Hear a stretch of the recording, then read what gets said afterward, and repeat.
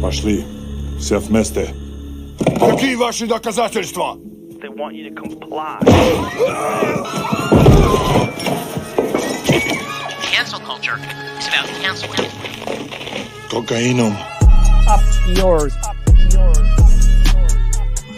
Woke moralists. Up yours. This is systematic bullying that's happening. Woke moralists. Whoopsie. Up yours. And they believe that they can then Woke shut us moralists. up. Up around and find out.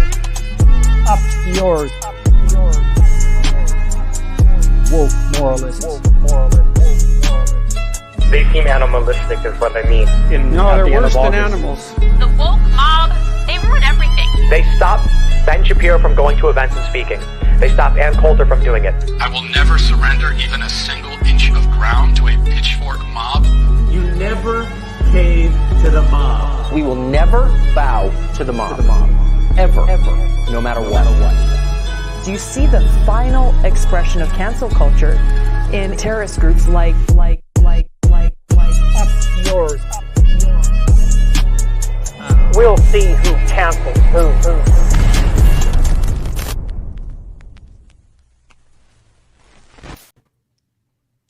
Oh, Hey. what's up? Oh, Hey, howdy. Mr. President. Mr. I know. Got some big news today. But yeah, it's official. It's official. Before I talk about that very important news here, let's welcome our guest, RiverBoatJack. Thank you for coming on. Nice to see you again. Yeah, nice to see you again so soon. I really enjoyed our conversation the other day. I'm really glad we get to all be here together today. It's very exciting to be here. Thanks for having me. Yeah. And yeah. Rebecca, you on the internet too. Plug socials. Plug websites. Yes. Oh, yeah. Hi, I'm RiverBoatJack, cover news and politics. You can find me on twitter.com/RiverBoatJack, or the site formerly known as Twitter. And you can find me everywhere under RiverBoatJack. That just YouTube, Twitch, all the places. Yeah, it's great to have you on, and great to have you on when we have this announcement to make that Rebecca Azor will no longer be with the leftists. I love making that joke every time. Every time. Episode.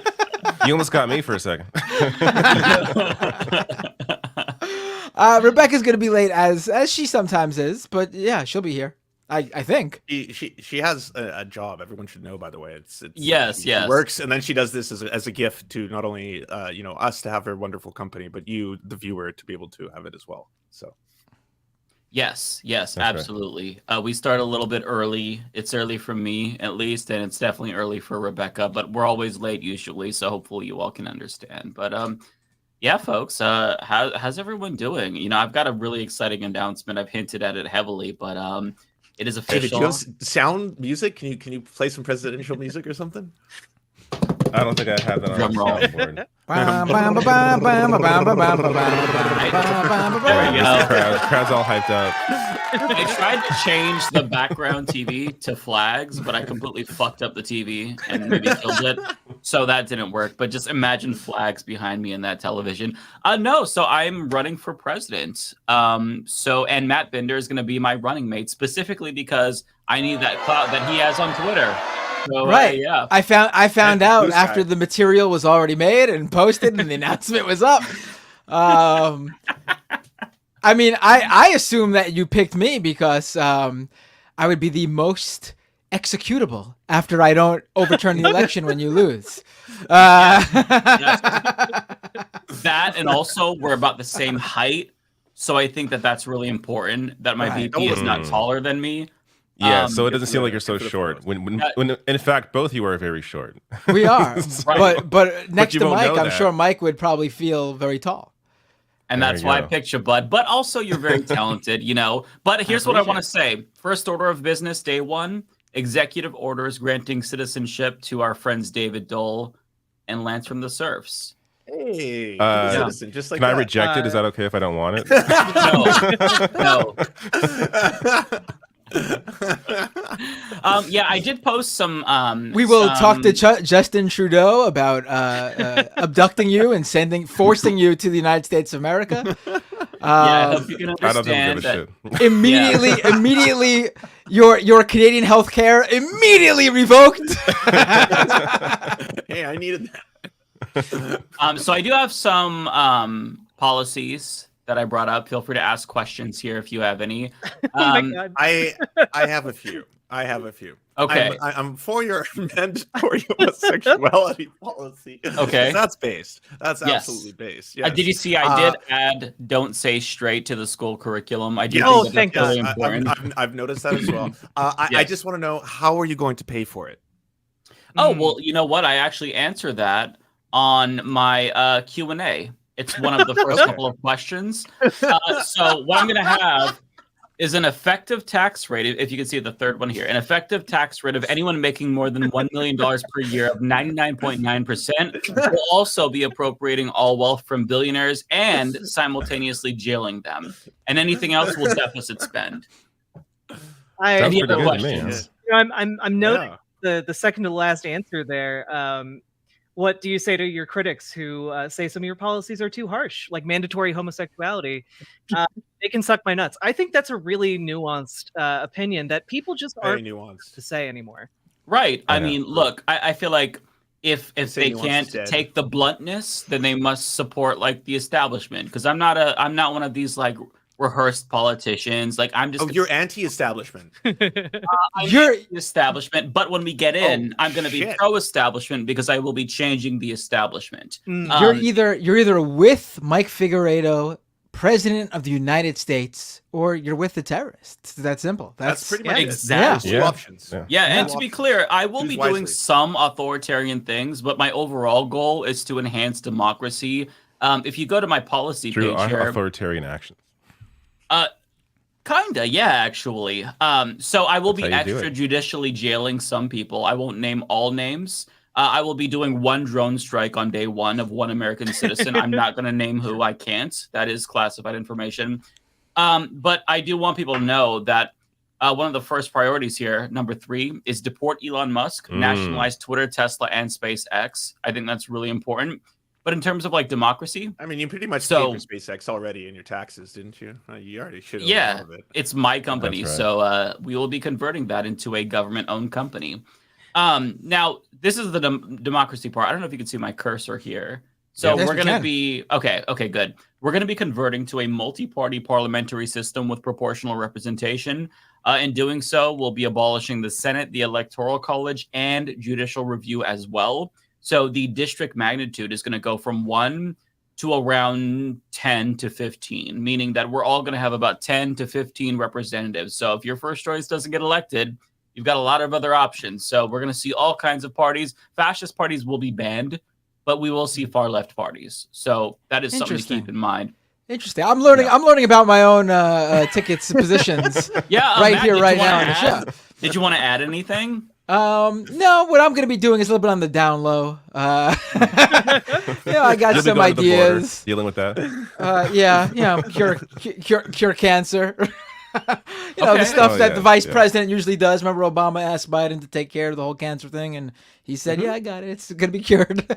Okay. One thing that I was a little bit reluctant to put down on my platform, but I feel like we have to hash this out now, Matt, because you might not be on board. I will be a little bit hawkish. So in particular, if you go towards the bottom, I'm going to be introducing sanctions on the UK, specifically over their war on trans people. And I'm not going to take military action off the table. And on top of that, if they do not extradite J.K. Rowling to the United States, I also will not take military action off the table. So I don't know if you're on board with that. It's a little bit harsh, but I'm pretty firm on that. But we can negotiate in other areas. I'm fine. I'm fine with everything I'm reading so far. Seems good to me. I'm looking this over again. This is the ticket I am running on. Yeah, sounds good. Yeah, I'm all into all this. Yeah. So I have one question. The last one there, legalize petty theft. Now I've been watching a lot of mainstream news about San Francisco, and I was under the impression petty theft was already legal. Can you elaborate on this?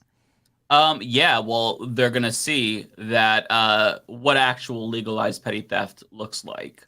So already making threats.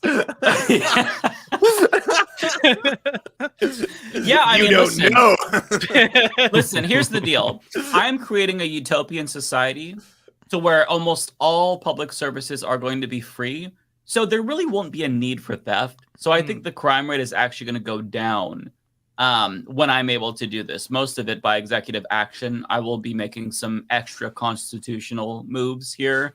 I'm not going to go through Congress. Well, I will once I change it. But, initially we're going to have to do away with that shit and enact our parliamentary system. But yeah, it's going to take a lot to do this. We're going to need like a grassroots movement. So, it's again, on Twitter, also have the more Q&A. I want to quickly address everyone in all of the chats who are saying, is Mike just doing this to troll Cenk? Mike is a podcaster and a YouTuber. He does not do silly shit, okay? This is a presidential run, and this is the platform before you.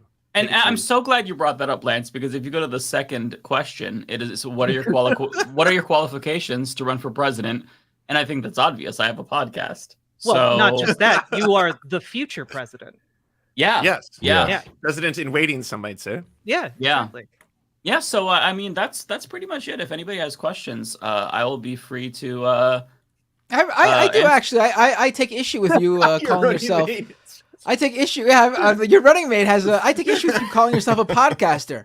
As someone who's primarily a YouTuber, I think you are lying to the American people by deeming yourself a podcaster and not a YouTuber. Well, Matt, I mean, there's still time to replace you, so.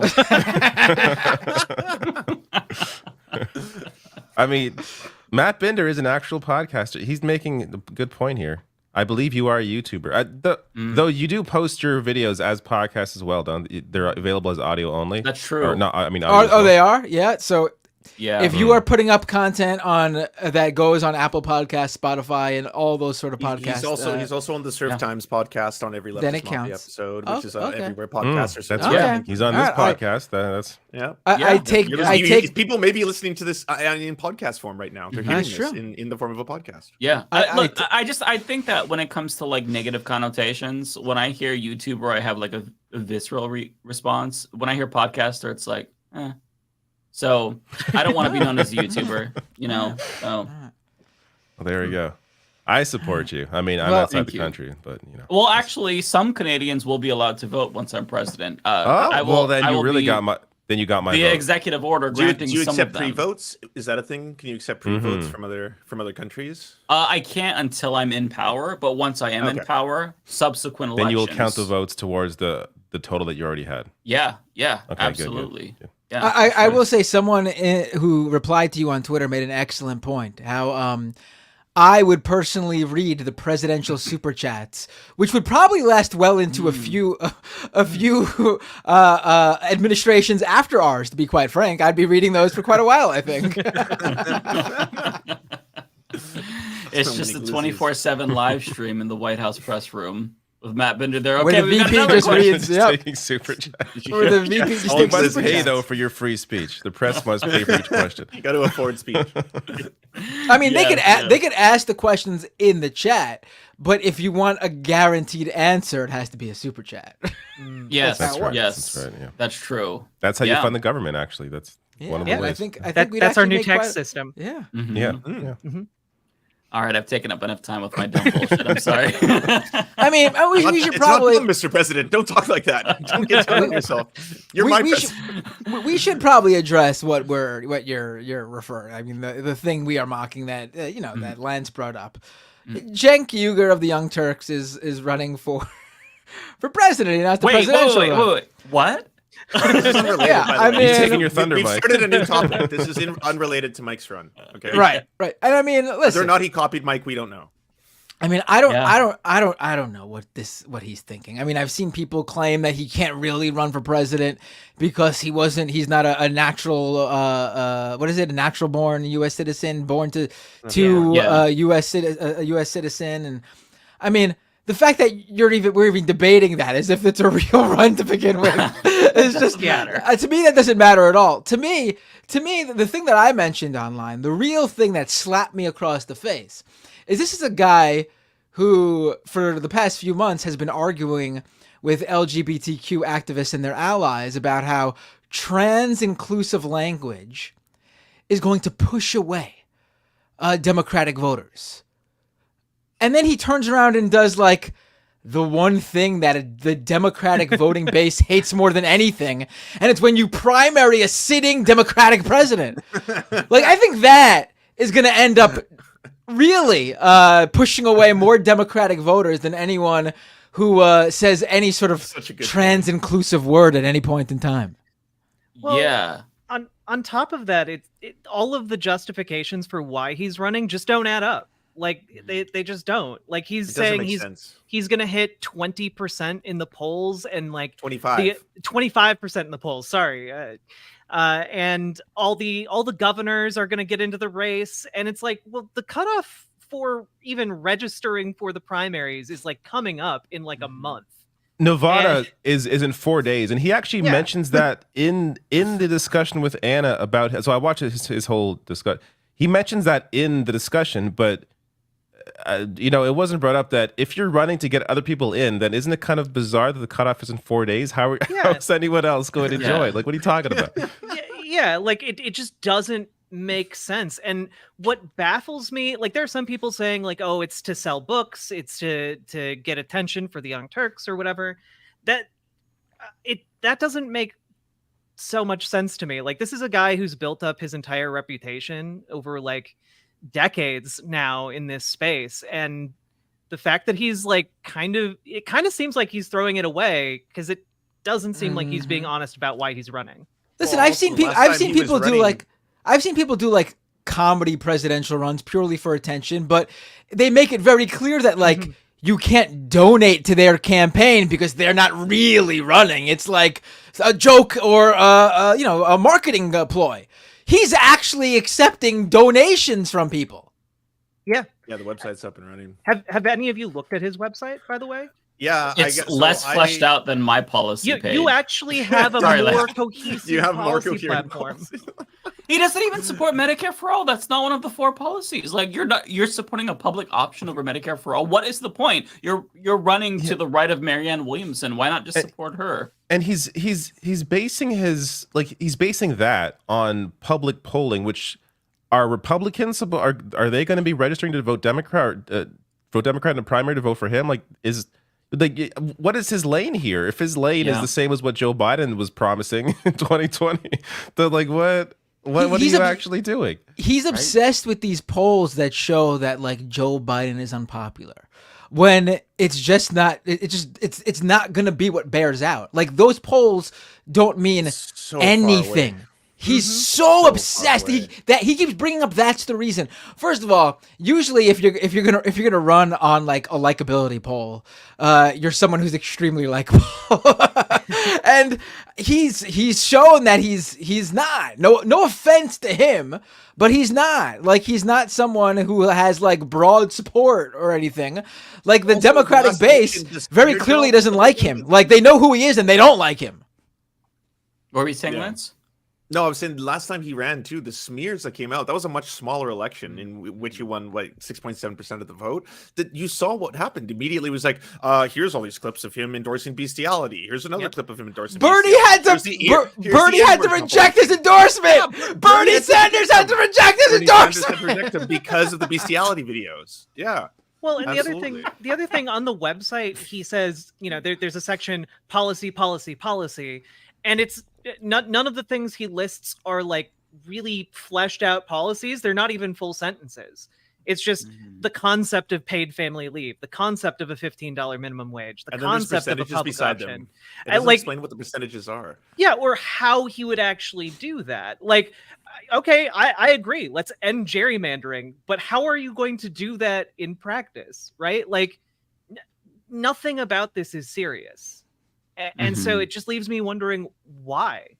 And the most bizarre part is I was watching the video where he was talking to Anna that David was referencing, and there's a portion where an audience asked, are you going to take corporate PAC money? This seems like an obvious question, but I just wanted to ask. And he said yes. He doesn't think anyone would donate, but he would accept it because he doesn't want to unilaterally disarm. But like your whole career has been trying to get money out of politics. You're not even going to win. Like they're not even going to put you in the polls. So why would you say that?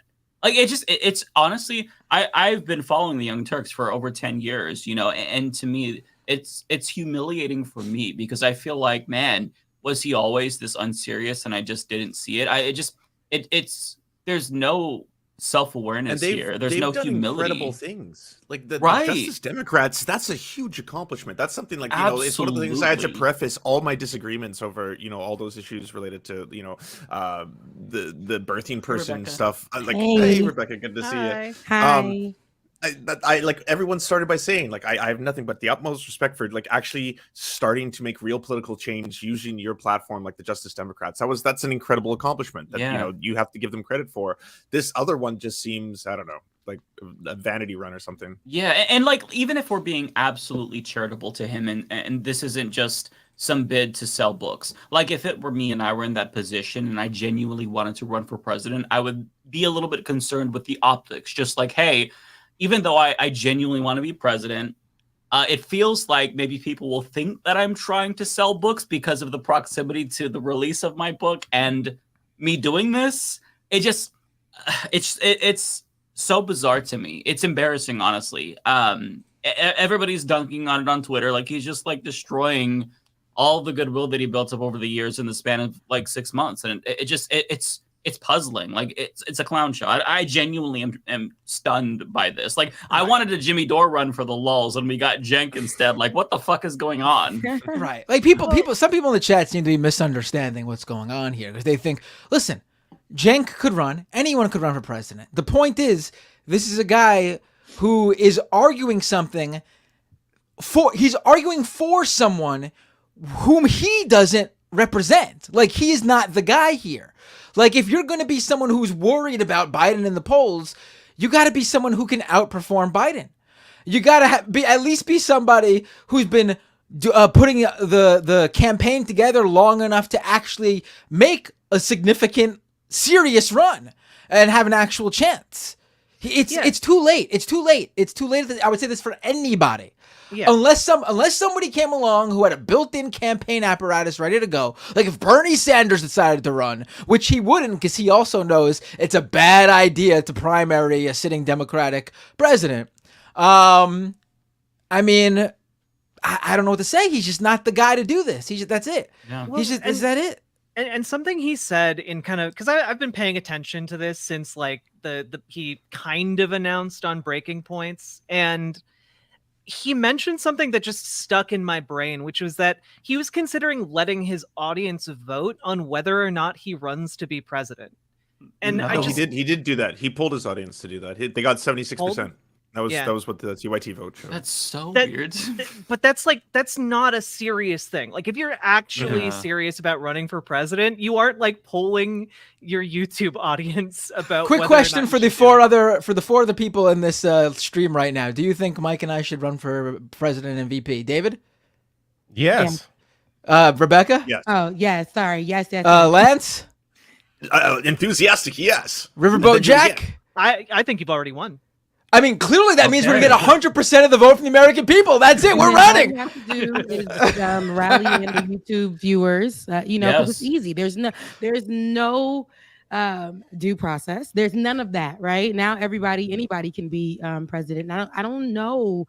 I know I'm just joining the conversation, but I don't know how serious we can take this man. A lot of the flopping that we see go on his channel, a lot of people have called him out. He's calling people out. His co-host is calling people out. There's nothing serious about him. What platform will he run on? What policies? I've heard a few, but there's nothing serious about him because he can't even keep his own word. He doesn't even follow. He just goes with the wave.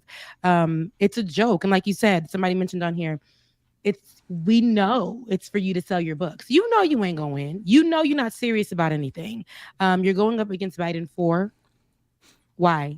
What? What's the real reason? He doesn't think Biden can win. That's why he But he's not going to win either. I know. Biden and that's him, why it it's doesn't like, make a come lot of on, sense. nobody's going to be like, yo, he's let's. going to encourage other people to get into the race. He wants Gavin Newsom to join the race, and he thinks Gavin Newsom will join if he's in the race. He hasn't explained Which doesn't make any sense. I didn't know that. It's too late to join the primaries. So the whole argument makes no sense. That's what he at said all. in his announcement. I'm not joking. Yeah, like look at this is the entire website, by the way. It's one page.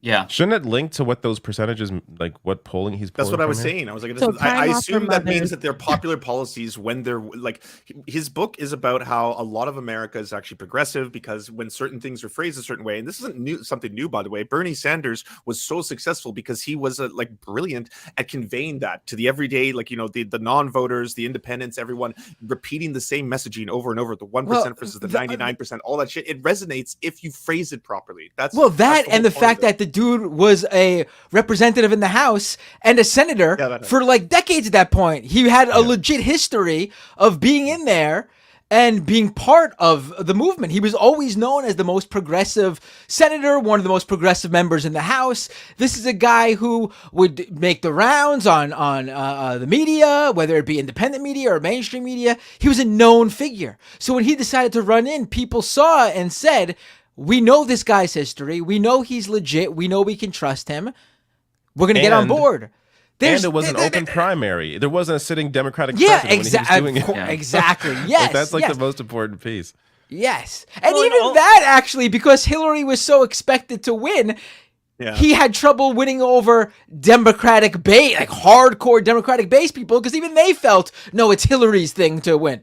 Like, so even with that, like, and now Cenk is running against the sitting Democratic president. And again, if your whole thing is to get a certain percentage of the vote because you think you can push Biden further to the left, if you were one of those movement candidates who could do that, I'd say okay. But like you're not. You're not. You're not. Well, and the other thing is, we can take this story because it's very unserious to me, and I think he's making a joke out of something. We already seen a lot of other people make jokes out of, take this thing called presidency. They don't take it seriously. We've seen it with Donald Trump and other people who want to run for these higher offices and representing us.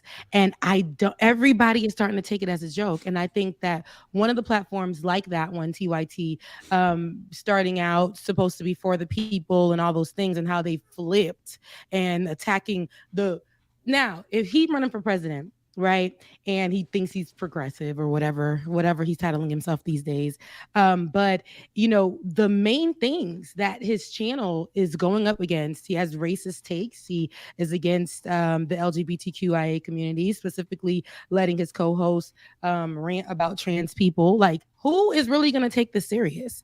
And it's at a $15 weight. Like, come on now. Like, if you really on your show, you discuss how, like, people have come on there to discuss how that's not even livable for people these days. And this is what you're like, better. You've had so many experts on your show. You've talked about a lot of these things, and even your policies or whatever you're trying to run off of a campaign with, they don't even make sense. And I saw a couple of clips, because I don't really take them seriously, but I did see a couple of clips, one with him and his nephew, or whoever that kin is for him that used to be on the show, but one with him and his nephew. Yes, and that was unserious to me too, because I'm like, it's all giving. Let us get these numbers up. Let us make noise. Let this go viral, and that's that. I don't see anything. I feel like the more we focus on it, he's gonna get what he wants, and I hate that. I really hate. He's playing a game. Their whole system is to literally want to go, to me, in my opinion, to go viral. Like, they started switching up and saying these terrible takes, these offensive takes, knowing like this is gonna hurt people, and this is not what they usually stand for or say that they stand for. They attack people. They send their little minions that watch them to attack people for calling them out. And I don't, especially him. I don't like it. I don't like how he did with Olay. I don't like his aggressiveness, and I don't take him serious. There is nothing about him that's presidential, and we got to be more serious about that. And I just don't think it's even worth any of us taking this seriously. Like, I don't think this is a threat to any. I don't think it's a threat to anything. Like I think it's just. I think it's bad for him. I think it makes him look unserious. Like I think it hurts his image. Like that's out of anything. That's what it potentially damages is him. People will buy his book. I don't think it hurts anybody else. This makes for good YouTube. This makes for He good. might get on Sean Hannity. I don't think it's even get like their announcement video or his announcement video. Last I checked, had like 60,000 views, which isn't a whole lot considering like a lot like their other videos. Like it's just not. Yeah. I mean, it doesn't seem to be getting a lot of traction. Next thing you know, Fox gonna have him on there, and he's gonna have a show. He's gonna take his talents over to Fox. You know how it is. Well, like that's the thing, though. Like I don't think this. If it gets any immediate attention, it's going to be like Fox because they want to, try to create some division. He's not going to get on CNN, MSNBC. But like Fox will cut the. They're check talking about whatever. They're talking about like the attacks that Cenk's going to fit. They're not going to pay attention to him. Like they're not going to mention his name. It's not. It's no, they're not going to attack you because they're not going to acknowledge you. There's like a piece in in Axios and The Hill and some other place like mentioning his run, but in terms of like actual media attention he's not going to get it. I don't think he'll get any attention. That's my view.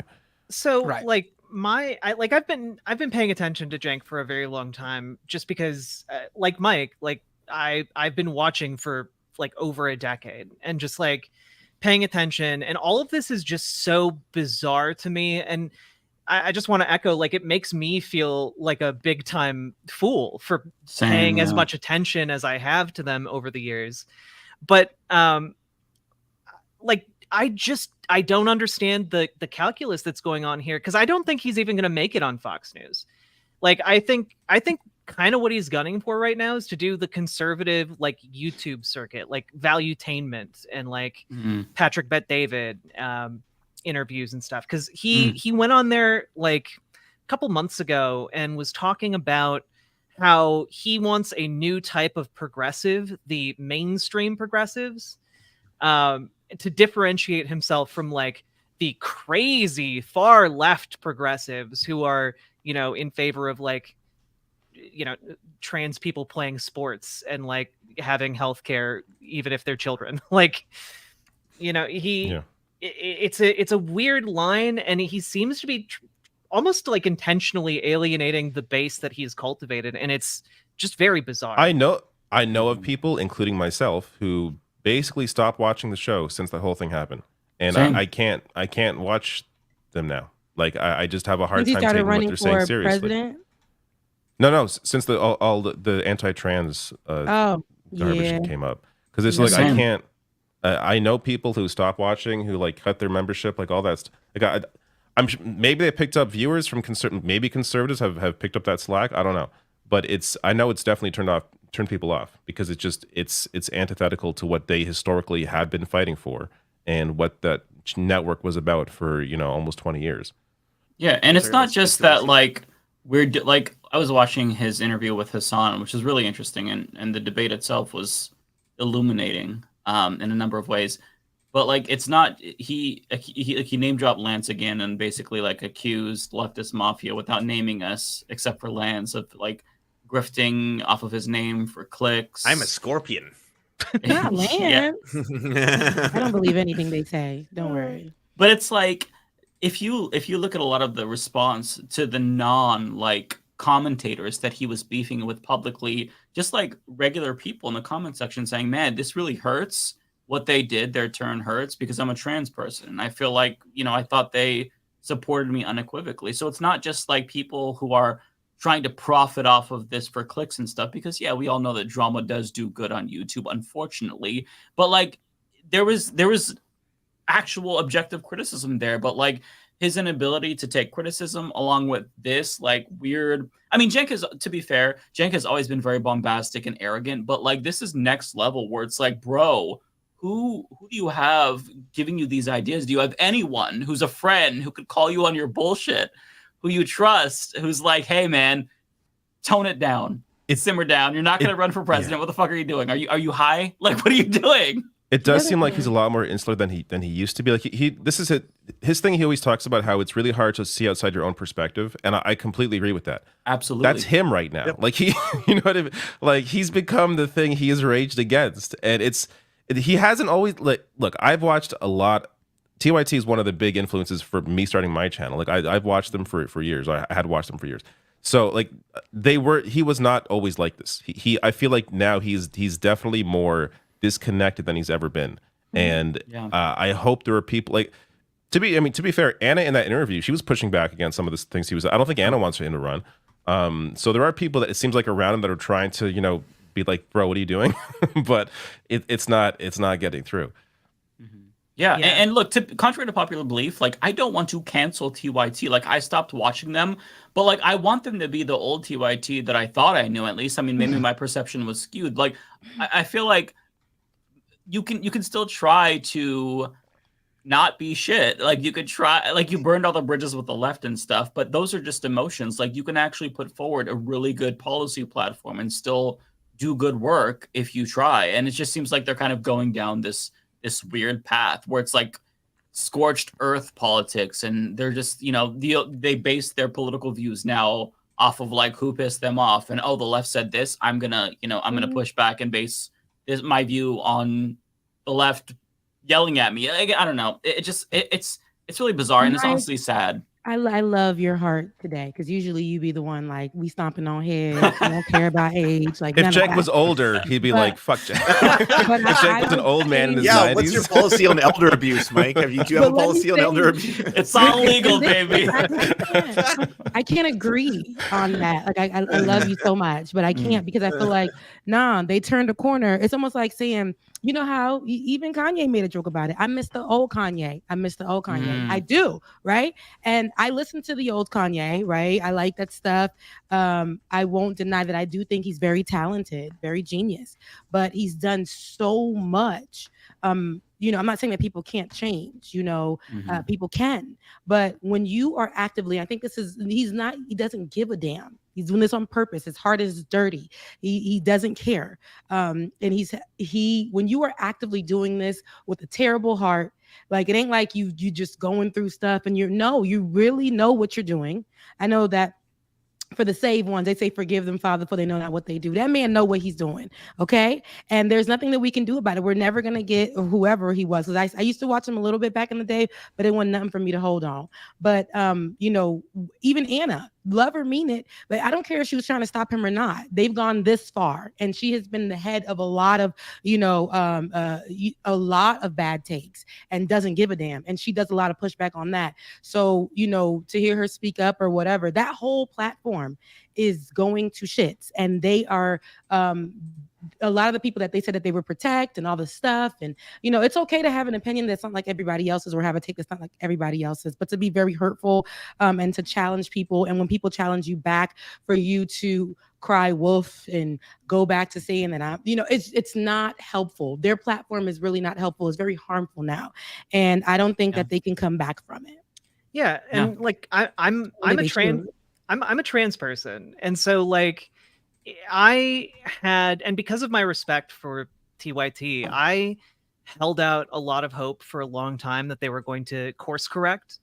That people engaging in like honest discourse would be like, oh well, here this is why the phrasing is weird. It understandable. Maybe this came as a surprise. It's trans inclusive language, but here's why that exists. And I thought there would be a course correction. And like I've had Anna on my show, and like I on good terms with her, and then this all happened, and there was no course correction really. There was an acknowledgement, like when I reached out to her, that like I had made sense, and then a month or two later it was the same discourse all over again, and no lesson was learned. There's no course correction at all, and Cenk has kind of gone in the same way, and it's very frustrating. But I 100% agree with you, Rebecca.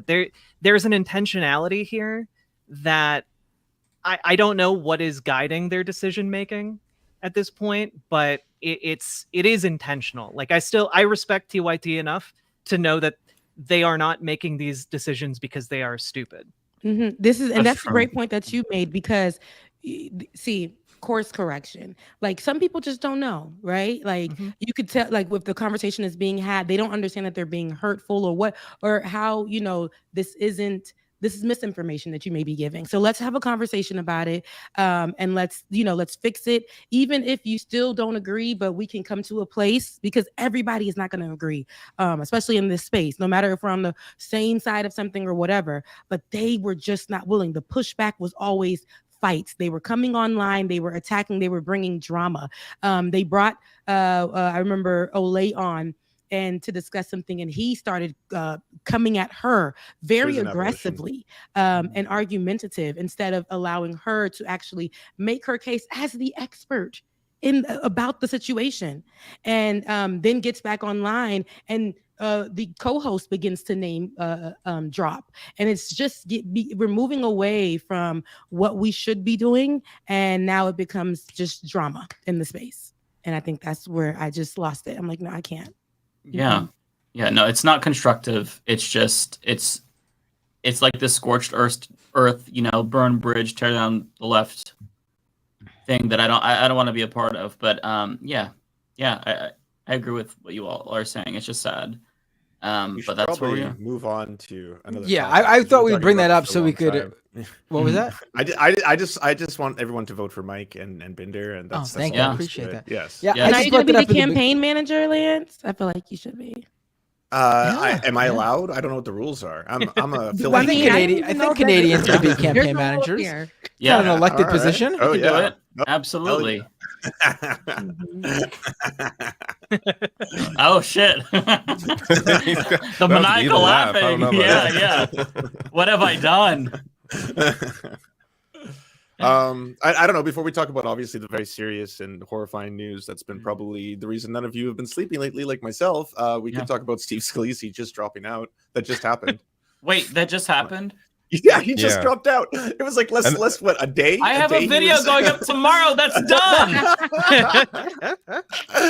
That's why you don't hold That's why you don't hold news stories. Why you don't hold the news videos? You gotta put them up right away. Yeah, those you got. That's not evergreen. Like that ain't nothing. You gotta put. This is why I can't pre-record any videos, because things can change in 8 hours, and that's it. Like, that's news. So when you want to drop it when it's hot, you gotta drop it when it's hot. Yeah. Now I know exactly what type of guy Mike would be. He'd be one of those New York Times reporters who finds out something insane that Donald Trump as president did, but then kept it months later for their books. They could sell books. That's the type of guy Mike is. I say, got it. Okay. I'm just gonna attach this Leftist Mafia clip to the end of that video. So that way it's like, oh, he knows. Okay, good. Because otherwise the comments are gonna be, Mikey dropped out. Mikey dropped out. I'm like, oh my god, I know. Fuck. Watch Mike's video is going to end with him. He's going to put this on after him saying, mark my words, no matter how terrible Steve Scalise is, he will be the next Speaker of the House. That literally happened to me yesterday. A week ago, I predicted that Steve Scalise would be Speaker, and then yesterday he won like the Republican nomination. I'm like, that's right. So I posted my clip with the crystal ball, like, look at me. And now today he drops out. So I replied to it being like, I predict no. It's okay. That's funny. How are they gonna pick a speaker? Like it's a complete mess over there. Who is possibly gonna get no Jim votes? Jordan now, right? Wasn't it Jim Jordan or Steve Scalise? And now Steve Scalise's out, so Jim Jordan. Why would Jordan get any more? I mean, maybe he will. I don't know, but they're maybe both the same to me. My big question is: are they going to be able to find anyone who doesn't have like the worst thing in the world attached to them already? Like, like, holy shit! David Duke without the baggage. Drop. The only way. Jim Jordan abuse enabler. That's what they have. That's the qualifications. You have to have the worst thing attached. Yeah, you need baggage to win. And it has to be the worst type of baggage, and so that the Republicans can romanticize it and make it like it's like, hey, like that was like 3 years ago. I mean, like that was like 2 months ago. Hold on. I hate to do this. Everybody in the chats are complaining that our audio, something's happened to our audio. It's clicking and it being weird and it sounds bad. An hour in? It just started. It just started. When I came in, what we looking like? No. It just started. No. People just started. So I'm gonna. I don't know who did it. So I'm gonna leave the. People started saying it when I was talking. So I'm gonna leave the room and come back in. If that doesn't fix it, we'll just go down the line, leave the room, come back in until whoever it gets fixed. So see you in a minute. Matt for president. Vice president. Vice president. All right, now that we're rid of him. God, Like, you that gotta drop nice him. guy. Who's the new vice president? Rebecca. Okay, I mean, I don't know if I All can right, type, there but you I think it's you know, Dream team. diversity is very diverse. I like that. Yeah. All right, is it stopped? It's good. Someone now? said it good. It good. So it was when I left. It's clear now. Clear Maybe. now. So it's just Matt. This is. Maybe doesn't I make any fixed it when sense I though, because I heard. Yeah, but I heard you fine. That's so Yeah, weird. it's been crystal clear on my end. Sounds good. Okay. No, I didn't hear anything either, but everyone This in the happened chat before, from yeah. all the channels started saying it. So it had to have been a StreamYard issue. Yeah, But when we had I- Emma on, my it two chats happened said in it's like the fine. first 10 minutes. It happened. Right, the very beginning. It happened. Just like I think it's a StreamYard problem randomly. But They say Rebecca for chief of staff. I'll be chief of staff. Okay. Okay. I'll be chief of staff. Okay? actually, We'll could have you be our- some could, part. could you be our press secretary? I think you did a good job on that. Oh, okay, no, you're yeah. right. Let me go ahead and the Yeah. press secretary. It's more fitting. Okay. Yeah. It is. Like, yeah, I could be the press secretary. I'm gonna make Ole Attorney General. I think that'd be. Oh, yeah. Good pick. Yeah. Yeah. David, what? I'm Canadian, so Well, you're gonna get citizenship if I you. win. So. Like, why would which I don't want. So it's Against okay. yeah, don't against run your away will. from somebody? I'm Canadian. Listen, this is inclusive over here. Anybody, everybody.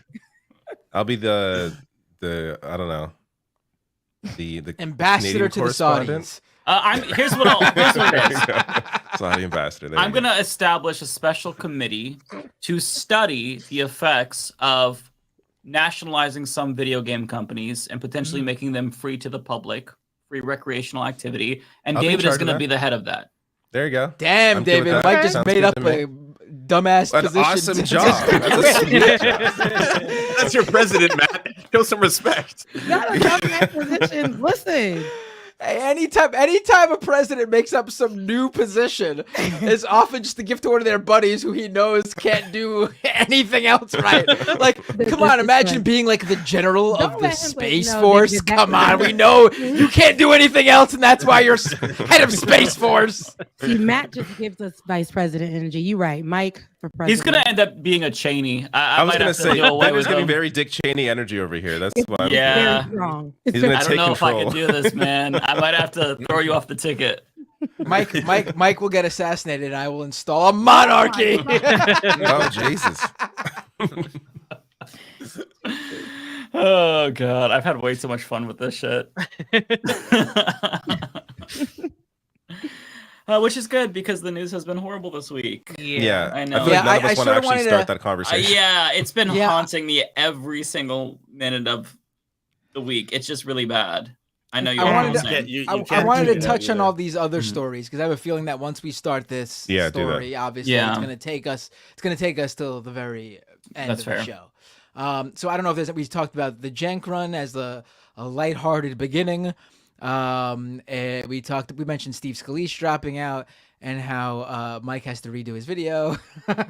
Was there any other news we wanted to, any clips we wanted to play? Because otherwise we'll jump right into the real heavy stuff that's important.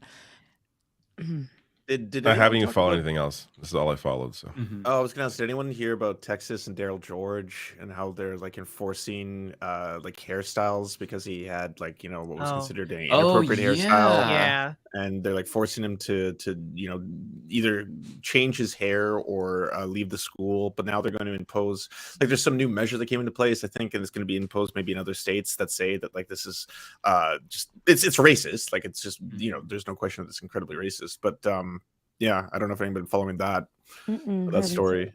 Yeah, I haven't followed it closely, but I know that he's getting punished because he has locks. And who is this? He's like an 18-year-old black student at I forget which university specifically, but they basically, they've asked him to either change his hairstyle or like or they're currently, I think he's being kicked out of the school as a Because result. he has dreadlocks. Yep.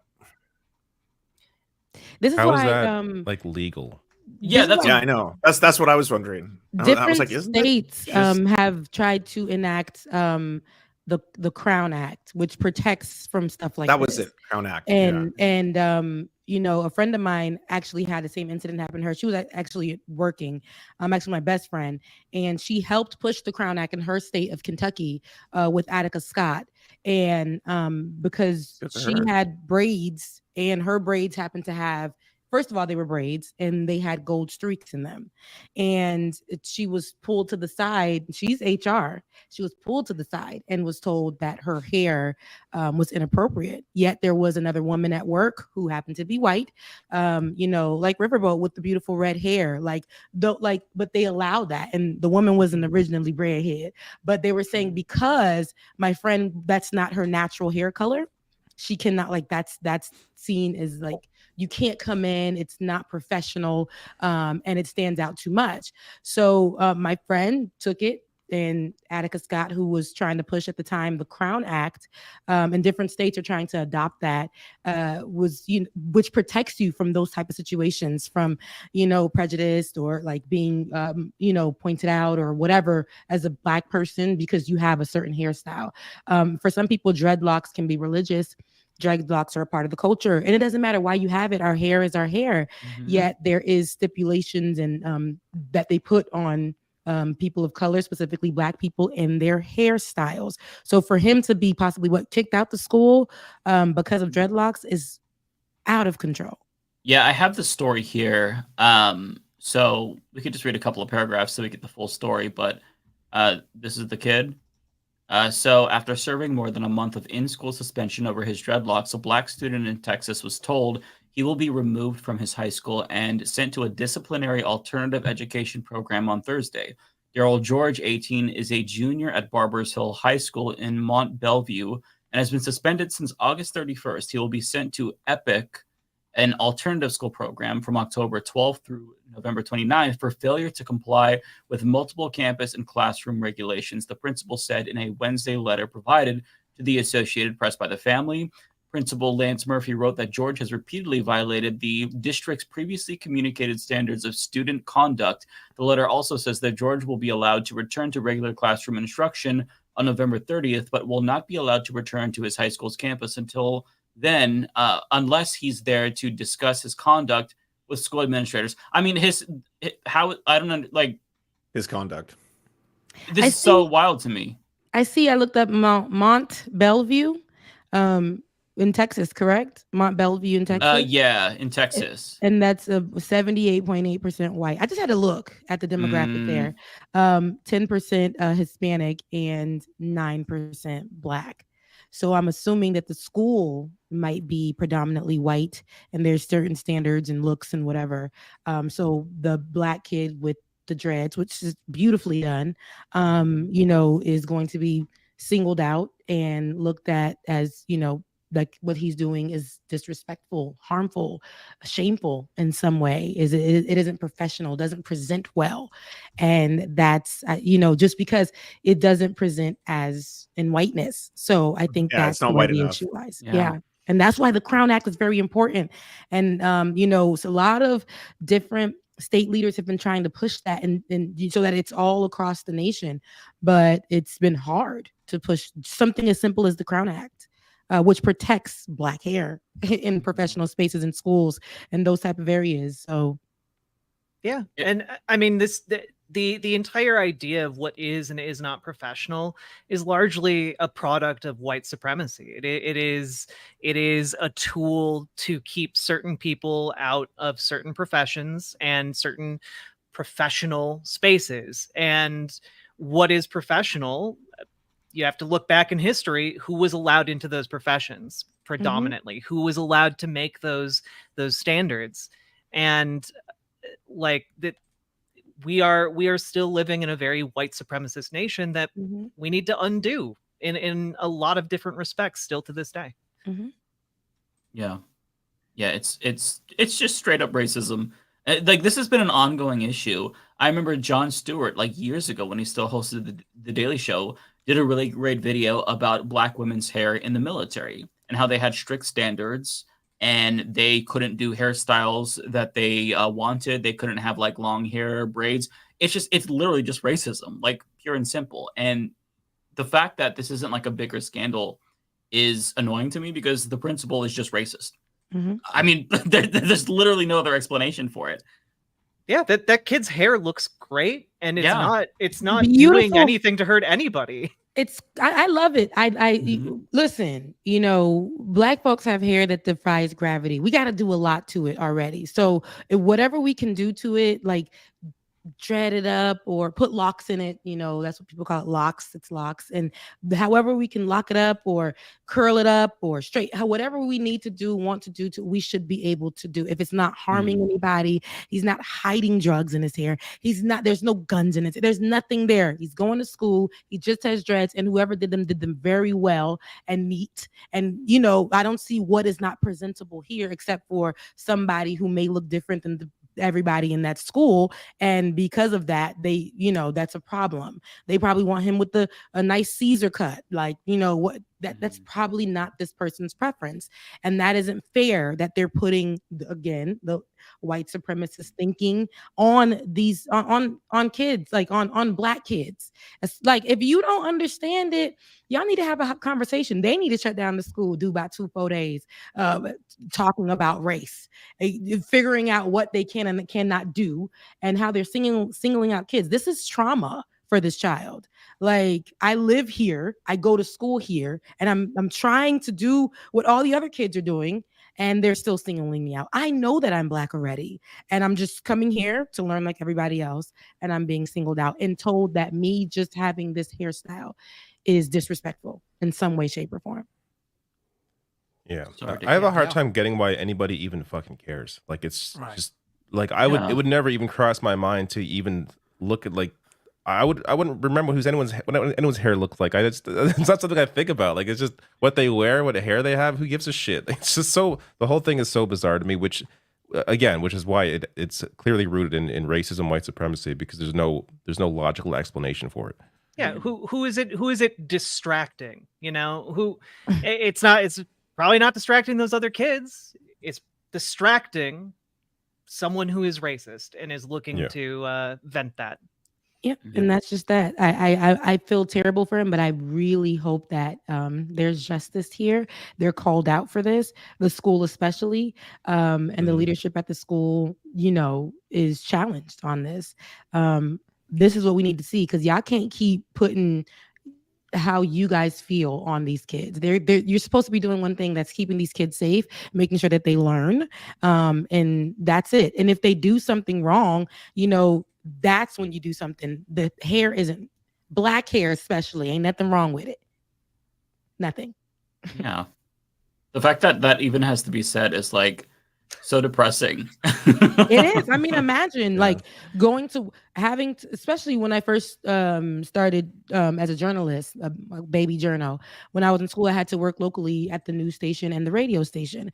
And at the time, I wore my hair straight. And I went to an HBCU, a historical Black college and university, FAMU, the #1 in the nation. But I went to that school, and they even told us, like, hey, you're going over there to the white news station. So you have to look a certain kind of way. Couldn't do my nails like this. Of course, this was considered unprofessional, especially back then. I mean, I went with that. I understood that. So I had to keep them short, keep them nude. But then it was the hair thing. I kept my hair straight, but I didn't always want to wear it straight. I didn't always want to wear extensions. Sometimes I wanted to wear my hair curly, but it confused people inside of the newsroom. So a lot of us young Black girls had to wear our hair like that. That's why I was really glad to see the evolving of that. As many Black women in the news spaces were going to work without the wig on, or going to work without their hair being straight, and going in with their curly hair.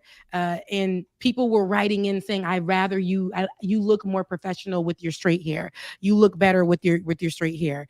I have two friends who work at the news station now, and we all went to school together, and the same things, but they have taken, hold of how they want to look, right? The power. They took that power back, because that's not going to prevent me from being professional. I still do the news correctly. I still do this better than anybody. Okay. That's how, they present themselves. I'm still a professional in this. I'm still the expert at this. I'm still going to get the news.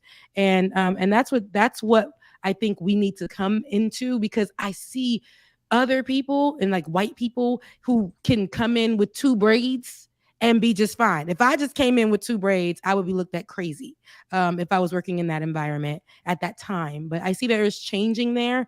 So in these predominantly white spaces, they just got to get with it. Like it's making you uncomfortable. Why? And then don't ask to touch it. It's making you uncomfortable. Don't ask to touch it. So I hope that the Crown Act, that's why I really I am so for it. The Crown Act needs to be pushed in every state to protect our kids, to protect us, to just be okay with being ourselves. It doesn't make us less professional. Okay. It doesn't. Yeah. I'll embrace it as president, Rebecca. Day 1, executive order. Yes. All hair matters. Okay. In fact, everyone gets locks. You must have them. Mandatory. Mandatory. Yeah. Yeah. There are some people in the chat. It might be a couple of tries, but there are some people in the chat. Unless you don't look good in them, then please, we don't want you wearing them.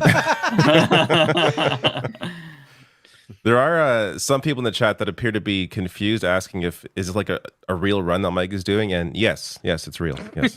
Absolutely. Really I'm always, I'm coming up with these big ideas. I'm very serious about shit. So yeah, I will be filing the paperwork very soon.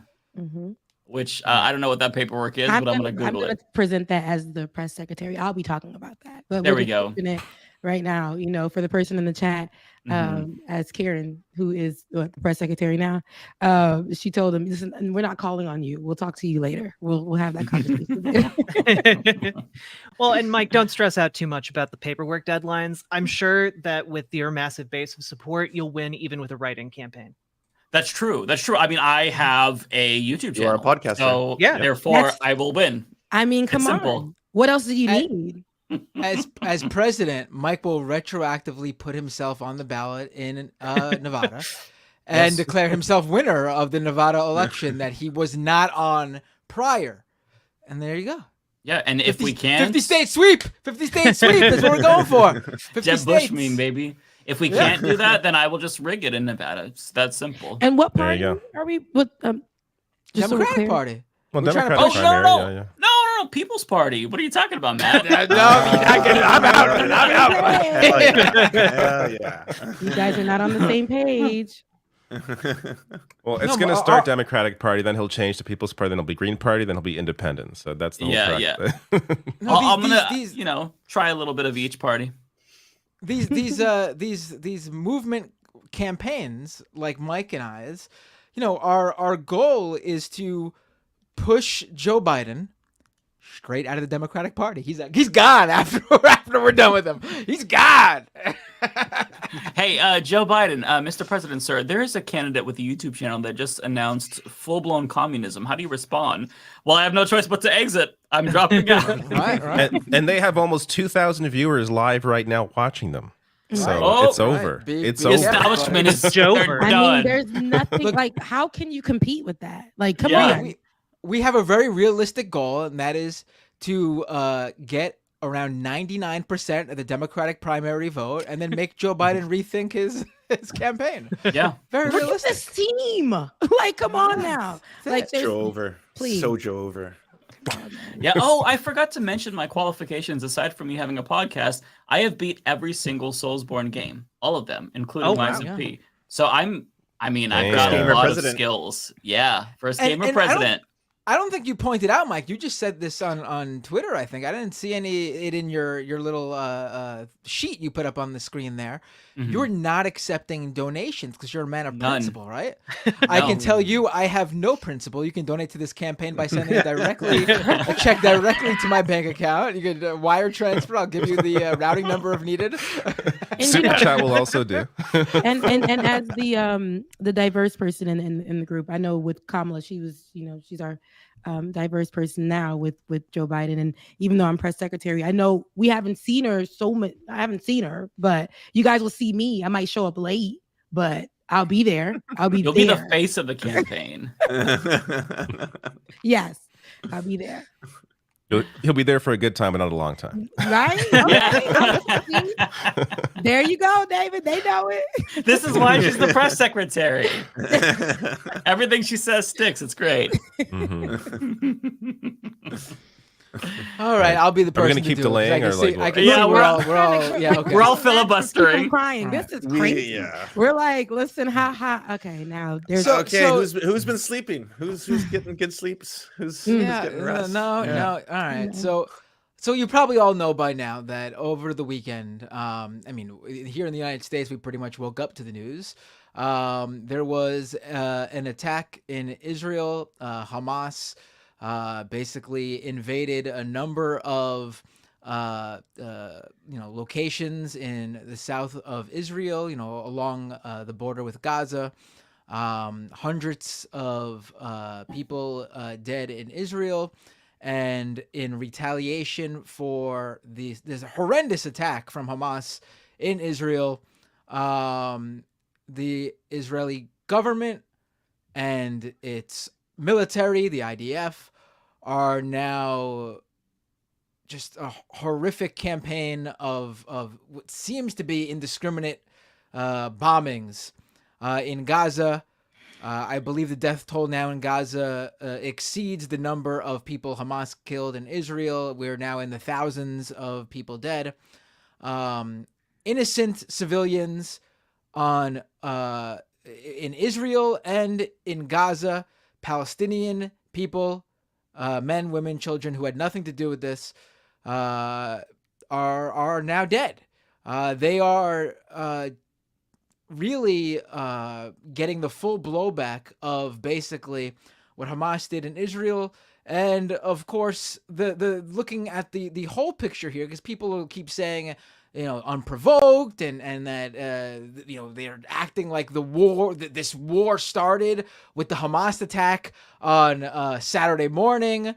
I'm sorry, that's just not the case. You have to look at the big picture here, and the big picture here is that Israel's right-wing government, led by Netanyahu, has created this situation there in the Middle East where over 2 million people, around half of them under the age of 19, kids who weren't even born the last time there was a serious discussion for some sort of resolution for a Palestinian state to be created and recognized.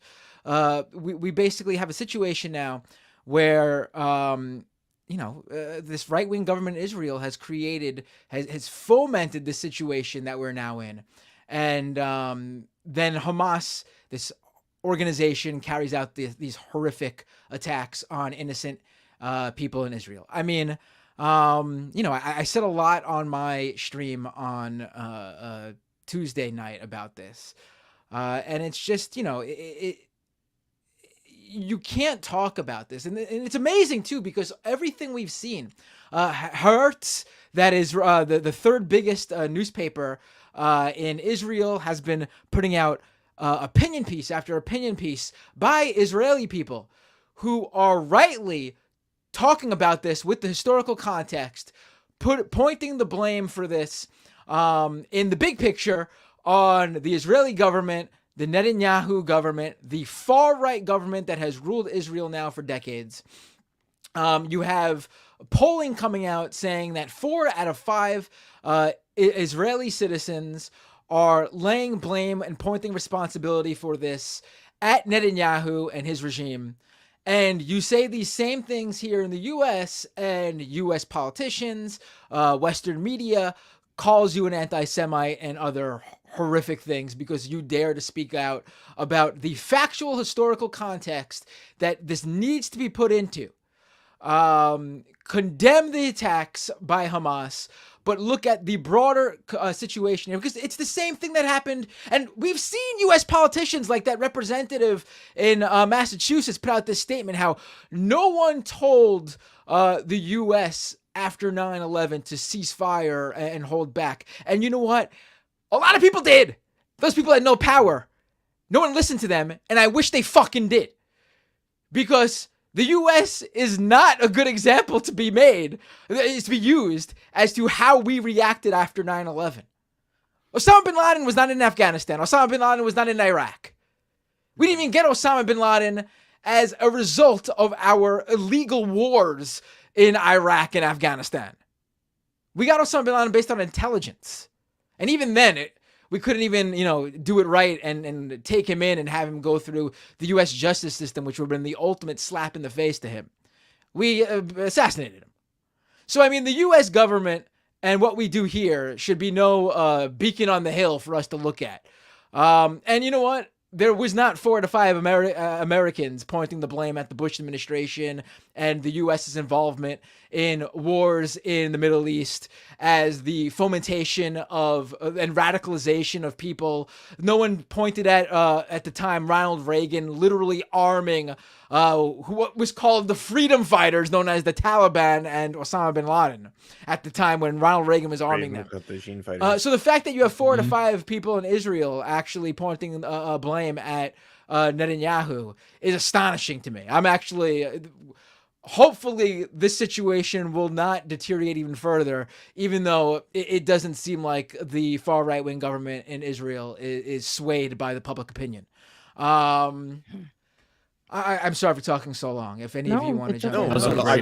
I wanted to add one other part just about what the situation is like in Gaza. For people who don't know, like he was mentioning, there's 2.2 million people there, apparently half of whom are under the age of 19.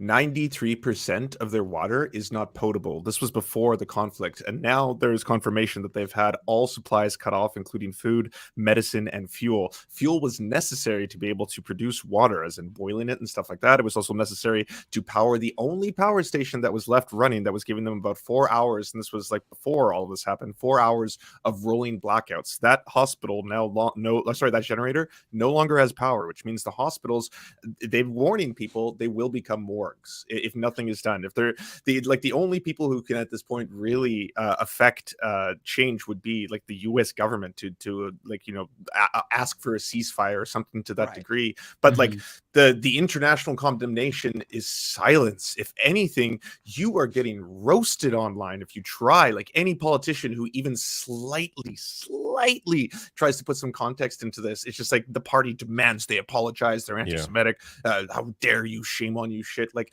I've never seen it like this.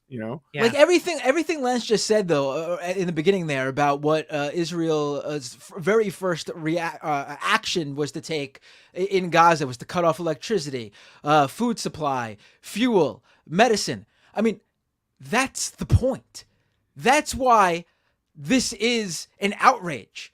That's the very definition of this illegal occupation here, of this, the occupation here of this open air prison that 2 million plus Palestinian people are subject to.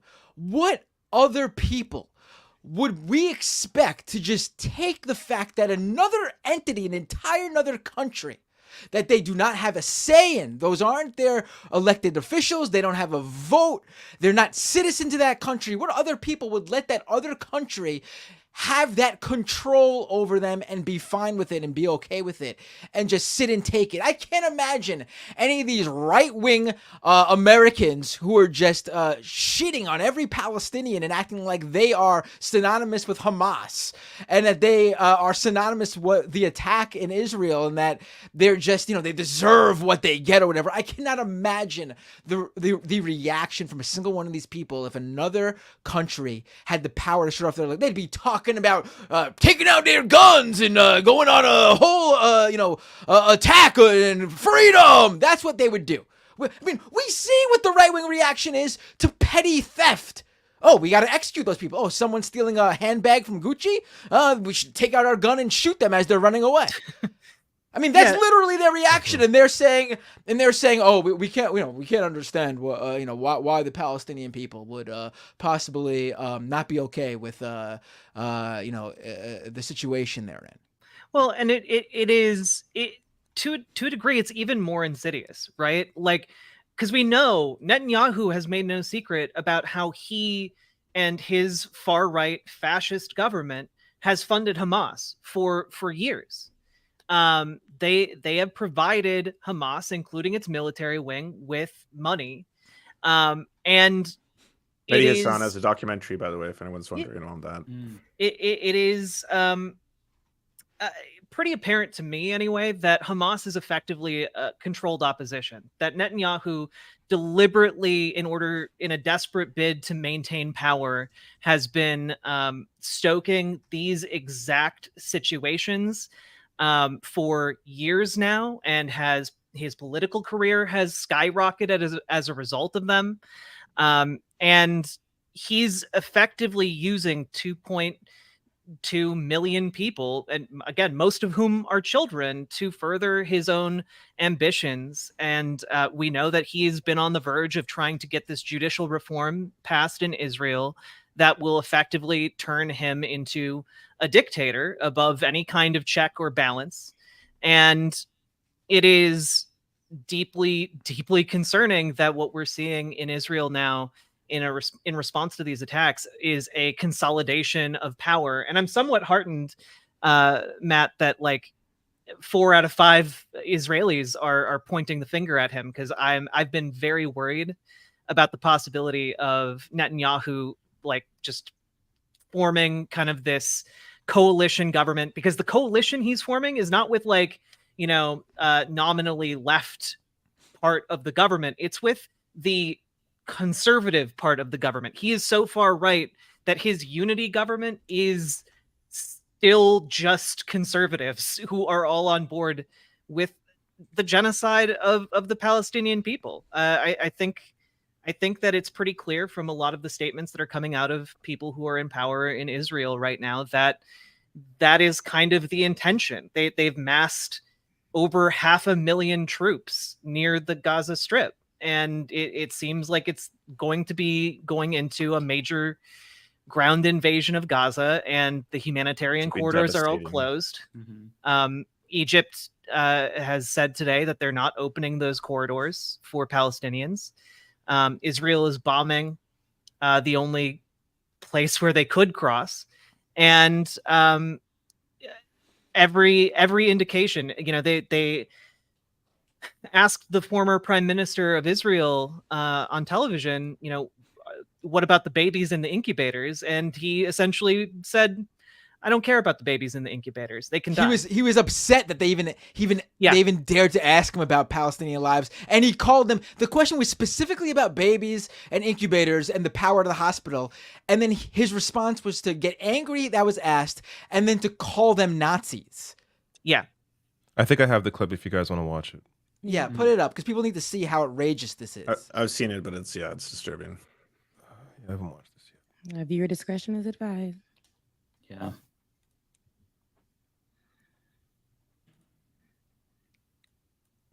And what about those Palestinians in hospital who are on life support, and babies in incubators whose life support and incubator will have to be turned off because the Israelis have cut the power to Gaza? Are you seriously keep on asking me about Palestinian civilians? What's wrong with you? Have you not seen what happened? We're fighting Nazis. We don't target them. Now, the world can come and bring them anything they want. If you want to bring them electricity, I'm not going to feed electricity or water to my enemies. If anyone else wants, that's fine. We're not responsible for them. This is the point. But you this keep is the on. point. I want to tell you. No, listen. You listen to me right now. I've heard you enough. No, I understand. We're trying to have a conversation here. Listen, this is my program. This is my show. And I am asking the questions. You're raising your voice, and I've asked you, and we've already stopped, please. Let me finish. We've already distinguished between Hamas. I want to tell you, shame on you. You're trying to speak over. We are not. Shame on you. It's nothing about shame. We're trying to have a conversation about a very serious situation here, and you are refusing to address it. Because he has no fucking answer. Despicable. He knows. He fucking knows. That is disgusting. They want disgusting. They want to kill all of them. Like, I don't know how much clearer the genocidal rhetoric needs to be for people to understand that is the intention here. That's, today Human Rights Watch confirmed that white phosphorus was dropped on Palestinians. White phosphorus, for people who don't know, dropping that is a war crime. It is something that is untargeted and is known to disproportionately kill civilians. They are trying to do that. That is the plan. There was an Israeli member of the Knesset who went and on Twitter and was calling for nuclear weapons to be used in Gaza, tactical nuclear weapons to level the entire Gaza Strip. These people want them to be killed en masse. There's no other way to interpret what is happening here. And it is absolutely, there's no words. There are none. All right, absolutely. I mean, the kudos to that BBC. Was that BBC or Sky? What was Sky that? News. Was Sky News. Kudos to that Sky News report for asking that question. And like, listen, like what was something he said? The former Israeli PM said was interesting to me. How he brought up about the people who died on Saturday. Again, horrific thing.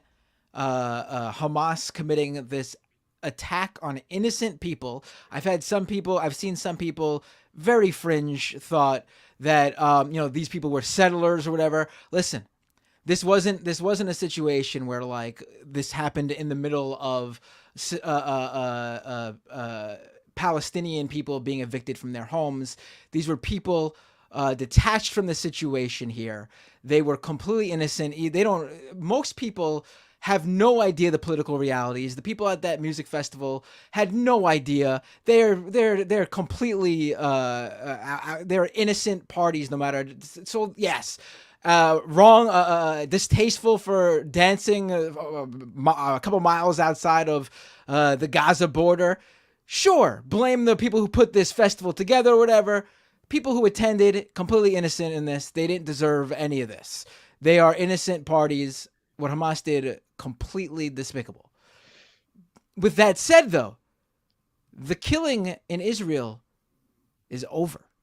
It ended Saturday morning when the Israeli military forced Hamas back into Gaza in hiding. What is happening now, the reason people are talking about Palestinians now, former prime minister or whatever he was of Israel, is because the Palestinian deaths are now ongoing. This hasn't stopped. The attacks are now.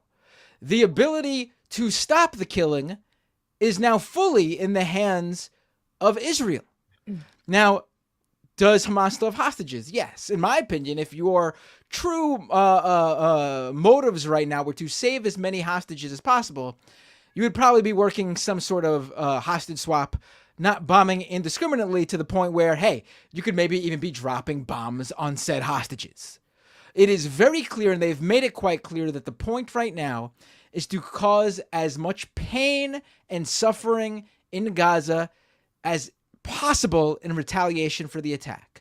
Whether that kills Hamas members seems completely insignificant right now.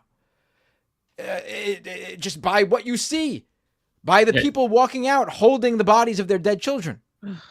Yeah, damage, not accuracy is the quote from the Israeli defense minister. They're not concerned about these civilian deaths. They're just causing as much pain as possible. And to me, that in and of itself is horrible. It's like watching a slow motion train wreck, right? And we don't even know now what's happening because they lost internet, so they can't charge their phones or lost power. But the entire Western community is just, they're not just remaining silent. They're literally greenlighting it. In an interview with Keir Starmer, he was asked, do you support them cutting off electricity and water? And he basically said yes. He said as long as they adhere to international law. And I was like, that is contrary to international law. This is collective punishment by definition. This is a war crime. Yeah, it is illegal under international law. Biden has supported Israel unequivocally and just called for a proportionate response. The best that we got was from Secretary of State Antony Blinken, who said there should be a ceasefire, but then he deleted that. So they're just basically giving Israel carte blanche to murder indiscriminately. And then when you see politicians on Fox News, Max Miller, for example, who's trying to get Rashida Tlaib's Palestinian flag banned from Congress because she has one outside of her office, saying that we're going to turn that into a parking lot, when you have Lindsey Graham saying we should level Gaza, when you have Marco Rubio saying that we have to eradicate them, I mean, what we're seeing is a genocide happening before our very eyes. And it's just like, it's so hard to, like, you know, we're joking and laughing at the beginning of the show because it's good to distract ourselves, but like, it's hard to pretend that like everything is okay when there are so many, countless people we won't know for months dying right now, being injured. And like, just even if the bombing stopped, just cutting off electricity is going to kill so many people. For example, if you are on dialysis, you don't have that much time. If you don't dialyze, like my dad was on dialysis, if he missed more than two sessions in a row, he could die. If you needed a surgery, they can't perform that in the dark. If you needed like a life-saving, the damage is incalculable. So it's so destructive. And to just have all these countries, all the world leaders just, gotta stand with them. It's shocking. So why? And this is for the people in the back like me. Now I've always known and read about a lot of the Israeli-Palestinian wars or problems and issues. This has been known, especially Netanyahu and stuff. But for a lot of people who are just finding out about this, what is the importance or the significance of Hamas? Because there were some articles that were saying that they were under the guise of trying to protect Palestinians in different ways. So people who are seeing this are having conflicting views. And so this is for just to educate for anybody who does know, the people who are watching who don't have much information as to that, because it's pretty confusing. But also I want to know why it is that a lot of the leaders here are choosing to either stay silent, say just a few things. Meanwhile, this is an actual war that's happening. We're getting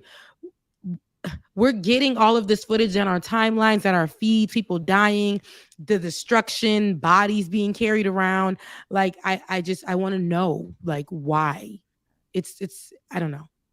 Yeah, so like basically Hamas is essentially like a fundamentalist political party that exists in the Gaza Strip. It came into power in around 2007.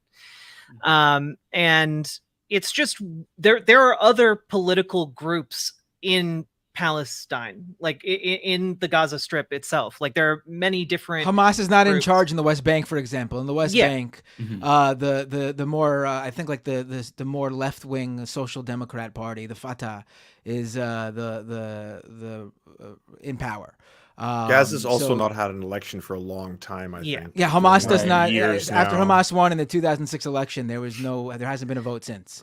Yeah, Hamas basically is. And real important point about that. A lot of people, I saw some comments on Twitter saying, "Oh, well, they shouldn't have voted for Hamas if they didn't, want to see all of this carnage." 50% of the population were children when Hamas was elected. There hasn't been another election. So this is not who they put in power. Like you can't place that blame on children. So I'm sorry. There was also a far more secular party at the time that apparently, according to the Mehdi Hassan documentary, you can also see it on The Intercept, they were intentionally, Hamas was at that point, and this I didn't know it until I watched it. That's where you can say there's a correlation between the creation of your own enemy in the similar way that you've seen the same thing happen with the United States and say ISIS or Al-Qaeda, and how a lot of these can develop in a vacuum, and sometimes it's almost like, or Saddam Hussein is another good example, because Saddam Hussein, a horrifying person, but Saddam Hussein also trained and met Donald Rumsfeld. At one point he was an ally of the United States, and then later on he becomes an enemy of the United States. So that secular wing and movement within Palestine got suppressed and quashed as then Hamas came to more power, and obviously they're using tactics that are condemnable by any measure. No one here is supporting Hamas or suicide bombing or any of the tactics that they're using, but the historical context is so important to understand that they can be a very useful enemy for justifying open air prisons, because you have to understand that, again, before this all happened in Gaza, things were already fucked, and now they're just infinitely worse as a result. It wasn't as if things were like good now and now they're deplorable. It was like things were on the edge, teetering, and now they're just beyond, right? Yeah, there are we mentioned Fatah, Hamas, and then there's also other political groups like the Palestinian National Initiative, which is run by Mustafa Barghouti. And they are explicitly a peaceful organization dedicated to kind of restoring the 1967 borders of Palestine, and dedicated to nonviolent resistance. And part of what happens here is that there's this vicious cycle of violence where Hamas will, engage in an action to resist the Israeli occupation. The Israeli occupation retaliates to a huge degree, which creates more support for Hamas. And it's a vicious cycle that has been continuing for a long time now. And I'm worried that the cycle is going to be broken now. Rebecca, to your other question, why exactly do Christian right-wingers have such a strange hypocrisy? On one end, they can act completely anti-Semitic most of the time, but they also have such a stalwart support for Israel. Well, that's because they believe it's a religious prophecy to bring in the second coming of Jesus, and the chosen people have to be located there at the time. It's also deeply horrifying and troubling. Yeah. Okay, so that's making sense to me, because I it's very confusing to watch when you're do they not see what's going on? Are we not seeing the same thing? Or how are we supposed to, our world leaders who usually go in and help or have more than thoughts and prayers in this case, they're practically silent, and that was confusing. Or they're fully supporting Israel. I mean, or they're coming out in Canada, and actually on the White House tonight, they projected the Israel's flag.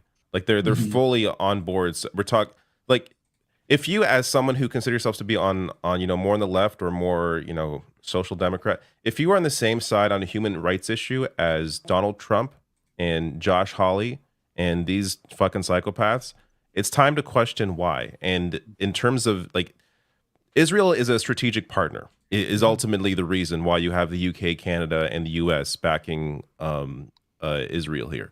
They clearly know Israel's committing war crimes. They have to. It's obvious.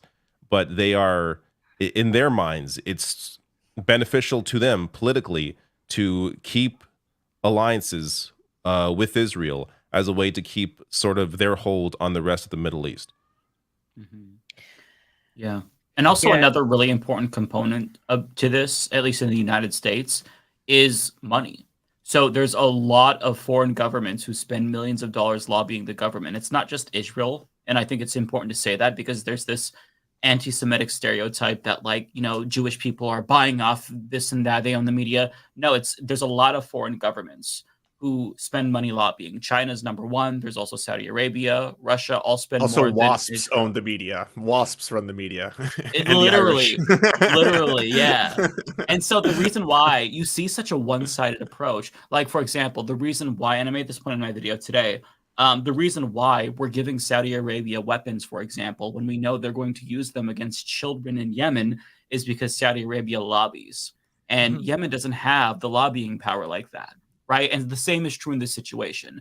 The Israel lobby is massive. Right. Palestinians don't have a lobby like that. Yep. And it's not just that, hey, I defend Israel because they donated to my campaign.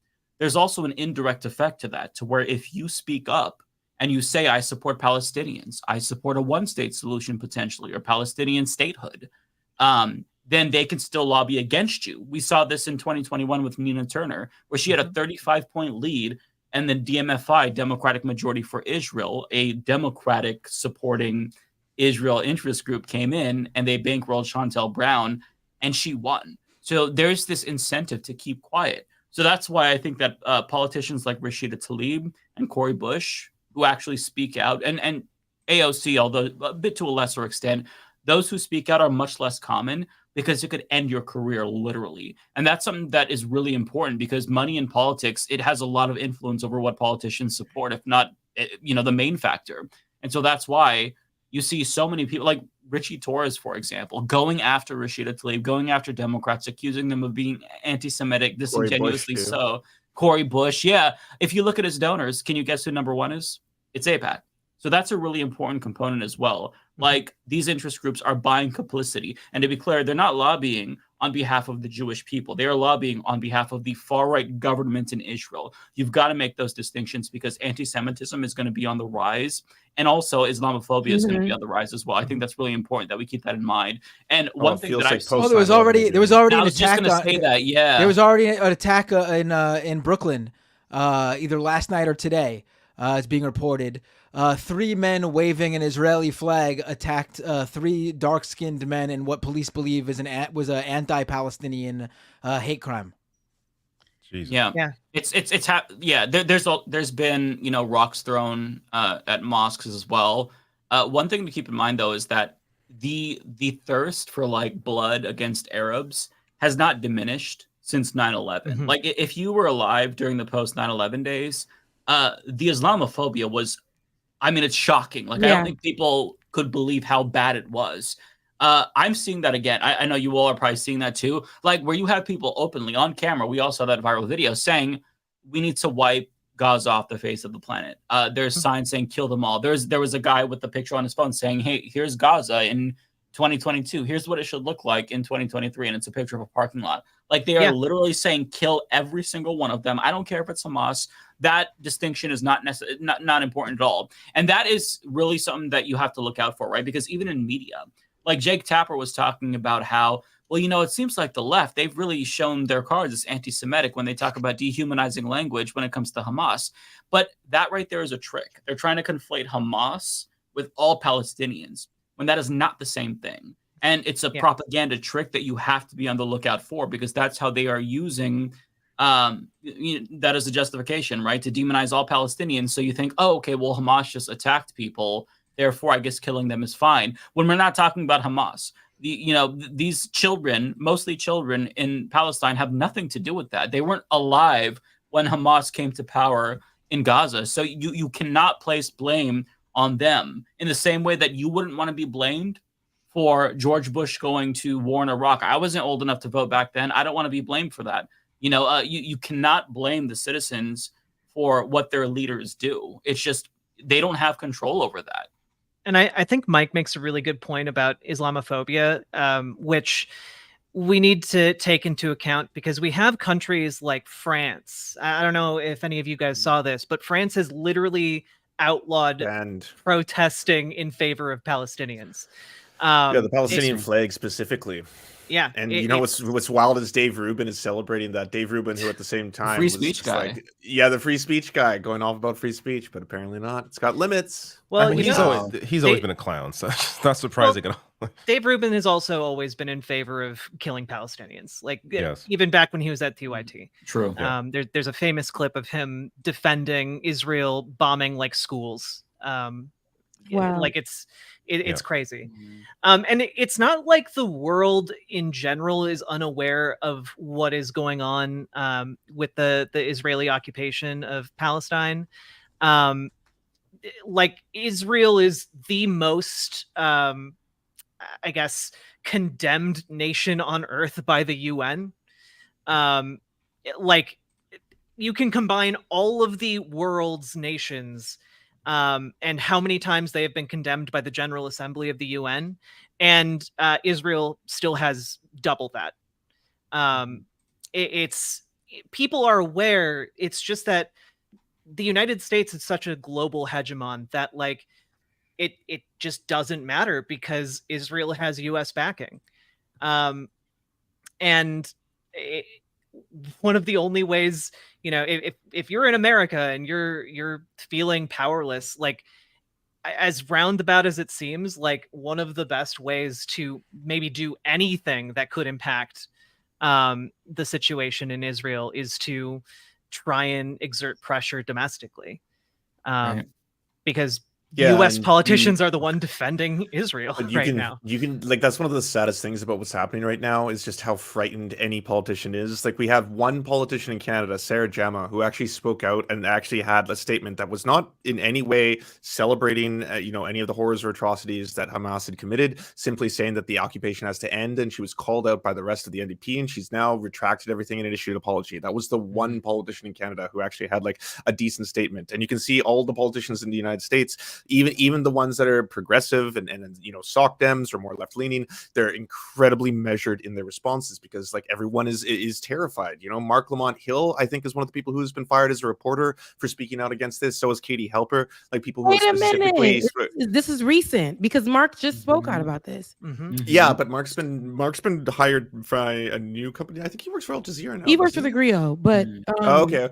But yeah, he put out a really good video on this, by the way. If you haven't all seen it, go check out Mark Lamont Hill's Twitter. He explains the whole situation really well. Okay, so he was talking about being fired previously when before, he yes. Okay, that's why his okay, so that makes sense also. So why his video was very passionate about the issue at hand, and I'm grateful to see how the Griot allowed him to have the conversation immediately when the incident happened, broke it, and then came back and had that conversation as to why it's important, and broke it down. Like I said, for the people in the back, I'm one of the people in the back. Like, what's going on? How is this affecting us? What does this look like? How is this in layman's terms? What, like, are we choosing a side? Should we be choosing a side? Why isn't our representatives really speaking on this? And so that's a lot of the questions that I really wanted answered in these spaces, because I see a lot of debates, but I'm like, I just see a lot of carnage, and I'm like, are we not seeing the same thing? Are we not seeing the pain? Are we not like, why are we like, it wasn't registering to me, but it's what I'm finding to be like the most frustrating thing for me as someone who commentates on this and covers this is just that it's the willful ignorance, and no, I shouldn't say ignorance, that they know, but it's just the clear ones, like from every politician. We're talking again, the NDP is like, people argue how left they are really, but they are like, the left of the major parties in Canada.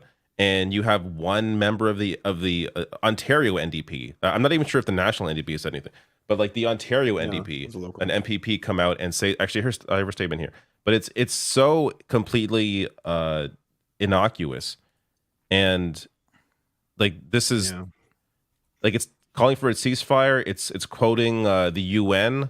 Like it's just basic information. It's actually very similar to what Bernie Sanders put out, which is condemning the violence by Hamas, but also discussing the occupation and the blockade. Like it's a very basic statement, and this is what she's being asked to retract. And we're talking about, again, like this is like she's apologized as well. She's had to publicly apologize. Oh my for it. goodness, that's incredible. Yeah. Wow, Jesus Christ.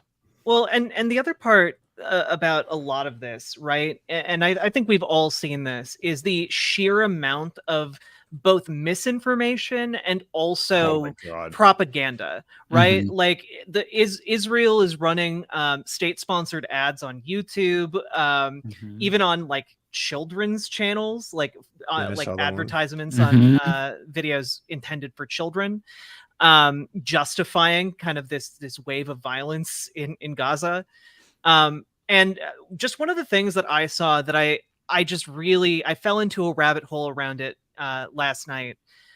There's been like this kind of like almost like a feel-good story that has been reported by a number of different outlets about this 95-year-old IDF reservist who's been called into active duty to boost like soldier morale, right?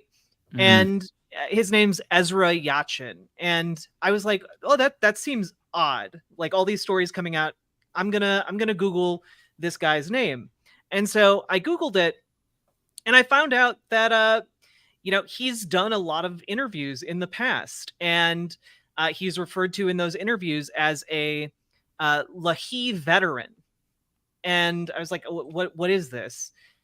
Because I got even more interested when I saw that like his statements, when he's like 93, are talking about how actually, I'll just directly quote it here. Any nation who wants to win a war kills innocents indiscriminately. Our advantage is that there are no innocents.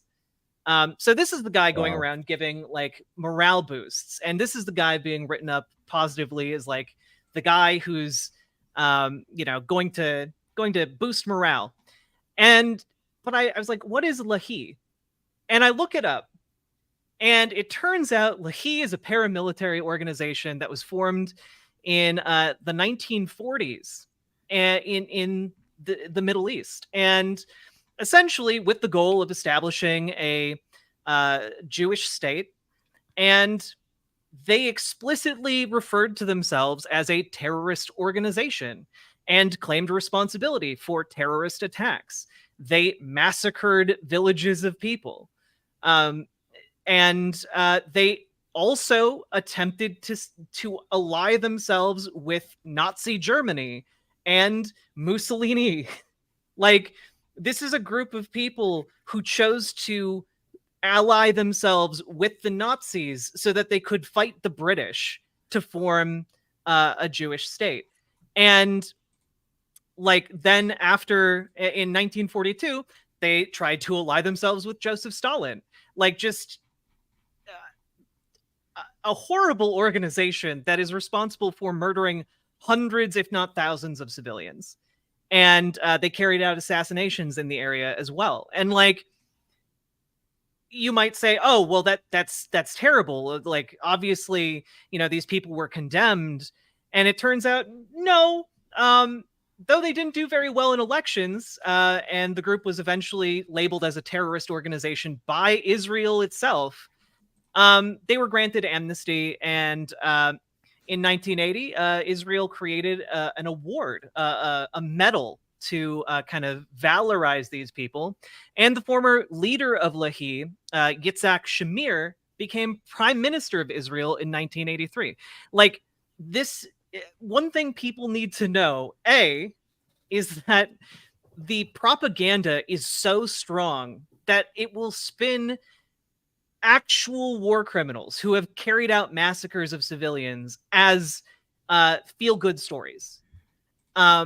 And the other thing is that this has been going on for a very long time, and these people have ingrained in them, and this is not all Israeli citizens, obviously, but there is a certain thinking that is ingrained deeply, that has been active for, you know, almost 100 years now, that this is how one should treat Palestinians. And it's deeply, deeply ingrained and hard to break. That's horrifying. And like, the Likud party is explicitly fascist. Like, I think people really need to know that. Like, this is a far-right fascist party, and the goal of Netanyahu is to demonize all Muslims. And he is so hell-bent on demonizing Muslims, he even did apologia for Hitler, literally. Yep. So there's a video of him saying that actually Hitler did not want to exterminate the Jews. It was the Grand Mufti of Jerusalem who convinced him to exterminate the Jews because he didn't want the Jews in coming to Jerusalem. So that's why Hitler decided to do it. And historians are like, wait a second, what the fuck are you talking about?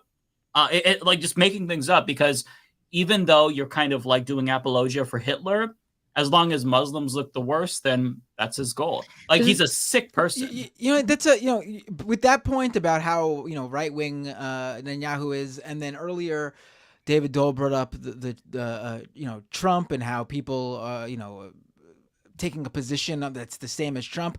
I think let's break it down even easier for all the American liberals out there who are cheering this sort of action from Israel in Gaza on.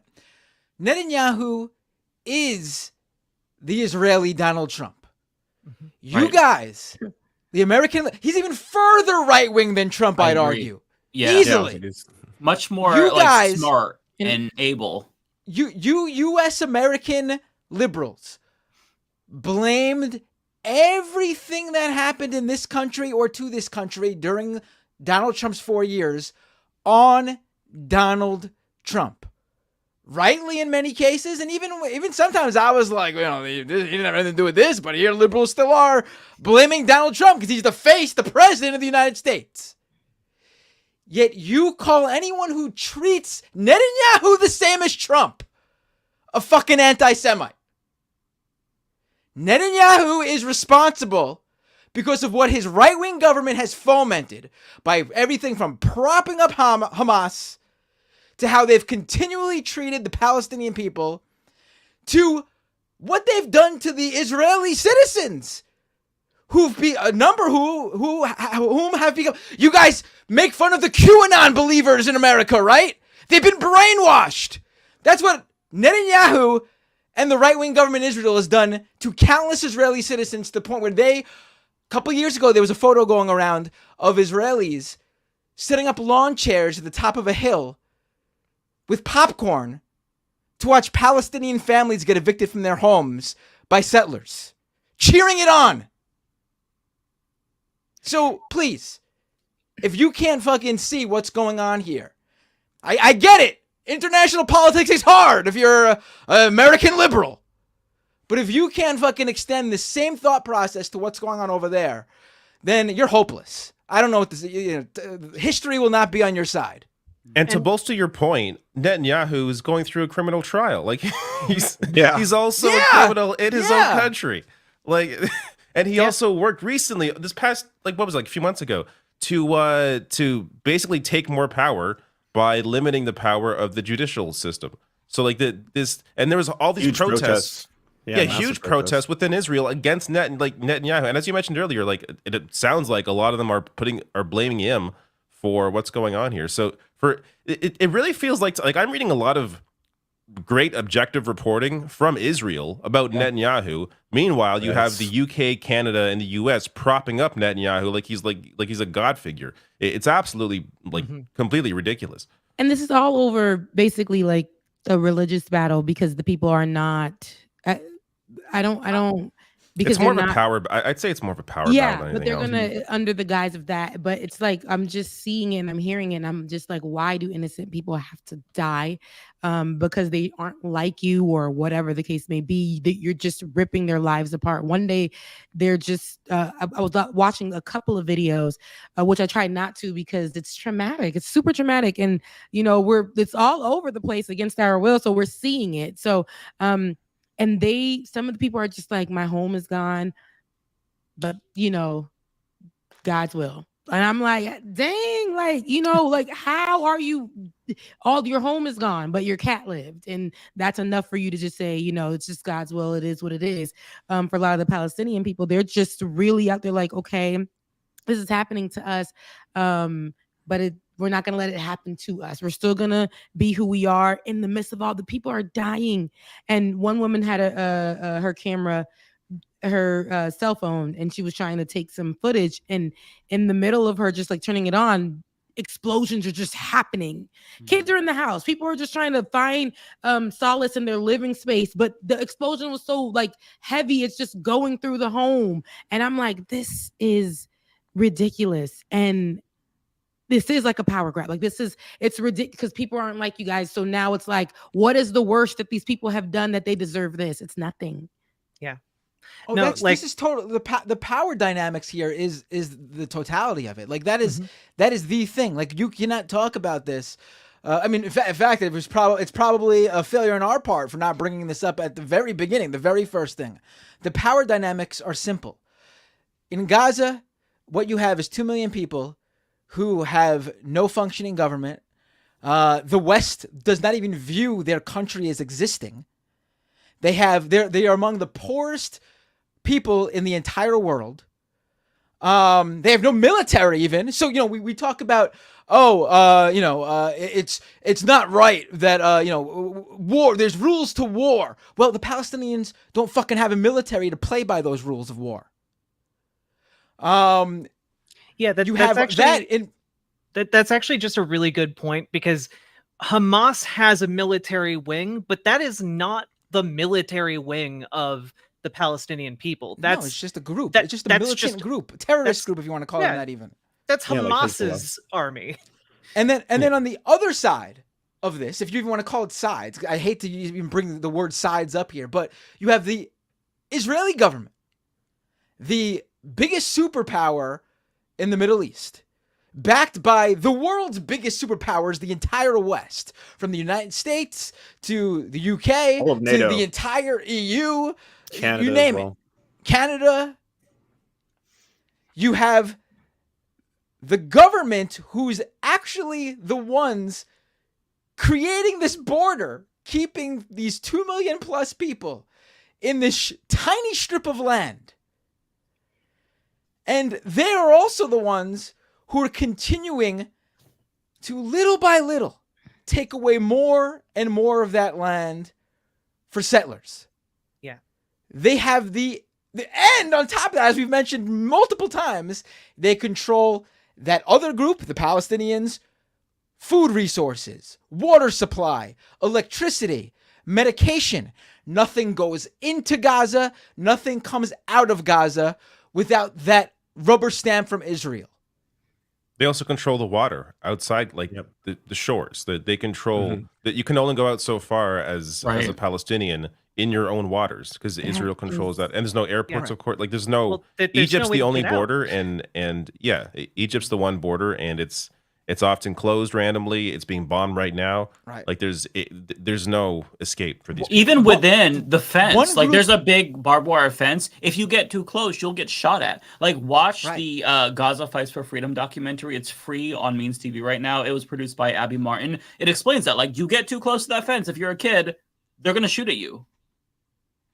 Right. It's not even asymmetrical warfare. It's an occupation. Right, exactly. Right. One group on that, going off that, one group has all the power to end this. If the Israeli government decides it wants to end all the fighting, the decades of this, they're the ones with all the power to make that happen. Recognize a state of Palestine, give them land to actually create a Palestinian country that is recognized by the West, because I guess that's what it's going to take for the US and the UK and the rest of the West to actually recognize Palestine. They have all the power. If the Palestinian people choose tomorrow that they'll accept whatever terms, doesn't matter. They have no power to create those terms. Mm-hmm. It is completely on the Israeli government. Yeah. And I see some people mentioning how angry or loud I'm getting. That's Listen, okay. there's no other issue to me. Like there's a whole term that's progressive accept Palestine. Like that's how insane that is. That there is actually terminology used because it is so accepted in the U.S. that you could be for you could be to the left on economics, on domestic social issues, even on other foreign policy issues, but you stand steadfast with Israel on anything and everything.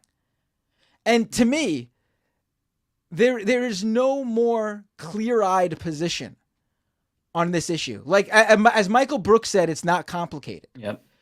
And I think clear-eyed is what I'm going to go, because it is crystal clear to me as possible what's going on here. And the fact that there is a huge subsection of our society that literally it will end your career if you work in certain industries or work among certain people is insanity to me. It's insanity to me. And, I've mentioned before, I'm not a religious Jew. I'm an ethnic Jew. I have Ashkenazi Jewish background. My father is Jewish. His family is Jewish. To me, the idea that anyone would connect the fact, like, I have no connection to Israel. My father does not have any connection to Israel. The idea that there would be the equivalence of the Jewish people and the Israeli government. Because I want to take that a step further even. Mm-hmm. Not even just equating Jewish people with people from Israel. Jewish people with the Israeli government is insanity. It is insanity. And that in itself is anti-Semitic to equate Absolutely. Yeah, well said. One last thing that I do want to say is I started reading a really great book about the entire history of this dispute. It's called The 100 Years War on Palestine by Rashid Khalidi. It's Khalidi. Really highly recommend it because he's very thorough. He's a Palestinian scholar.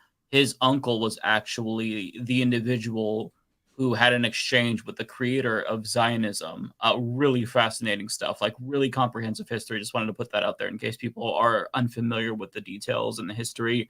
Very, very informative. Yeah, I would. Yeah, one other quick thing. Stop telling every single Muslim person to condemn Hamas before they're allowed to talk about this. And stop telling every person as a Jew, what do you think about this? Like I'm seeing both of that happening so much online. Like what the fuck? Yeah. That's why I think, for, Matt, you have to clarify that. But you can be passionate about this because, the human aspect of it and everything else. And historically, so you can be passionate about this. You can be angry about this. And that's all right. This is literally a war that's happening. And if people aren't angry about what's going on to people, that people are being murdered like this, slaughtered like this, this is genocide that's happening. If people can't say that or have that conversation, that's that. People can't come at you and tell you how to feel. This is an actual issue that's happening. And I think it's okay to have a feeling about it. So yeah, it's I think the thing on top of it is like any other situation, the vast majority of smart or empathetic people would clearly recognize what's going on. This is the one. There's nothing else there's nothing analogous to this. Makes you feel like you're going crazy. It breaks people's brain. It's amazing. Of our society does not view the Palestinian people as human. They just Literally, don't. yeah. They just don't, and that's even further, I would say, than their view on brown-skinned Arabs, Muslims. I think it's even. I even think as bad as it is, it's even a step further. Because you're hearing calls that you usually hear from idiots and fringe members of the right. You're hearing those same calls against the Palestinian people from politicians and from our government and from full organization. The fucking NBA teams are coming out and declaring that they must support Israel. When they don't even come out and talk about children being mass shot up at schools here in the U.S., but they feel like they have to come out and stand with Israel. Yeah, I'm seeing Israel has more power. And again, absolutely empathize with anyone in Israel who lost family members, friends, any victims. They're completely innocent parties here. Completely innocent parties here. I don't care what anyone says. If you're attending a music festival or whatever, if we extend this to anyone who's a settler anywhere, we'll just wipe out half the planet, right? If it's okay to kill someone for being a colonizer, might as well just wipe out half the planet. I'm not talking about the people who are doing the colonizing. These are innocent parties who have no understanding of the political dynamics. Probably their families in many cases who are the ones there, and they're a generation after or something. Although, obviously there are much newer settlements where that's not always the case, specifically in Israel. But that, never mind that. It's so baffling to me that you can't talk about this in a way you can talk about anything else. Anything else. It really kills me. It kills me. Also, I mean, the reason why I find the I Stand With Israel things offensive is because to me it comes off as standing with the Israeli government as they are bombing innocent civilians. It doesn't come off to me as, I stand with civilians in Israel who were killed. And obviously we all are against any civilian death. But saying I stand with Israel is taking a side and saying, hey, I stand with the Israeli government in what they are doing in response and the ongoing occupation, the ongoing blockade. That's how it comes. That's why I think that gets people riled up or bothered, because that's how it comes off. But even with that said, and I completely agree with you, but like, what other no one there's no U.S. organizations or sports teams or anything that are expected to put out statements when there are suicide bombings or mass murders or anything like that in any other place in the entire world. You don't see that.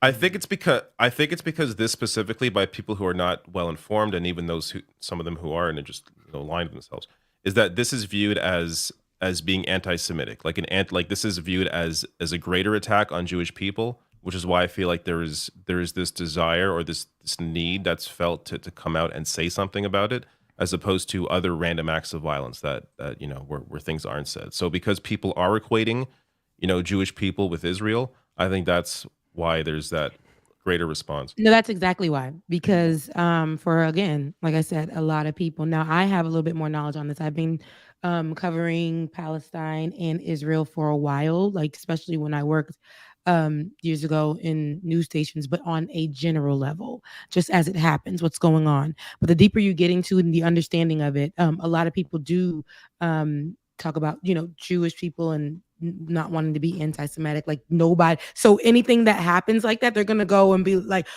instantly somebody who's not going to gather more information is going to just say Israel, like, I stand with Israel. Yeah. And they think any criticism of the Israeli government is a criticism of Jewish people, which again in itself is anti-Semitic. Like they think that too. Even people in the ridiculous. Like you said, the NBA, anywhere you speak against Israel or anything that's anti-Semitic, that's it. That's it. And the Harvard students are being doxxed currently for signing that letter. Yep.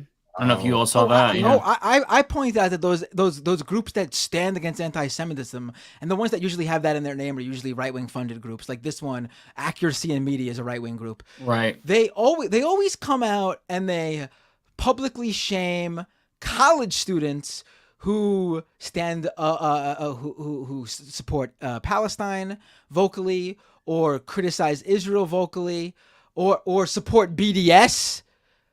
But you never see them roll out the fucking public shaming vehicle for white supremacists, neo-Nazis, any other group that is directly, completely based on the beliefs of believing Jewish people are subhuman, and are completely 100% based their anti-Semitism on the fact that they view Jewish people as subhuman. They never do that. Never, ever, ever. And I should also say that the public shaming of these students is completely based on who they believe is behind the letter.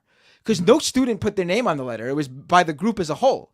So the students who they're publicly shaming out there, trying to, who knows what they're trying to foment against these people, these students, some of them might not even be behind this thing. Yeah. It is a hysteria built on kind of these foundations, like we've talked about, of like this evangelical fundamentalism, the money in politics, all of it kind of comes together to form this wave of hysterical hatred and like kind of the we gotta circle the wagons, we gotta circle the wagons. But you got to look at what you're circling the wagons around. And like, when you look at Israel, like how many people would defend like the US military coming in and just taking your house, kicking you out on the street? No one in the United States would stand for that. Americans would endorse terrorism. Well, they're calling terrorism in general for anything that Palestinian people do. Not talking about Hamas attacking innocent civilians. I'm talking about if Americans stood up against the U.S. military, which Palestinian people have done against the IDF, they'd be calling themselves freedom fighters, true patriots. If they were to attack military taking their homes. Yeah, and like what happens with for those of you who people who might be watching who don't know, like what is meant by like a settler is basically an Israeli who crosses into officially recognized Palestinian territory and just takes a house. They can walk into a house and just be like, this is mine now. Or the house just gets bulldozed, sometimes with people still inside of it. And if you want to like get upset about that, well, the IDF backs the settlers' ability to just take your house. You have a well that functions in the Gaza Strip. Well, settlers find that inconvenient, so they go to your well with a cement truck and they fill it in with cement. So you don't have any more water. And if you want to make a stink about that, well, the IDF is there to make sure you don't get too unruly. Like this has been like a slow rolling ethnic cleansing for a very long time. And I just have to say what I said at the beginning of this. I'm very, very afraid for the Palestinian people because ethnic cleansing has already been normalized, and the genocide of the Palestinian people seems like it's gaining more momentum. Yeah, I just wanted to showcase what RiverBoatJack was talking about here, because this is not hyperbole. People literally just come and take their homes, homes that they've lived in sometimes for generations. So this video went viral a couple of years ago, but I just want to play this for you. You are stealing my house. Oh wait, you can't hear it. Give me 1 second. No, we can hear it. I can hear it. Oh, you can hear it? Okay. I heard it too. Oh, good. Okay, let me reshare that real quick. Sorry.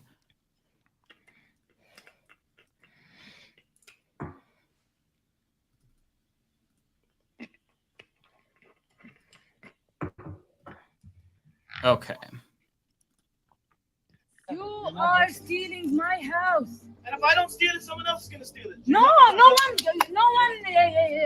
is allowed to steal it, يا عمي.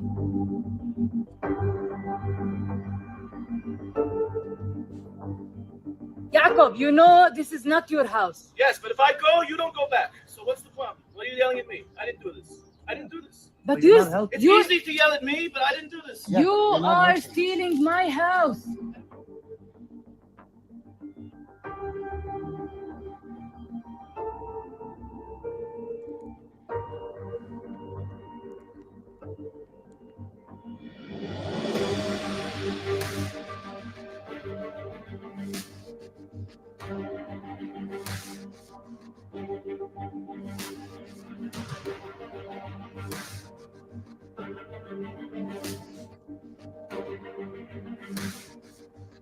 You are stealing my house. And if I don't steal it, someone else. Yeah, so Americans would never put up with that. Rabo, well, you could tell he ain't even from there. That is terrible. He just came in and was like, "This it's law that's gonna let me do this anyway." So, like, that is terrible. And he's like, if I don't take it, if I don't take it, it's gonna be here. So he wants to be a part of. Like, that is terrible to see. And I know that you said that was years ago, so I can't imagine like what's been happening over the years. I've also read a lot of that is committed by like Americans that come in. I can tell Israel. that man looks like he's from. And they're the ones like that he's take from over. New York. Yep, Like, he's from Brooklyn. Yeah, there you go. Yeah. And I mean, just put yourself in their shoes for a second. If somebody came into your home and said, "This is mine now, get the fuck out," and like sometimes most times the military is doing this, so you're evicted at gunpoint. Americans wouldn't stand for that, but for some reason they can't extend, that to what the Palestinians are feeling, who are losing their homes, being forcibly displaced at gunpoint. Because you know what? That was a shareable clip because there was no violence, like often happens with these evictions. Right. Or in death. What's really interesting is like the people who keep saying like, oh, the Palestinians have sure set back their cause with these Hamas actions, which like again conflated the Palestinians with Hamas. But set back what? There's been no fucking movement for decades. Like just think about it. How many years has gone by since we've heard about the broader public? Obviously, there are people who cover what happens there all the time, but the broader American public has not heard of anything going on in Israel and Palestine in years, because of course there's been no attacks on Israel, but there's no coverage of the continuing broadening and extension of the settlers. For years, young Palestinians have only known a time where their mom, grandma, whole family gets kicked out of their home. No movement anywhere in terms of any sort of negotiation with anything. I think the last time there was a negotiation on creating an actual Palestinian state was something like in 2007 or something like that. What's ruined here? There's been nothing there is no hope. There is no hope. And the entire world stands by and endorses this. Yeah, just with Trump's administration, he moved the capital from Tel Aviv to Jerusalem. I mean, they're losing ground. They have there's nothing left to lose. So it's like, oh, this is just going to turn, the sentiment again. There was no sentiment for them at all. There was nothing. It's so sad. Because it just feels hopeless. It does. And I think that, again, America's, allies with Israel, I guess. And so they do not want to go for, in this case, it's strange to see because like with Ukraine and Russia, it was different, I guess. And now we're looking at this and America just literally says, all I've seen is just like, hey, we stand with Israel. And I'm like, huh? Are they not? Like, are we not?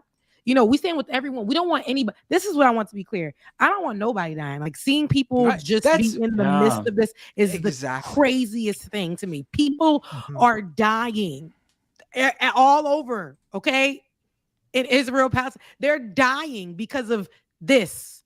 And I'm like, are we not seeing like there are people that are just in the way of this and they're dying? People just living their lives on a Friday, on a Thursday, not knowing what was going to happen.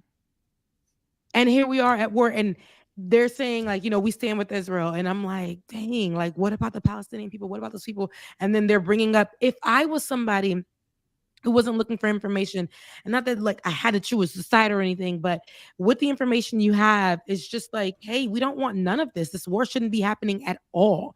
You know, people should be able to live their lives individually. They're already struggling, and here you guys go wanting to wipe them out. Let's like, what is the real thing here? Like you said, it's genocide. This is these people wanting to rule and be empowered and want them gone, and to blame it on, you know, Hamas or whatever. What we're now understanding what that is. And for people to just come out, like, if nobody knows anything and they just get that information, they're going to be like, okay, the Palestinians must go. They've been like, they're the terrorist groups. They would think that. Seriously, this is what people would think. And that's what America, honestly, with their silence is saying it is. And I think that's very problematic. Yeah. And it's just, there's nowhere for those people to go. There's nowhere they can go to be safe. And so, like, that's where you're seeing, like, video of, like, people just having minimal reaction to bombs dropping around them. Because where are they going to go? They can't leave. They can't even get in a boat and, like, try and row to somewhere else, because they'll get blown out of the water by warships. Like, there's nothing. There's nowhere for them to go. It was there was an interview video of a body being just passed around. I think the first day of a body just being passed around. And I said, come on, guys. Like, this ain't it. Just being paraded around. There was an interview with, it was Wolf Blitzer on CNN. And he was talking to, I believe it was a doctor in Gaza. And you see that, you hear the bombs going off. And he's like, do you have to get to a bomb shelter? Like, are you going to be... She's like, there's no bomb shelters here. Like, this is not, you know, they don't have the infrastructure to have, you know, bomb shelters for civilians in Gaza. They literally were there because they were pushed out. And now you go there and now you want to wipe them out. Like, this is crazy. They have nowhere to go. And what I mean, like, do wrong but be? They just are who they are, and it's not enough. Free Palestine. Free Palestine. All right. We should get to super chats. Yeah. I need to let you know. There's no easy way to transition. My super chats were not I just got, while we were on the show, YouTube said that I didn't meet guidelines or something. They said that I know. Bullshit. I met everything too. Rebecca, send me the email. I'll see if I can help, because I've dealt with trying to monetize channels before a few times. Okay, thanks. Because I don't know what I did, and it could be the show that I have, like it or not, that I did on Saturday. Maybe something on that, but it ain't like it's not. No, I don't. You should be fine. Content. I was gonna say, maybe if your channel only has Leftist Mafia live stream on it, they might view it as, it's not. It's like reused content or something. They said I'm reusing content. Interesting. And whatever. But I'll send it to y'all to let me know, you're in the videos. This is your like, that's what doesn't make any sense for usable content. Yeah, it's your content. You can use it as you like. You own it as well. But like, I've dealt with this too. Not with they've actually demonetized me before for reusable content. And it was when I was doing a debate with another channel, and I uploaded the debate stream on my own channel. They demonetized me for uploading reusable content. But the point of that is so you don't just take another channel's work and put it on your channel for views so you get monetized. You are in this work. This is your work. This is your creation as well. I don't know. They told me no, but we'll figure it out. And to everybody who's been pushing, we'll try to fight it. But everybody who's been pushing, and who's been helping get the page monetized, I finally got there, did what I need to do, and here we are. But it's all good. As long as you guys are watching, you guys are here with me. We're all good. So that's, love you, mean it, and we can have these conversations together. We still gonna be pushing them out, so we still gonna be pushing these videos out. That's it. And you can always donate to Rebecca on Cash App, Becca's Voice, if you want to send her a super chat. Yep. Because I want to read them too, you know? Yeah, it's so frustrating. YouTube is. I hate them, but it's all good. It's all good. You know, I like the work that we're doing here. I think that's very important, and to have these conversations. And I think this specifically, this conversation was very educational, and helping people understand, because a lot of people just see it surface level, and again, very general. They don't have really a viewpoint of the conversations. They're just going to go with what America's giving them. And, you know, so I'm grateful that you guys were able to have this conversation and flesh it out. I know there's so much more that we can talk about as it's ongoing and stuff, but yeah, it's sad. Riverboat, why don't you plug your socials one more time? Yeah. All right. Yeah, people can find me over on twitter.com/RiverBoatJack or youtube.com/RiverBoatJack or twitch.tv/RiverBoatJack.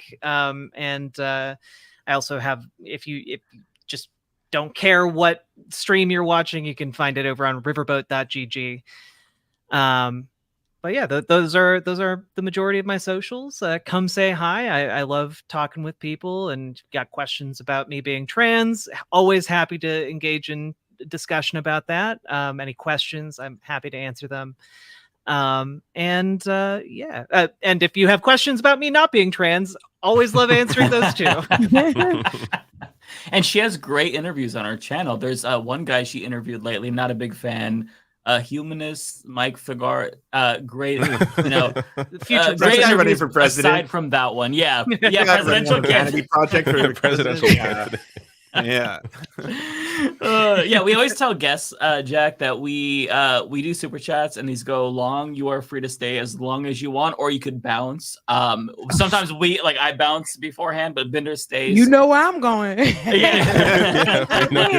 You know, David be right behind me. Lance be going with me. I may be rushing through my super chats. So yeah, listen, you know, this is my time. You know, I'm not here for a long time. I'm here for a good time. It was a great show. Love you guys, mean it. You know, if there's any super chats that mention my name, read them for me in spirit. Love you, mean it. RiverBoatJack, you're amazing. Absolutely loves you on the show. And I will see you guys on next Thursday. Matt, love you, mean it. I'll see y'all next Thursday. You take care. Bye-bye. Bye. I'll stick around. All right. All right. Awesome. Love it. Awesome. I might have to jump off a little bit earlier tonight because I have to redo my video, apparently. You don't want to leave. I get it. Yeah, earlier tonight on the West Coast, where it's like what, 3 o'clock? Like it's 8 o'clock. Okay. It is very late here, David. Okay. I feel so bad for you. Mike is actually streaming from Hawaii right now. Get him first super chat. This is for me, Ezekiel Osiris. Lance, why are you so terrified of Jason something? Jason Derulo. Jason Derulo? Why are you so afraid of Jason Derulo? That's an old reference. So that was a dude I had a funny internet beef with, and then we were supposed to have a debate. He came on, and then he just bailed, and then Caleb Maupin and all these other people just uploaded it. It's like Serfs gets owned. Listen to this, and he was like, "I'm not going to take you by," and that was it. I was like, "All right, well, that was that." You might want to talk to your Lord and Master about that one. Yeah. This is also for me. Zeitwise, 11.99 euros.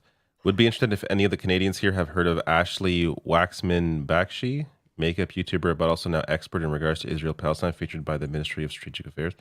I've not heard of this person. I'm guessing their takes are not good. That's what I'm getting from this.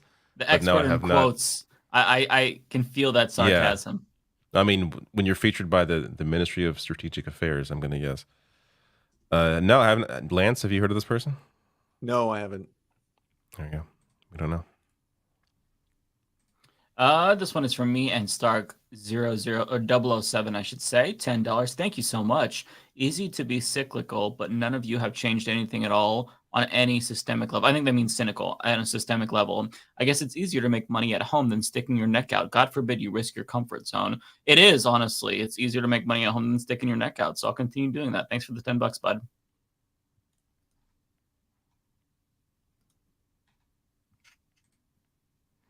Tokyo Hans with a membership super chat.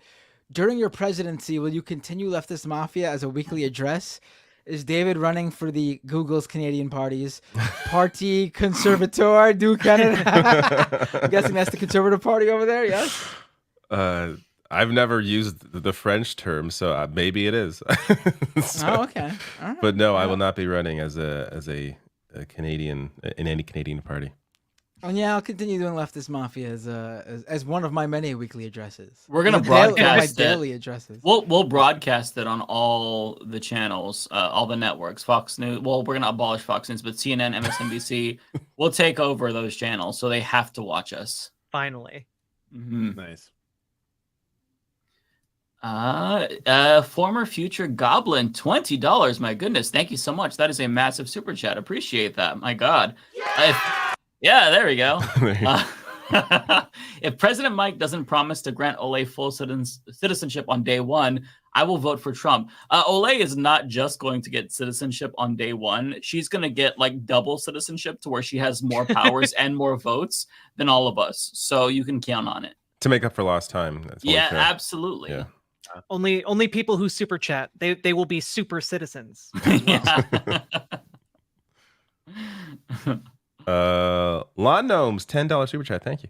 Says how much of the liberal brain rot can be attributed to the West Wing, particularly where they solve Israeli/Palestine conflict in one episode with a lecture about having uncomfortable conversation. I never watched this. I never watched the West Wing. I know Luke Savage has been a big proponent of like how much. I think it's Luke Savage that has talked about this. How much the West Wing has like destroyed brains.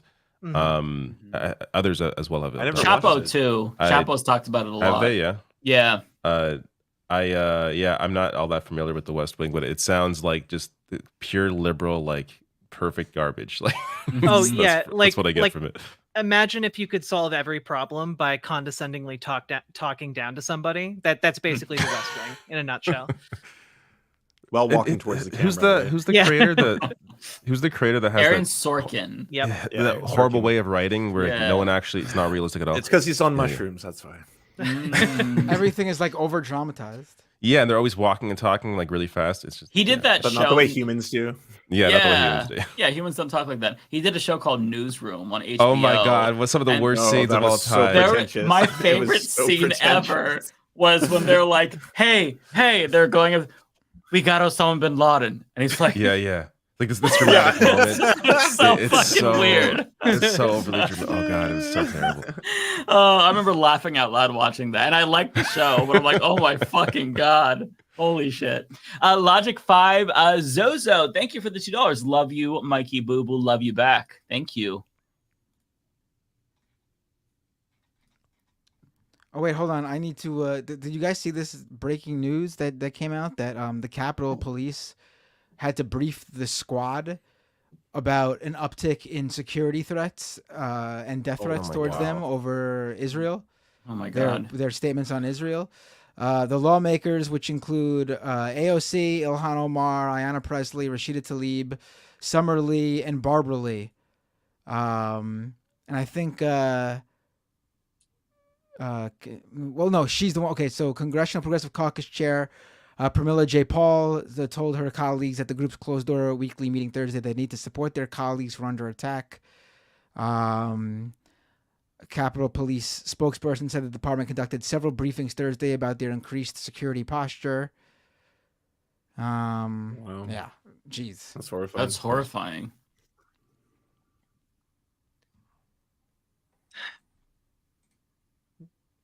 Marcus Tan with a super chat. Thank you. Fans from Singapore. Oh, that's awesome. Who do you think from the left that if they run for president, they can easily take over the country like Obama did? I think Jon Stewart can do it. Thoughts? Well, I mean, Jon Stewart's a likable guy, but he's not a politician. I mean, obviously, I don't know. It's YouTube, right? Right? Right. That's true. Yeah. Well, no, but I see what you're saying. Honestly, I hate to say it, but there is currently really no true left-wing candidate in that position to. It's got to be like a union leader, like someone who but not still, familiar with they, it. they still don't have enough broad recognition.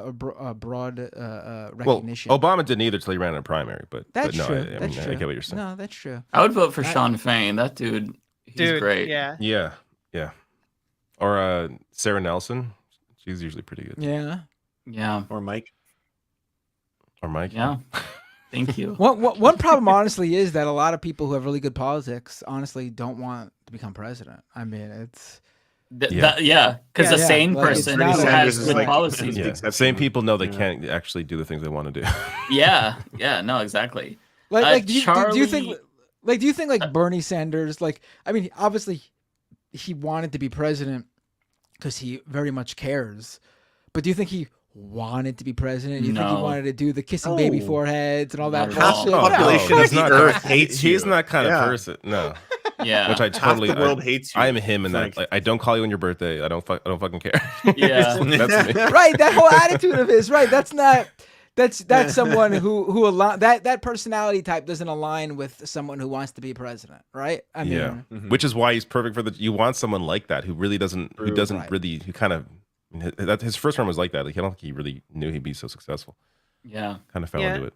Like a lot of the people who maybe would run for president and be successful, like I feel like they need another like 4 to 8 years minimum before they could even come close to doing what Obama did, you know?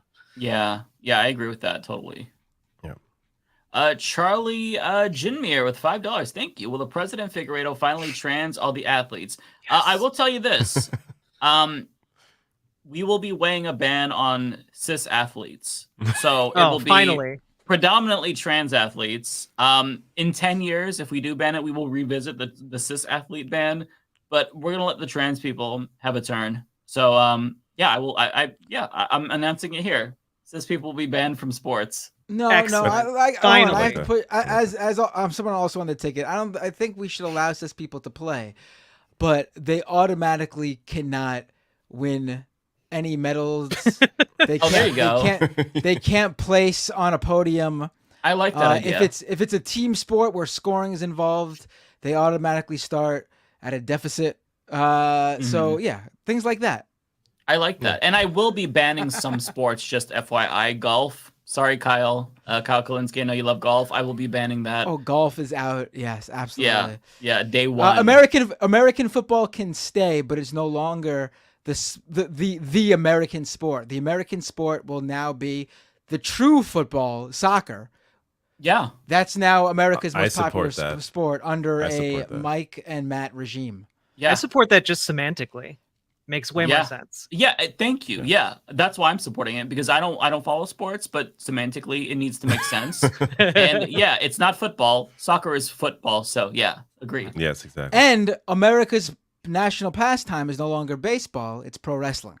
Yeah, and actually we're gonna ban baseball because that's just such a dumb, boring sport. Sorry.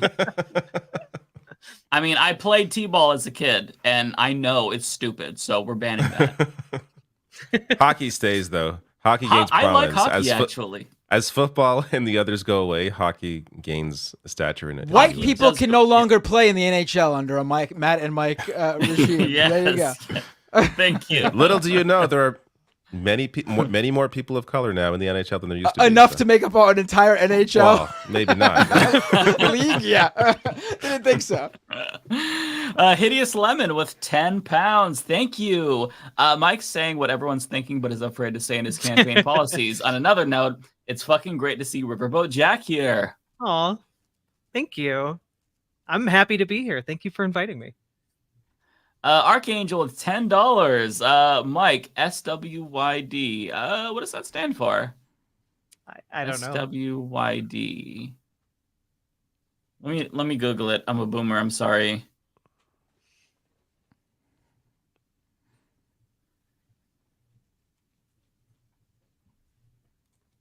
sleep when you're dead. Okay. I would not have gotten that. Mike, sleep when you're dead. What do you think of Cenk running for president? Okay, that still doesn't make sense. Let me go back to the... Stop what you're doing, I think that's what that means. Stop what you're doing. Yeah. I'm not... It's completely unnecessary in the sentence, regardless. Yeah. I'll try to come past it.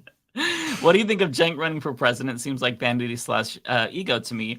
What do you think is his end game? He's likely to be ignored more than Marianne Williamson. Well, we did talk about it earlier, but I'll say I think that I agree with you. I think it's vanity. I think it's ego. I think it's for attention. I think it's to maybe sell books.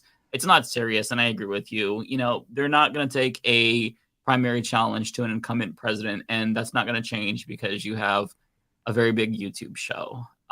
It's just not. So I agree with you, Archangel. I just think he's stuck in his own head. I think he really believes that he has a chance. It's possible. That's you know, he's been, you know, for a long time the Young Turks, biggest thing out there for progressive media, and I think he's kind of created his own little bubble. Yeah, find somebody in your life who believes in you as much as Cenk believes in himself. You deserve that. I mean, aside from all their recent things that they've done that lost them viewership or got them in trouble, they have not had the same relevance. And I say this without any specific malice or a bias. It's just fact. They peaked under Bernie's 2016 run. I remember a lot of more mainstream progressives who were like just getting into it and following Bernie's campaign. They were watching a lot of TYT, but then like that was it. Like that was the peak. Like they haven't had the same sort of sway in progressive politics since. I mean, yeah, sure, Cenk helped with the early days of Justice Democrats, but I gotta tell you, the Justice Democrats that Cenk sort of founded, it was a very different organization from when it actually got. They're completely irrelevant now, elected honestly. Officials in, but like the Justice Democrats that got in, like AOC, Jamal Bowman, Cori Bush, this happened way after Cenk was already no longer involved with it at all. Like I did some work with the Justice Democrats, and I had absolutely no contact with Cenk because he was no longer a factor or even involved. Where am I here? Oh, Law Gnomes. This Humanist Report presidential run already has more stated policy than Cenk's run. Yes. Yeah. Quite a bit of homosexuality.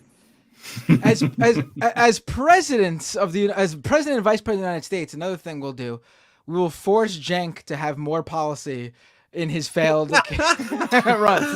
It will be put into law that he must come up with more policy. Charlie, well, go ahead. No, I was just going to say, he did say policy on his campaign page more than Mike has said policy. You know, he said policy. Right. So, maybe. I do love how that percentage thing there at the end, like I had no idea what that meant. It doesn't say what it means on that page at all. If you didn't know, like there's nowhere in the page that says that. Like there's no link or anything. Just how much the polls say, and what poll? No, but it could be just a made up number. No, but I think you're skipping a step. It's not even apparent that he's talking about a poll. I saw it and I was like, what the fuck does this percentage mean after this policy? I don't even understand what he's saying. Is that like how he rates how important it is? Is that I don't understand what this is. What am I looking at here? It's like a placeholder website. Like if there's a page you can go to, it's like edit text. There's here no context for it. I had no idea what it meant. I had no clue. This goes to him being in his own head, where he just assumes people know what he's talking about. we can't even talk about. Oh, he's not citing any polls. He's not even contextualizing that he's talking about polls. It's just I'm like, what is this? It's like we'll implement only 84% of paid family leave. We'll only implement 65% of $15 an hour. That's his level of enthusiasm. 84%. That's how you maybe you can take some of the public option. Well, 68% of a public option. That's what we'll implement. Yeah, that's what it could be. That we don't know. It doesn't say. And gerrymandering by 90%. That's how it's coming off. It'll almost be eradicated, guys. No, Cenk will allow 90% gerrymandering. It's not going to be allowed in New York, California, Chicago, Illinois, Hawaii. Sorry. Charlie DeGinemer with a member super chat. President Figueiredo will be taking LGBTQ refugees from the UK when the attack commences, but only the LGBTQ ones. Yes. In fact, they're welcome. Any queer person can come right to the United States and take a straight person's home. We're Well, I don't support. I wouldn't go that far. I don't support that. Right? Yeah. No. Draw a line somewhere. Yeah. Steve Scalise just dropped out of the speakership. Yes, thank you for the $2 Canadian. I'm gonna have to put a little note at the start of my video. Hey, some of this shit is irrelevant now. It's a big video. Like, there's more to it, but it's just kind of irritating that the news would happen after I have it already. Sorry to jump in. I think we have to unveil your new poster for president here.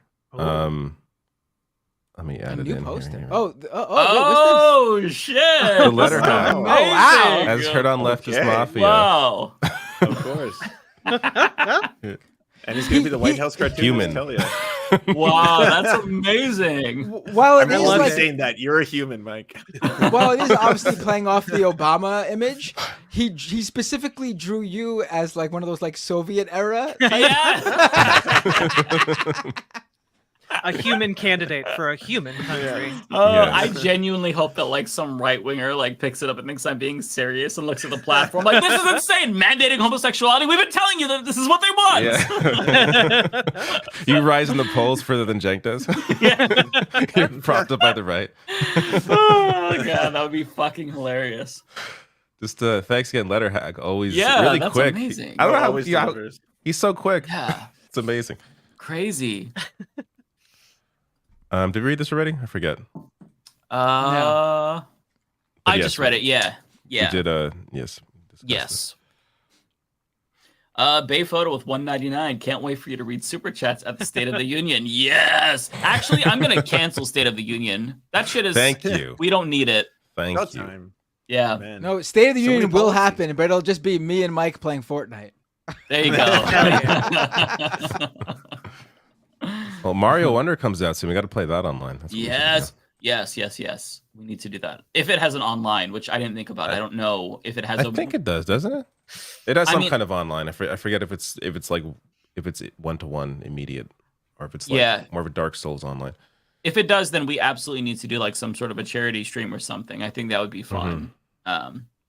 But Das Bos Fleesh with a $5.99. I'm still trying to figure out why Lance has all items in his room twice.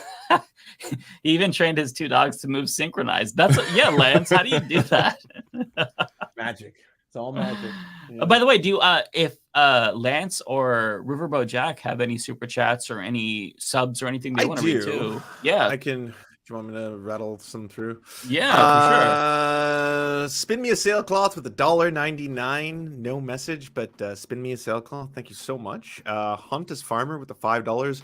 You all should seriously run. I'm a libertarian and wouldn't vote for you. Oops. Well, that's what? Would or wouldn't? Hold on. No, there's more. But I'd rather lose to you than the usual suspects. Oh, okay. That's actually a really good compliment from a libertarian. I appreciate that.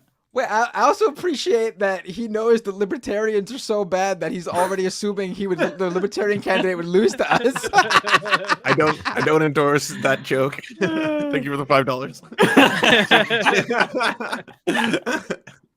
D King with the $2. Let good politic guy on Leftist Mafia. Absolutely. Yeah. Politic guy.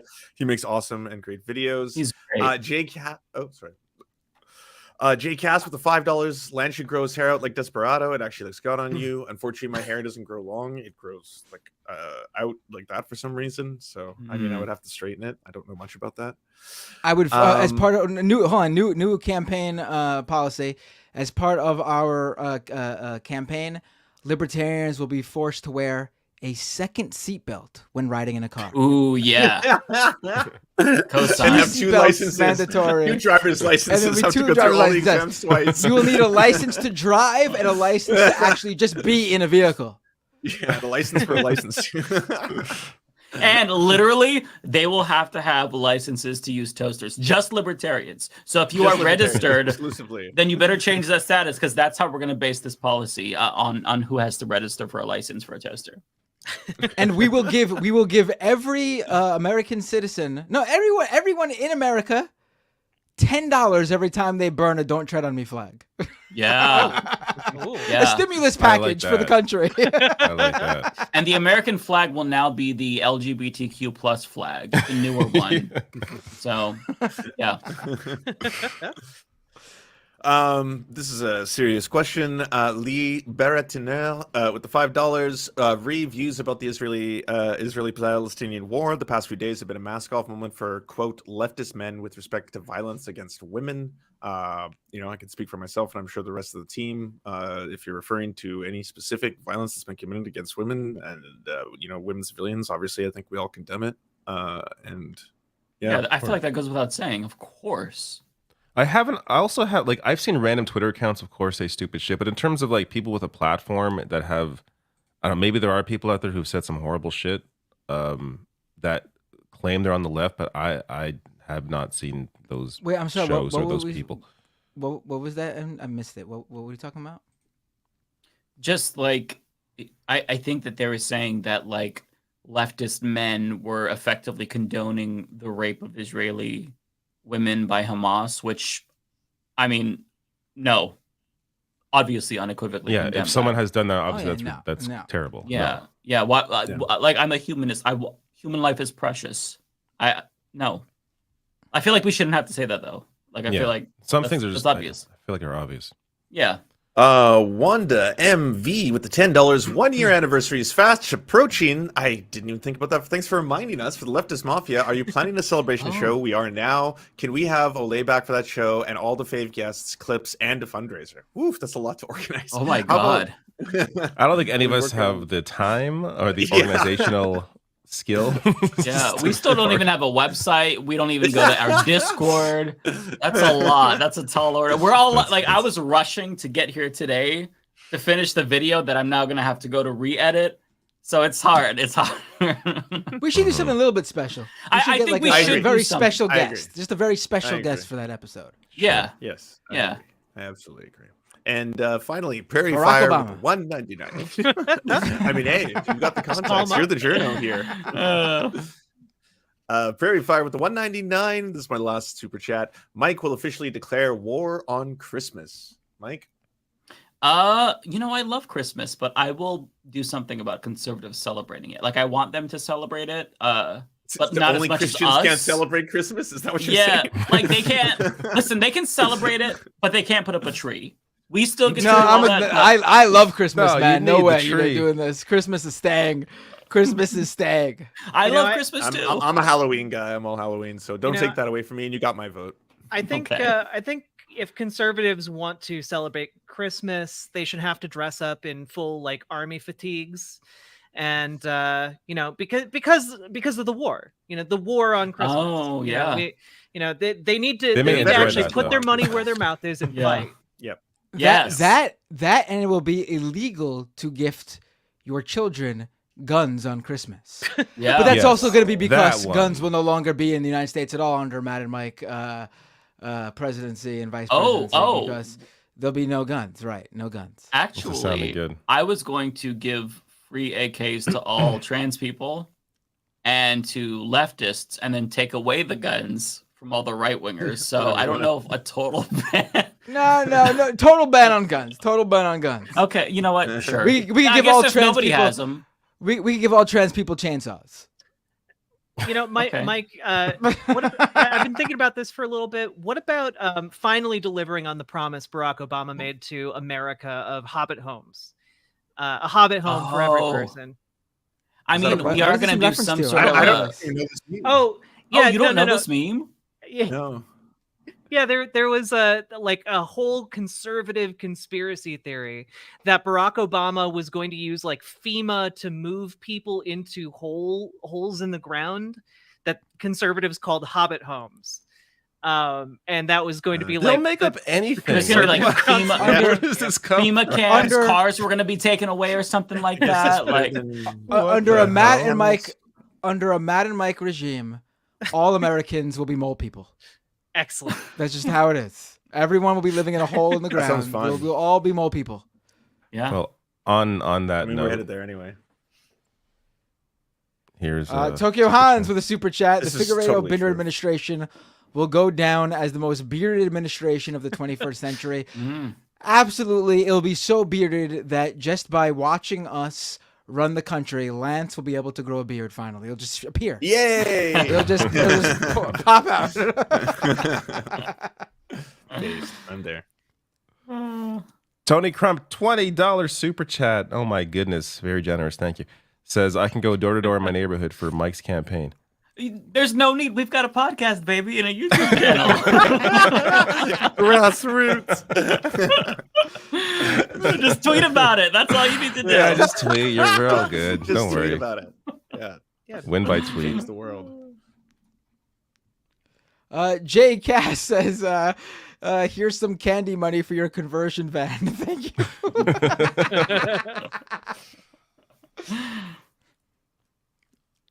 Blex actually with a super chat. Mike and Matt, what's your campaign stance on pineapples on pizza? Listen, if you want to eat crap, by all means, feel free to continue eating crap. I'm not gonna stop you. You'll be able to eat whatever you want. Freedom to. I support it thoroughly. I'm not going to mandate it out, but if it's there, look at this hatred. No, Hawaiian pizza is fantastic. Thank you, put David. pepperoni on pizza. You put mushrooms on pizza. That's pretty much all you need to put on pizza. I get pineapple on my pizza every single time. It's Hawaiian pizza all the way, baby. I like all kind of pizza. Anything's going to pizza. Mine is no green peppers ever. If there's green pepper on my pizza. Oh, that's wrong, David. That's disgusting. I put green peppers with pineapple sometimes. No. Oh. Green peppers are so useless. There will be something Jalapenos. that- Replace them with jalapenos. There will be something that Mike and me take from the mind of Donald Trump, and that will be when anyone comes to visit the White House, they'll be offered a McDonald's buffet. I love that idea. I think that's great. I can eat a Big Mac anytime. Yeah, a new publicly owned McDonald's, because I feel That's like we right. should nationalize McDonald's. Obviously, That's right. yes. Yep. Yeah. Uncle Sam will be replaced by Ronald as the new yeah. face. Yeah. Yeah, we got so many great ideas. So many. I want you to eat this garbage. Who's this for? It's for me. This is a good Bernice idea. Anders with a super chat. Funds for the David Lance ticket to Auschwitz. Gave it They the have wrong a parliamentary person. system, though. But yes. Well, I'll take it. Yeah. Yeah. Well, we will funnel- change our we'll parliamentary system. illegally under the Madden Mike administration, it will now be legal to fund foreign governments as long as they're left wing. We could send money to the opposition. To the complete other countries. It's completely fine as long as they're left wing. Mm-hmm. I support this. Lizzie Bennett with $5. Presidential candidate Mike Figueiredo. I'll be more than happy to vote for you, but what would you do about your evil twin Matt Walsh once elected? Do you remember earlier when I was going over my platform and I said I will be doing one drone strike, but didn't name that person? That's all I'm going to say. Please accept JCast $5. Please accept this corporate PAC money super chat. Thank you so much. I hope it's from Raytheon. I'm sure it's from a bunch of them, a mishmash of corporate donors. Snack Panther, member for 4 months. Thank you. Says Cenk would have a better chance running against Erdogan in Turkey.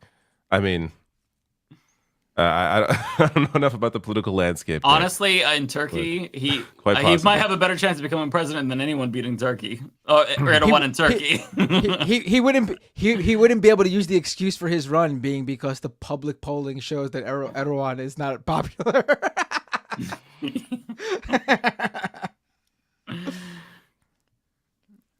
Jay Cass, $5. Thank you. Says Matt and Mike showing how to bridge the gap by getting David's alt-right endorsement. Right, yes. See, we are creating the red-brown alliance that Jimmy Dore wanted to. Right. Yes, Dore rights. It's happening right here. Ezekiel Osiris, again, $2 super chat. Thank you. Lance doesn't have. Why did you hate? Lance doesn't have the donating nuts to to me? I debate. deserve Jason Derulo. Why does what is Jason Derulo's YouTube? Is he making Derulo. music? Is he debating? I think 3 years ago.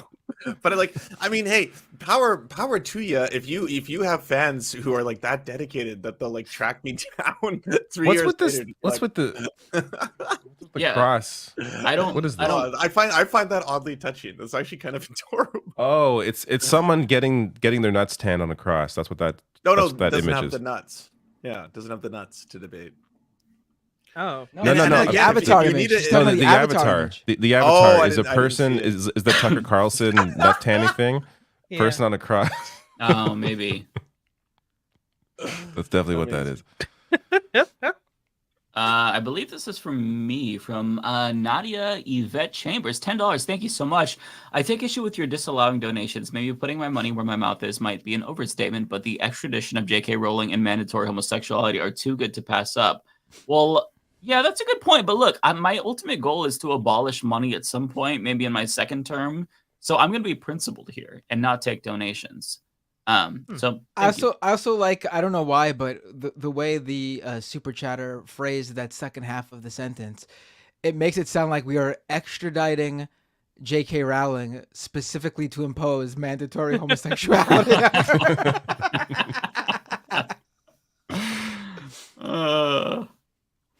Wanda MV with a $10 super chat. Thank you, Wanda. Virginia elections, on November 7th. All state seats up for election. Governor just put 4 million in Republican races. If they win, abortion ban is imminent. Get out and vote if you live there. Wanda's been reminding us every week. It is super important to do that. This is going to be a huge election in Virginia. Unfortunately, because it's on an off election, like a off election year, it's not a presidential election or midterms, so probably be overlooked by a lot of mainstream media outlets. But I actually think, being that it's every single state seat, it should get some pretty good play in at least like the major political outlets like Politico, and then CBS News and those things will cover it. But please get out and vote. This is super important, and these are going to be elections that really matter and will matter in the years going forward. If you're someone who only goes out and votes during the midterms or even just the presidential election because that's just what counts, no, this is what counts. Yeah. Atena Sophie Giltis Grasheva, 1,000 Rs. Whoa, someone gave you $1,000! Oh my god! It's in Argentina. I think it's Argentina. I think Argentina. Okay. I think. Well, thank you. That's really cool. Hey there, people, talking about running for president. We have elections in my country, Argentina, coming up. The leading candidate is like Trump, but worse. I heard about that. Yeah, please help us inform people around the world about the threat. Thanks so much. He went on Tucker Carlson's show, yes. He looks like a Harry Potter villain. He's very disheveled looking. That guy. Yeah. The one who's like, yeah. He's doing public Javier Milei, chainsaw and stuff. Yeah. Oh, Javier Milei. He's got. He's a right wing fucking batshit. He looks like Wolverine if he was like 75 and a right wing a-hole. Like, pull a picture of this guy up. Oh my god, he really does. Oh my god. Yeah, I know, right? Javier Milei. Yeah. He looks like if Wolverine was 80 years old and joined the Beatles when they first came to the U.S. Go ahead, pull it up. His hair looks like it's like an alien organism trying to consume him. I love how you could just look at him and tell he's a fascist. Isn't that crazy? Like, there's a look about them. Yeah, there really is. I don't know if you guys remember this, but a couple months back, I made a comment about how a bunch of Nazis hid in Argentina after escaping Germany after World War II. And I had a bunch of Argentinians, like thousands of Argentinians on Twitter, started attacking me for just stating this fact. And I would say like 90% of them, when I checked their profile, they were retweeting this guy. So that's what happened when I talked about Bolsonaro. I got a bunch of people from Brazil like pissed off because it was like this cult following like Donald Trump. It happens everywhere. It sucks because we just got rid of Bolsonaro in Latin America, and now we've got this dickhead popping up. It's like, goddamn, it's fascist whack-a-mole. Snack Panther, $5 super chat. Thank you. Says 202 leadership felt themselves. I'm guessing they went through a war with the online left. They thought, I think. Oh, they thought a war with the online left was going to grow the brand. Maybe. Yeah. I don't know what their thinking was behind what went down. I don't know. Progressive Boomer, $10. Thank you so much for you, Mike and Matt. Well, thanks so much. I will be sure to send this over to Matt, or half of it. Yeah, being that you're not accepting donations, I expect the full $10, by the way. So be sure to... Well, this is... No. This doesn't go into the presidential fund. All of this is YouTube fund, not the presidential fund. So okay. That's how... Yeah. Let's see. Mike Hahn with $5. We need a Canadian POTUS. Time to do away with the natural born crap. LOL. I mean, look. No. We get to get a Mexican president. I don't need a. We don't definitely don't want a Canadian president. Excuse me. Unless, listen. I will accept President of the United States, Brett the Hitman Hart. That's as far as I'll go, though. That's as far as I'll go. But here's the thing. I'm genuinely in favor of getting rid of the whole natural-born citizens provision. The one thing that I saw that scared me that somebody said is that this would open the door to Elon Musk being president. That's horrifying. So, like, I never thought about the billionaires just coming in and... Maybe get, money out of politics first, and then go to that. Yeah. One. Although, it might be very funny, kind of like Bloomberg's run. Yeah. Although that was terrifying. I don't think he'd be very successful, actually. No, yeah, he can spend as much as he wants. I don't think he would do well. Yeah. Charlie Jinmir, $2 super chat. Thank you. Says David Doel for House Speaker. Third in line, baby. See, there's someone who wants a Canadian. Bay Photo with a member super chat. What kind of VP will you be, Binder? Will you sit back and rarely make appearances like Kamala Harris, or will you be shadow POTUS like Dick Cheney? Could you really imagine me sitting back and not being on television everywhere? I would be milking that shit for all it worth. I'm in every late night talk show. I'd be on so much they'd be like, we don't want the vice president on our show anymore. It's too much. Not him again.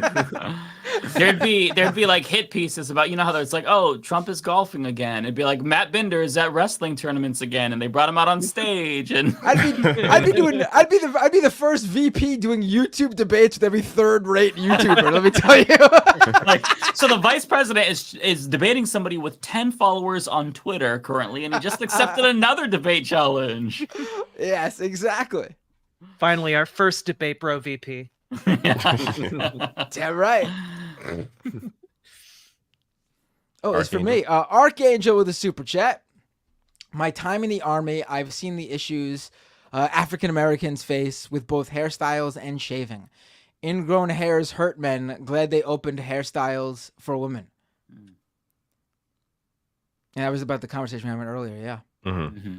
Important story. More people should know. Paladin lost $20 super chat. Thank you. Says, can each of you predict the first scandal to rock the figure eight over presidency? I already know what you're all going to say. I'm not going to say. The first scandal to rock. When it comes out that he's actually secretly straight. That's a scandal. Yeah. There you go. That's my prediction. I don't know. Yeah. My prediction is that the feminization camps aren't up and running fast enough for the massive demand. Yes. My prediction, he still watches Jimmy Dore on the regular. No. Only for Oppo research, that's all. Nope. The scandal will be after people have already voted. And it'll be that he cast his vote for Dore 2024 instead of for his own campaign. See, I thought you all were going to say that like I beat up an old person or something. That's like the run-in show. Why would we? Oh, because of the Nazi. I feel like your voters would support that, though. Yeah. that is true. Yeah, that is true. My it's like red meat to the base. That makes sense. Charlie Jinmir with $5. Thank you, Charlie. We did the poll in Binder chat. Many people voted for you and none against. Anyone who says the win now is stealing the election and fake news. Yes. Thank you, Stop Charlie. the count. Stop the count. Exactly. That'll only, honestly, just not to go on a off topic here, but anytime I see that, it's probably one of the funniest things ever. That they would just start yelling "Stop the count" whenever Trump would go ahead as they're counting the votes. It's so funny just to think about that. Stop the count. Stop the election over. Because those are all the illegal ones, obviously. I just love the prayers in front of the building. Do you remember? Like, that video is burned into my mind. So good. After this one, by the way, I've got a super chat that's a question for all of you, and it's an offer of something you might want for free. So if I could read that one out. Go ahead. Okay. Go ahead. I love free stuff. Okay. I just got $2 ones to go through. Martian for $1.99. Thank you so much. How old are you, Lance? I'm way too fucking old. Charlie Jinmir with the $2. Love your laugh, bud. Thank you. I enjoy everyone's laugh on the show. And this is the offer for everybody from Argonian Bum. Thank you so much for the $10. And to Matt, Mike, and David, can I draw you some Twitch emotes for free? Lance and RiverBoatJack are putting you guys to shame. Sure, please do so. Yeah. I mean, I don't want to put you to work. Yeah. Don't.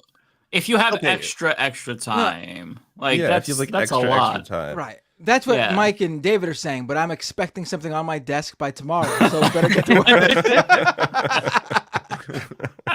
And then finally, Azrael with the $5. Thank you so much. I moved chats to donate. I hope it makes you moist, and I think that was for Matt Binder. So, yeah.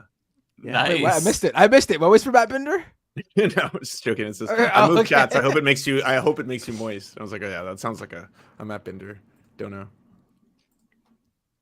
That's my secret. I'm always moist. Hulk meme.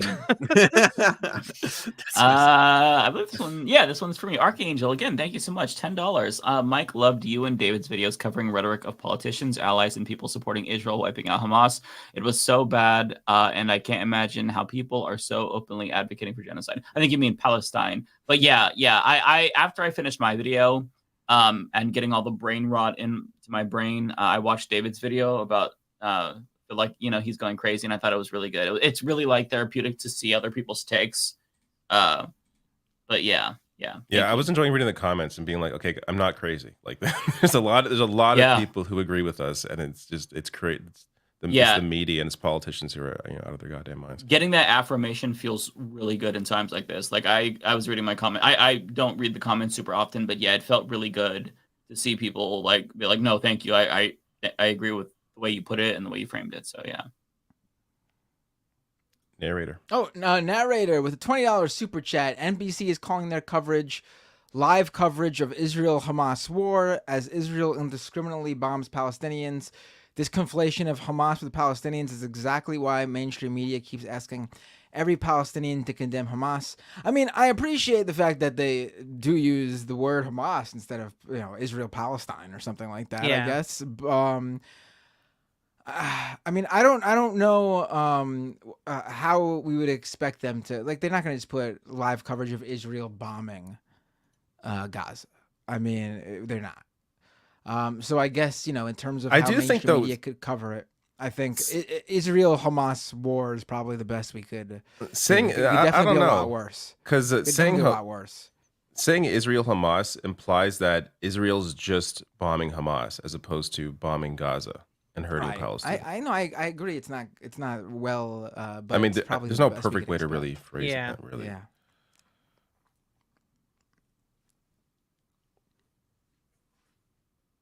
For Mike? Oh no, it's for me. Narrator, another $10 super chat. Pod Save America unironically compared the Hamas attack in response to 9/11 to support Israel. Had to turn it off when they said it's wrong and evil to even contextualize the violence of Hamas. Oh my god! What do you mean unironically compared the Hamas attack in response to 9/11 to support? What they basically said the attack was like 9/11. That's what it sounds like to me. And then didn't care about And then I mean, I guess you can say the attack was like 9/11 if you're talking about the context where both happened as in the broader picture due to the historical involvement of what Israel has done to Palestine and the U.S.'s role in destabilizing the Middle East. I mean, again, 9/11 horrible. The attack, obviously despicable, disgusting, the people who carry that out. But again, if you really want to understand why things happen, you need to understand like these horrible people did not just wake up and decide to be evil. Like there's too much in this world of people just going like the bad guys, the evil. Yeah. They hate us because they hate the axis of evil. Acts people commit can certainly be horrendous, horrible, evil atrocities, but no one just wakes up and decides to just be evil or the bad guy. Yeah, and that's how this is treated a lot of the time. Yeah. Tayray88, thank you for the super chat. Says Gaza Fights for Freedom is a great documentary by Abby Martin. Yes, it's free on Means TV. Very good. Subscribe to Means TV. Yeah, if you're looking for a worker co-op Netflix alternative that has a lot of lefty documentaries, go subscribe to Means TV. Yeah, Lance and I are both on there. So, also, I got a dono just real quick. Oh yeah, nice. with an offer. If Mike follows through on his promise to use eminent domain to seize Trump's properties, I will be his campaign organizer. I have IRL experience for it. That's from GamerG for $5. Okay, well, I absolutely intend to follow through on that. You have a campaign organizer already. Wow. In a single day, we built this massive movement, mobilized This is a revolution. This is. Narrator with another $10 super chat. Thank you so much, narrator. The open-air prison in Gaza is a concentration camp. Prisons are places you legally hold criminals. Concentration camps are where you keep ethnicities for political reasons. I mean, I think I think open-air prison has sort of become the vernacular used by, like, even Palestinians and its most strongest advocates. So I think that's just become the vernacular for that reason. I don't think there's any sort of anything else behind it's that, not supposed to be a defense. That's for sure. Yeah. Right. And it also elicits like a really, I think, accurate image of the situation, right? And you think prisons, you can't leave. There are walls up, people are controlling. They control what goes in and out. Yeah. Oh, so someone on Twitter seriously, this reminded me, someone on Twitter seriously tried to refute that by point that it was an open air prison by sending me a link to hotels available in Gaza on TripAdvisor. I could not believe it. Like, even with the analogy of it being an open air prison, like you realize that outsiders can visit a prison. Yeah, like people can go visit a prison. The point is the prisoners cannot leave. Yeah. And that's what's happening in Gaza. The Palestinian people cannot leave. If you visit there as a tourist or someone visiting a family member or something, yeah, there's hotels for you to stay in. Just like there's whole economies and towns built around prisons and employing people and people coming to visit and things like that. It's true. Fam, I gotta take off. I love you all. You're awesome. Riverboat, it was awesome to have you on the show and good to see you again. And thanks for all the hard work you do. If everyone doesn't know, RiverBoatJack does a lot of kind of like organizing to try and get people out to vote, especially youth, and it's really, really good. She's an MVP. Awesome. Thanks for remembering that, because I totally forgot to talk about that. Bye, See you, Lance. Take care, Lance. See ya. Pitchforks Dragon, member for 3 months, says, who's going to tell Republicans Jesus was from Palestine? Jesus is actually white. He's from I don't know, what's a white state? All of them? He's from Connecticut. There you go. Rhodesia.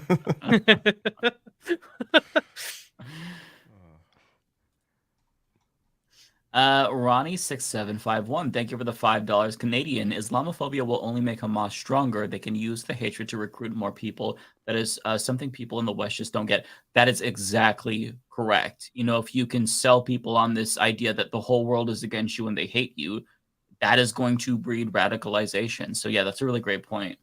Mm-hmm. Prairie Fire Kowalski with 199. Thank you so much, President Mike. I'd like to be Secretary of Agriculture. Done. Oh, Kowalski would actually completely not. You could actually be really good at that. Yeah. I mean, you literally couldn't think of a better person than Kowalski. He's a farmer, so yeah. Oh, okay. I'm glad someone named Prairie Fire is qualified to be. Oh yeah, he sometimes calls in while he's on his tractor. Like you could see him in the thing and on my stream, and then he calls in the Majority Report. You would hear it in the background. Yeah, he's legit. That's so cool. He also has a YouTube channel as well where he kind of goes over. Yeah. Social Lust, thank you for the super chat. Says, remember Shireen Abu Akleh, and in her casket they beat the Palestinians carrying it. Yeah. I actually saw a journalist. Yeah, I saw a clip of actually Hassan today, and he was talking to Ethan about it, and he broke down like it's the amount of atrocities and just the inhumanity that is on full display on a constant basis is just insane. Dusty Partition with $5. Fascism is hating people of other races and or other religions and or from another place and or disagree with you. More than that, but how many apply? Yeah, I mean, fascism is it's a criteria. Like, it's kind of a difficult thing to describe because there's a lot that goes into it. It's, the demonization, the otherization. But yeah, you certainly got some of the components there. There's more to it than that. Hold on, I gotta say, the viewers can't see this. Maybe one of you could screenshot it and pull it up. But I looked down at the guests in the room, and I was like, "Who the fuck's that guy next to David Doel?" And then I realized. Yeah, it shows the host my screen. So I still have people. the. You gotta show people. Hold on, I still have. it. Yeah, it does look like he's like another guest down there. Yeah, everyone's seen this guy down there. That's down there, like just in a box with the rest of us. Yeah. I was like, wait a minute, what? Cleat and Beans, $10. Thank you so much. Thank you for the book suggestion. I've been looking for one. Yeah, it's a really, really great book. I read the first chapter last night. It seems like it's going to be a great read. I would highly recommend it based on what I've got so far. Oh, for me. Brandon, $19.99. Wow, very generous. Thank you. Says, curious to get the panel's thought on how Destiny is covering this.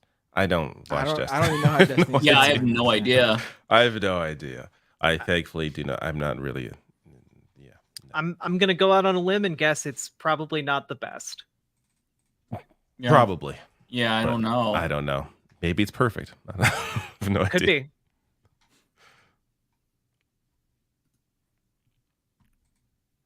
Cleat and Beans with a $20 super chat. Thank you so much. You're on fire, Matt. Your voice is so necessary. Some of the only good to come out of this frustrating, awful situation is strong, passionate voices on the left and otherwise standing up for humanity. It gives me hope. Oh, but I really appreciate that, Cleat and Beans. It means a lot to me. I lost my place. There we go. For me, Tayray 88 says, let's not forget what Israel did to Yasser Arafat.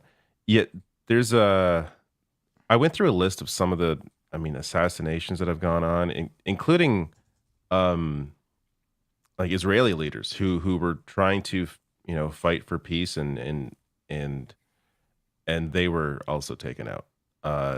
So yeah, I'm not.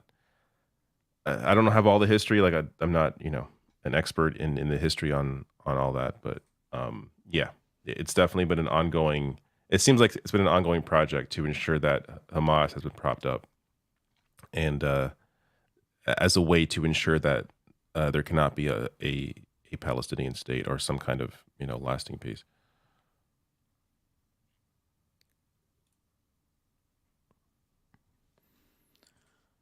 Is this for me?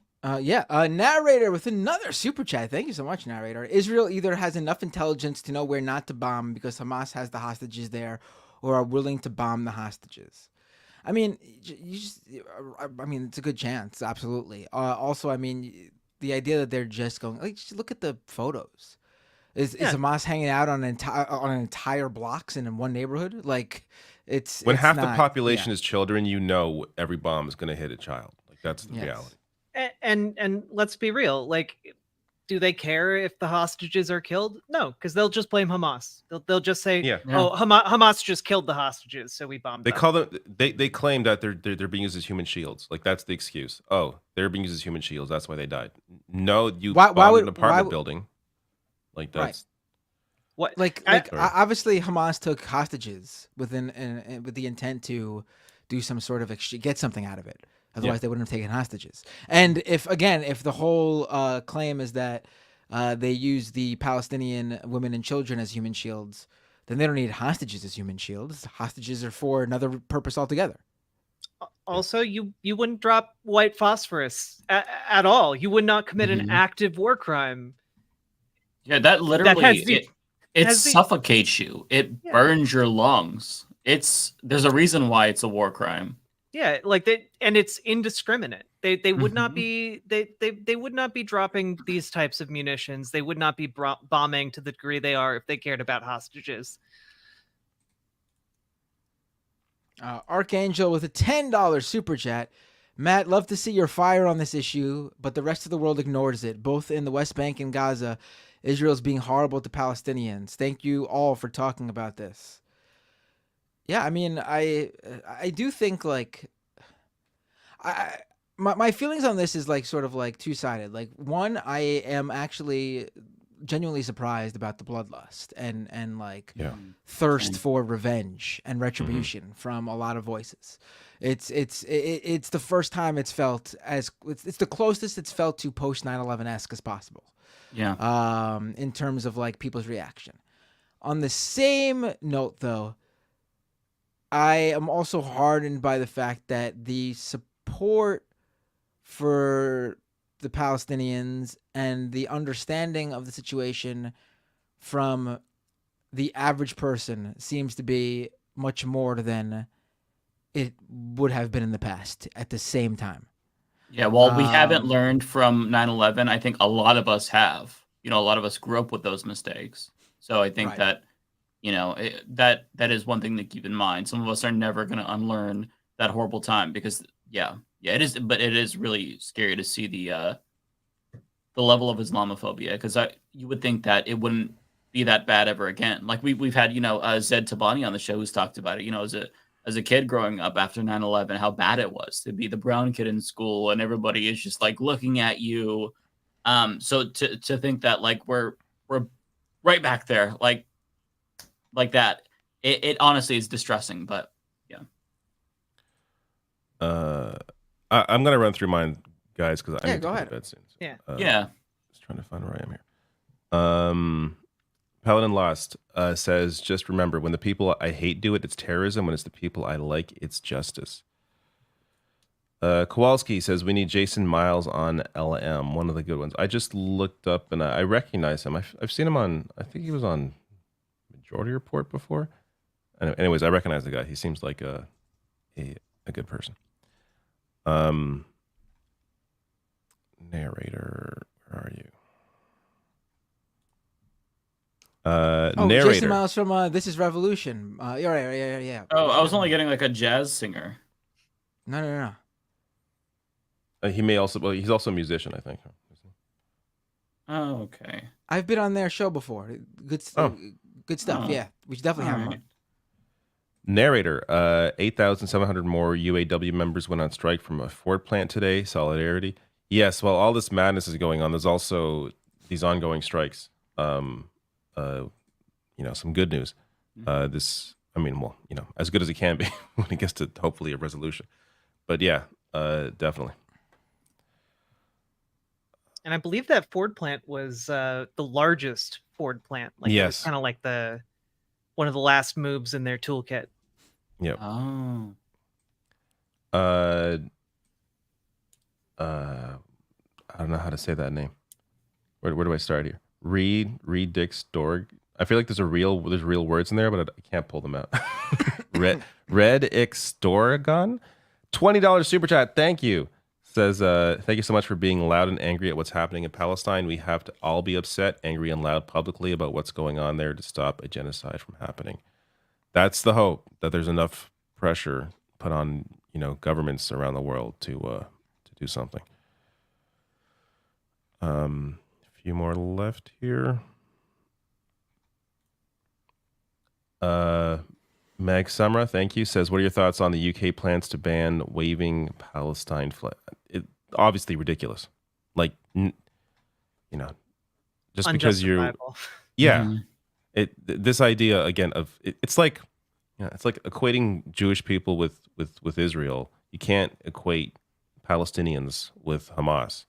Did you see that Washington Examiner article about how serious reporting on how Rashida Tlaib still flying the Palestinian flag outside of her office days after the attack? Oh, how dare she be Palestinian? Did you see Hillary Vaughn from Fox News following her around? It's like, do you condemn the beheaded babies? Do you condemn the rape? Just like following her around. She was silent the whole time. Like, why won't you answer? Like, it was so ridiculous. Like, if you go look up Hillary Vaughn, she's a Fox News reporter. She posted that. She's very proud of it. It's insanity. Paladin Lost, Figueiredo Binder, 2024. Money for humans. Pretty good. Money for humans. I like that. Good thing he sent it to David.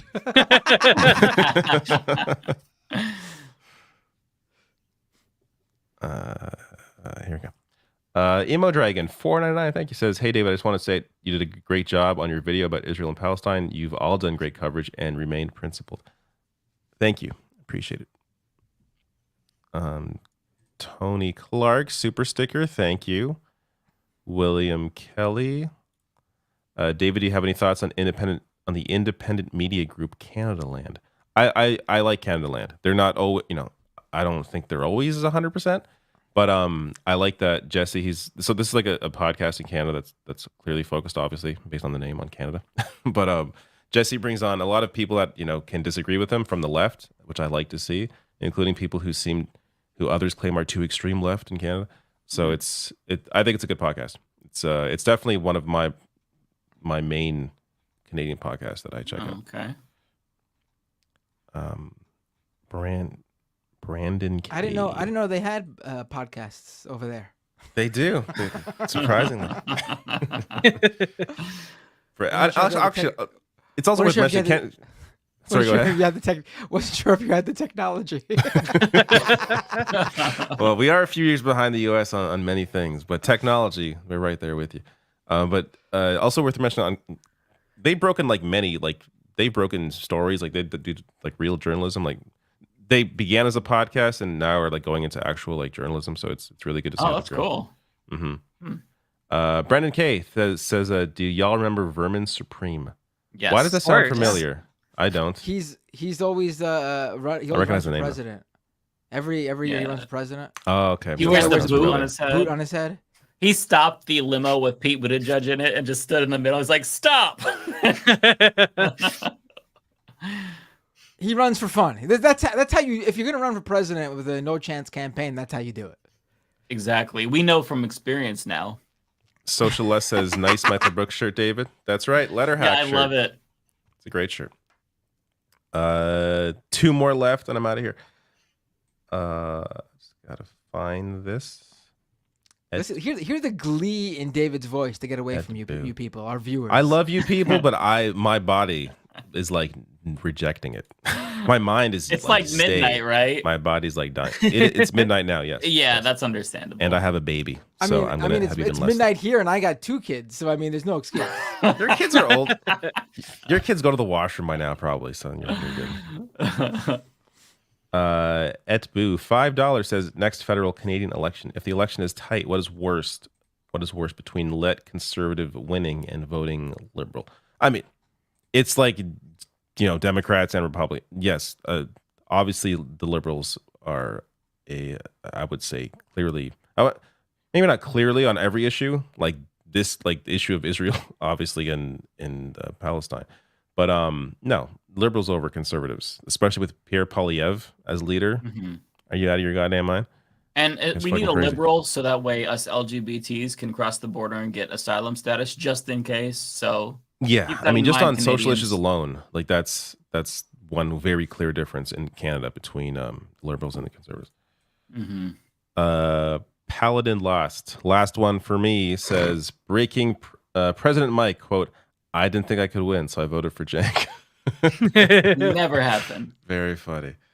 All right, sorry, I lost all your places. I actually found the place, so you're good. You did, fantastic. Yeah. All right. Yeah. See ya. Great meeting you as well. Yes. Bye. Bye. All right, so we are right here. Oh, too close. Pull us back. Too close. There Too we close. go. There we go. Yeah.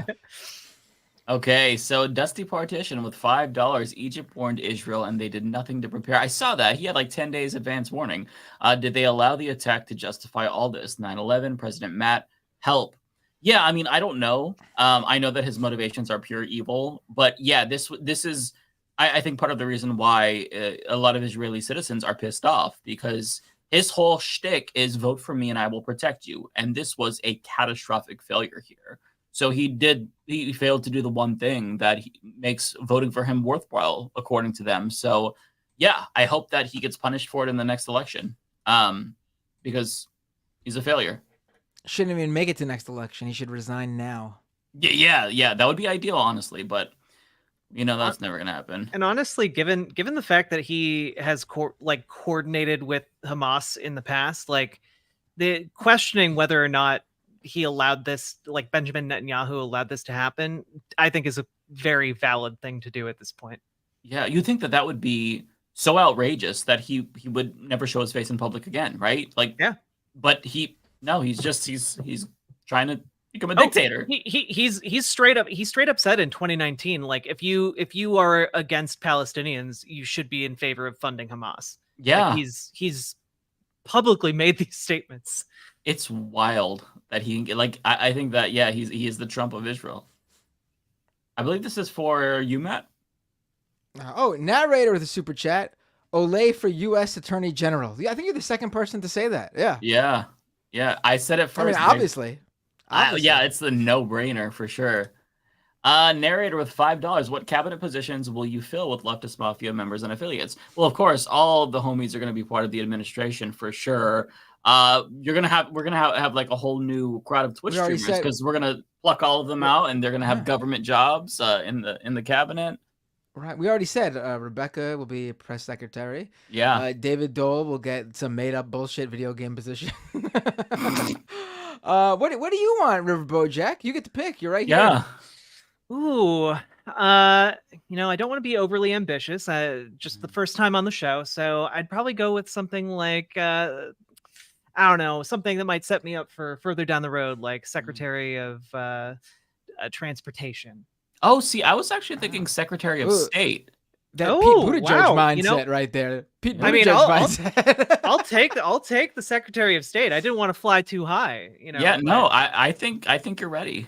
Okay. If I'm ready for president, you're ready for Secretary of State. All right, we'll be working on getting those maglev trains installed across America. Yeah, I'm looking forward to RiverBoatJack sitting down and giving an 8-hour testimony to Republicans. 8 hour. It's gonna be 12 hour. We're filibustering. Yeah, there you go. Kathy Ann with $5. Maybe we can get Taylor Swift to speak up for Palestinians. I just can't see that happening because every celebrity has already come out and made a statement clearly standing with Israel. A number of celebrities have literally used pictures of Palestinian children crying. They've literally used photos of completely demolished homes and buildings. And they've used those pictures to say, pray for Israel, without even realizing that they were sharing pictures of the destruction in Gaza. And then they would come out and delete the photos and statement, and then re-put out the statement without using any photo that they pray for Israel and stand with Gaza. Yeah. Stand with Israel, pray for Israel.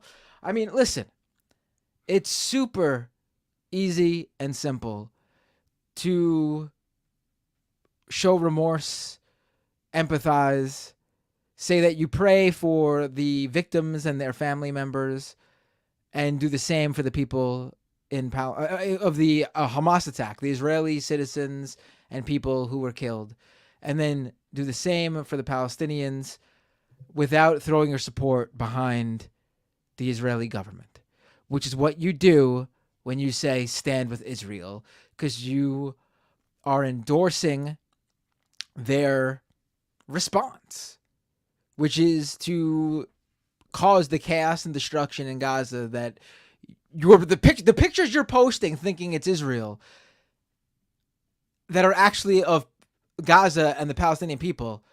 Your stand with Israel posts are endorsing the creation of what's in those pictures. Mm-hmm. Yeah.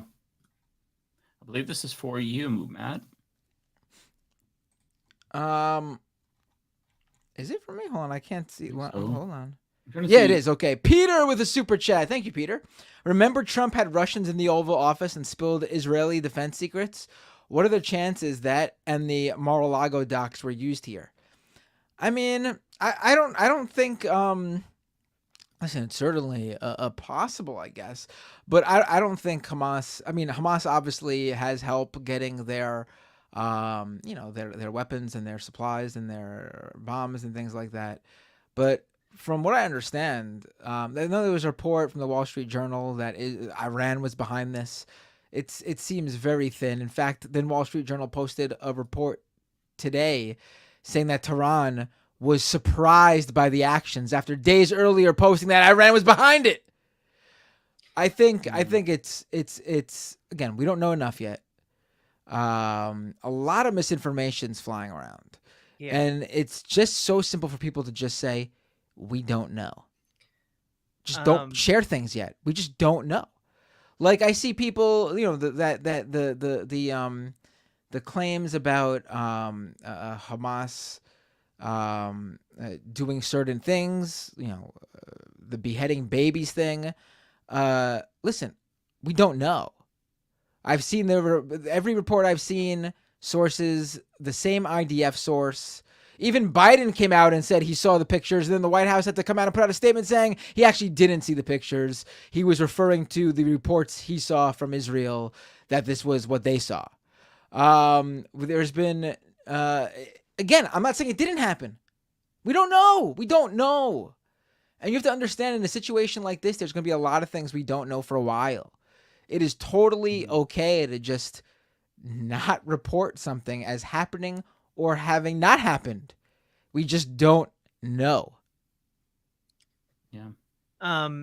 So speaking of that, the Reuters UN bureau chief just like less than an hour ago tweeted out, Israeli military informed the United Nations that all Palestinians north of Wadi Gaza should relocate to southern Gaza in the next 24 hours. That's approximately 1.1 million people. And the UN has strongly appealed for any order to be rescinded to avoid a calamitous situation. Oh my so God. That's horrifying. Yeah.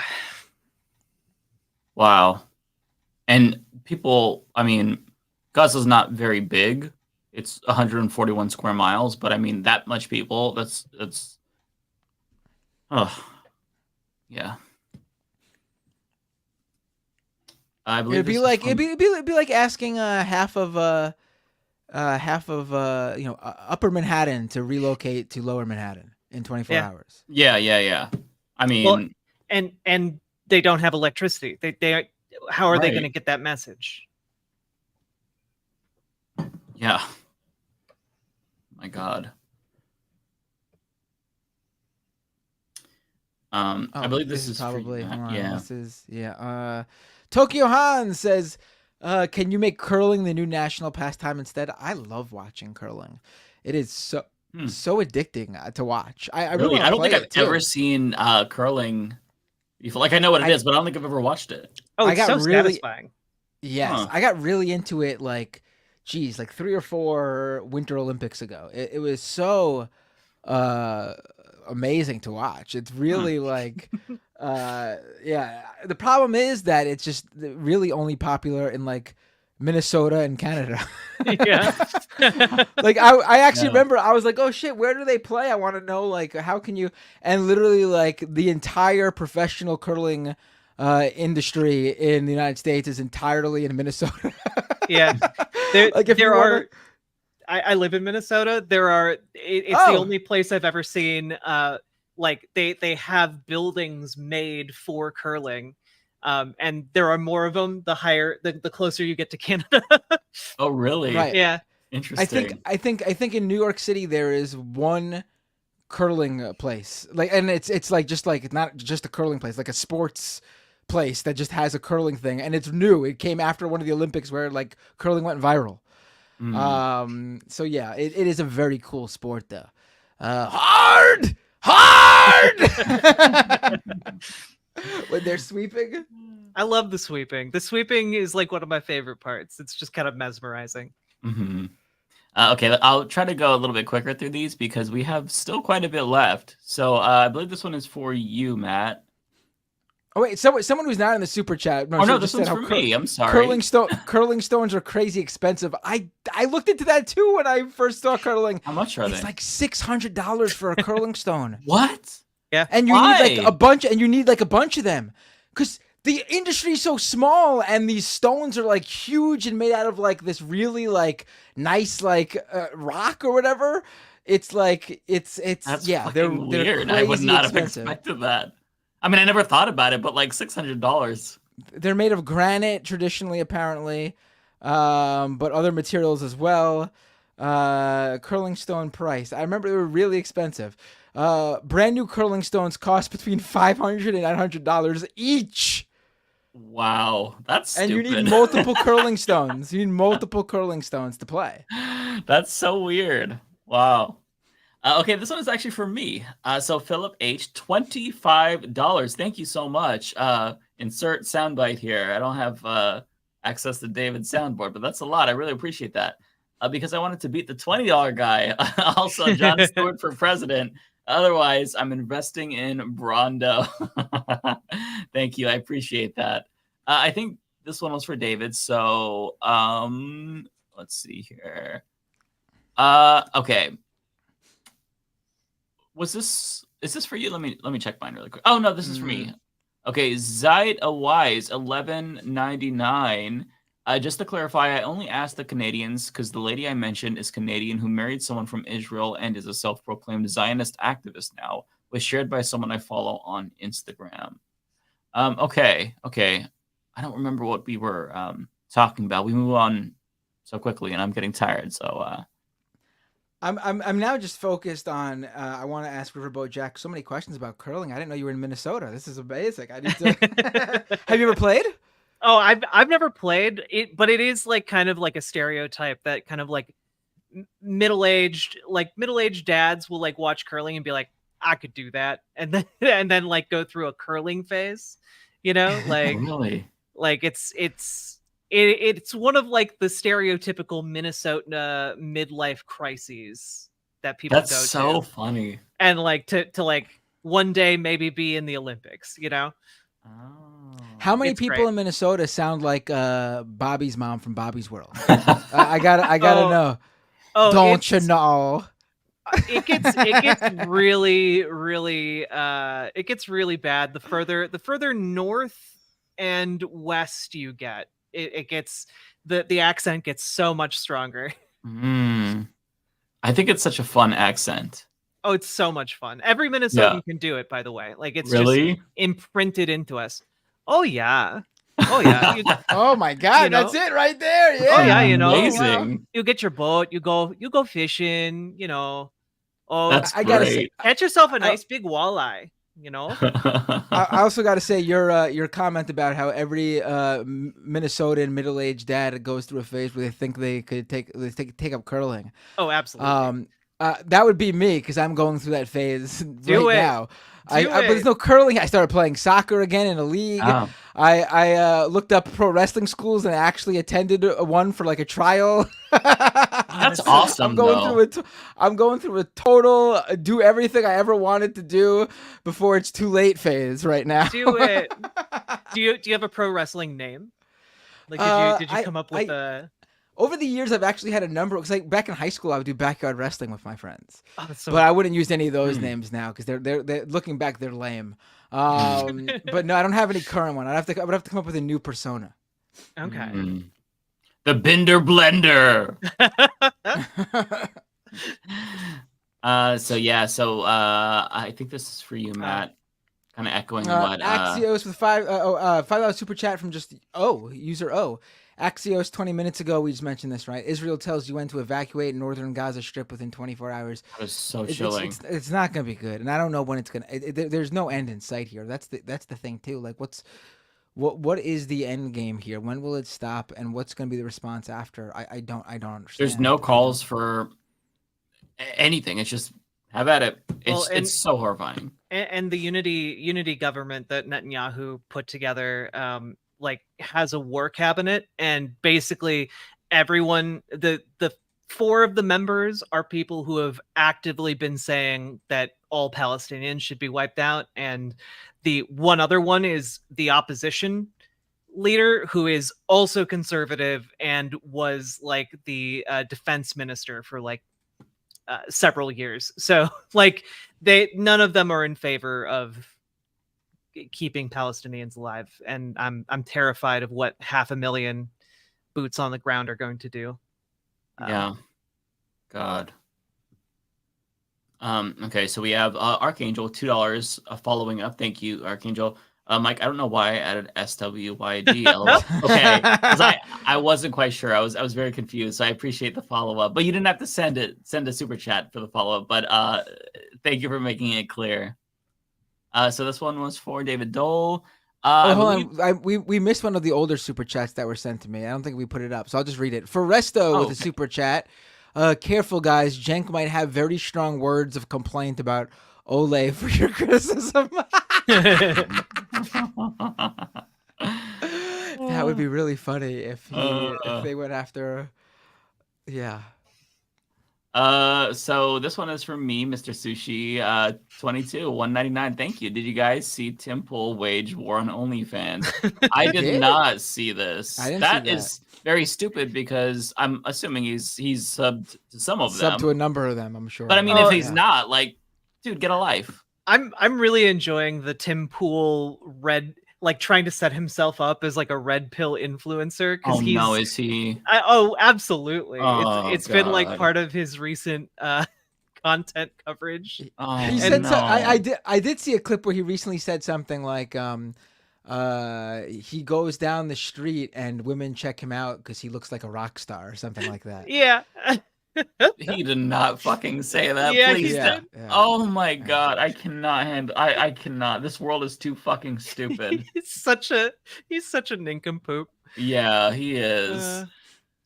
Celeste with $4.99. Can I be your VP? I will be the first Gen Z and Latina in history. Well, hey, if it doesn't work out with Bender, I'll give you a call, Celeste. I will say I'm sure when Tim Pool walks down the street, there are some women who stop and turn and stare, but it's usually probably because they're saying, hold on, wait a minute, is that the fucking beanie guy who gets owned all the time on Twitter? Yeah. Or do you smell that? I think it's him. Charlie DeGenemer with a super chat, as long as they keep Christmas in the bedroom. Oh, you gotta let Christmas out sometimes. Lyrida with a super chat. Victory to the moletariat. Yeah, we're gonna be mole people. It'll be good. The mole of America. I love it. All right. Steven with $2. Pineapple pizza. In that case, bananas and grapes too. Oh, come on. That's a straw man of the pineapple pizza argument. Okay. I get it. It sounds weird. It's a fruit on a pizza, but look, it works. Lee with $5. On a serious note, since Prez Mike will be mandating gayness, may I suggest directing David to create a gay OnlyFans to help pay for universal health care? Listen, I'm not going to mandate anyone create OnlyFans, but since he is a Canadian, I am going to require Canada to donate 50% of their healthcare in the first couple of years as we roll out our system. So they will be helping. Sure. Right. Damn, a lot of people really want to see David Doel naked, apparently. I know, sure. Let's see here. CBF with a super chat. Are you telling me that Steve Scalise struck out at the plate? Ooh. Damn. Is that yeah? Ooh. Had they paid any attention? Had they paid any attention to his stats, they should have seen that coming. Oh wait, because CBF actually stands for, if I recall correctly, this is user Congressional Baseball Fan. Ooh. Oh no. Oh my god. Okay, that's maybe not as dark as I thought. Maybe. No, I think we're all thinking the same thing. I'm not going to comment. This viewer just clearly likes baseball and enjoys when the members of Congress hold that classic annual Democrat versus Republican.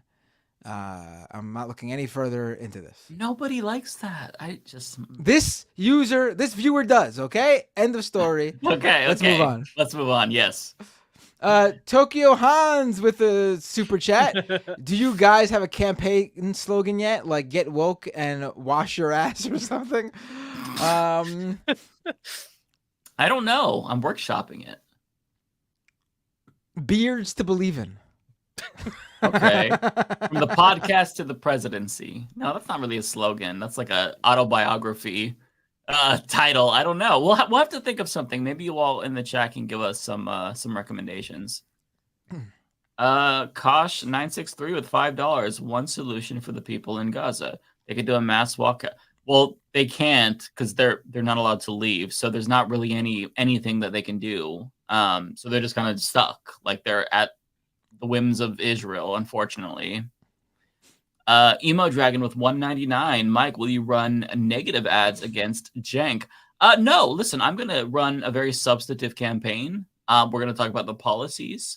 Having said that, though, if he draws first blood, I will be forced to defend myself and respond with an attack ad. But I don't see it coming to that. I think we can keep it clean and focus on the issues here.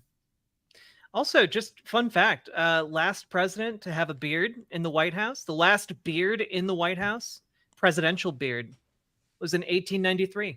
You'd be making history. Wow. Yeah. That's amazing. And I would be the third gay president ever, so there's that as well. Wait, who are the other two?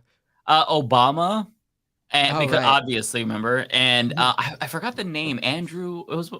What is the name of Lincoln? the dude who was thought to be gay, where he had letters with a friend? I am blanking on his name, and he's a president. I can't remember, but I know you all know what I'm talking about. I think William Taft? I don't know. There were a lot of rumors that Lincoln was gay, too. Was there really? Let me see. See, I wasn't thinking...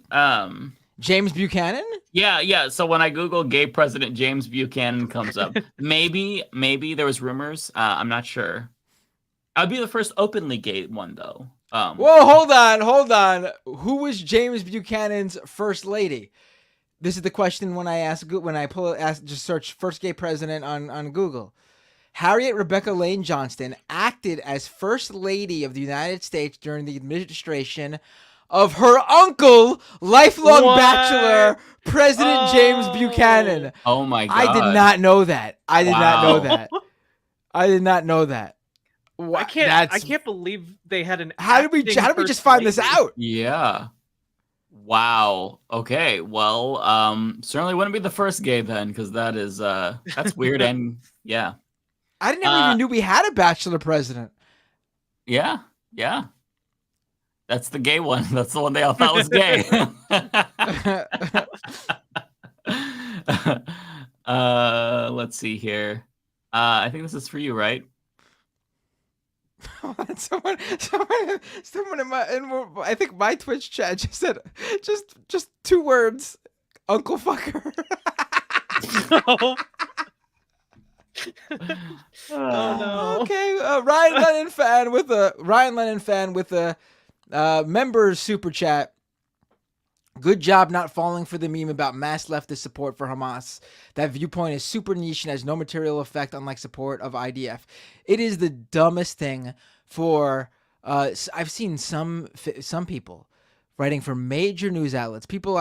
Some people I even once thought highly of and respected, writing entire pieces focused on calling out this super powerless fringe group of people as if they have any bearing and we should be spending a single minute on any idiot saying something stupid in a speech somewhere at some event.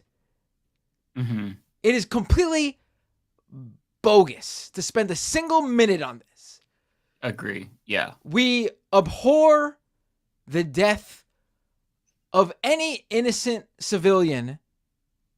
We abhor and condemn what happened to innocent Israeli civilians included. It goes without saying.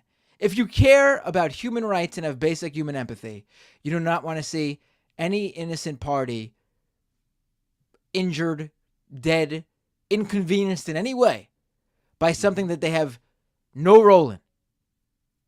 Yeah. And to think you need to come out and say something because some people are requiring it of you to show that that's how you feel. It is a tactic for them to talk about anything but the real issues here.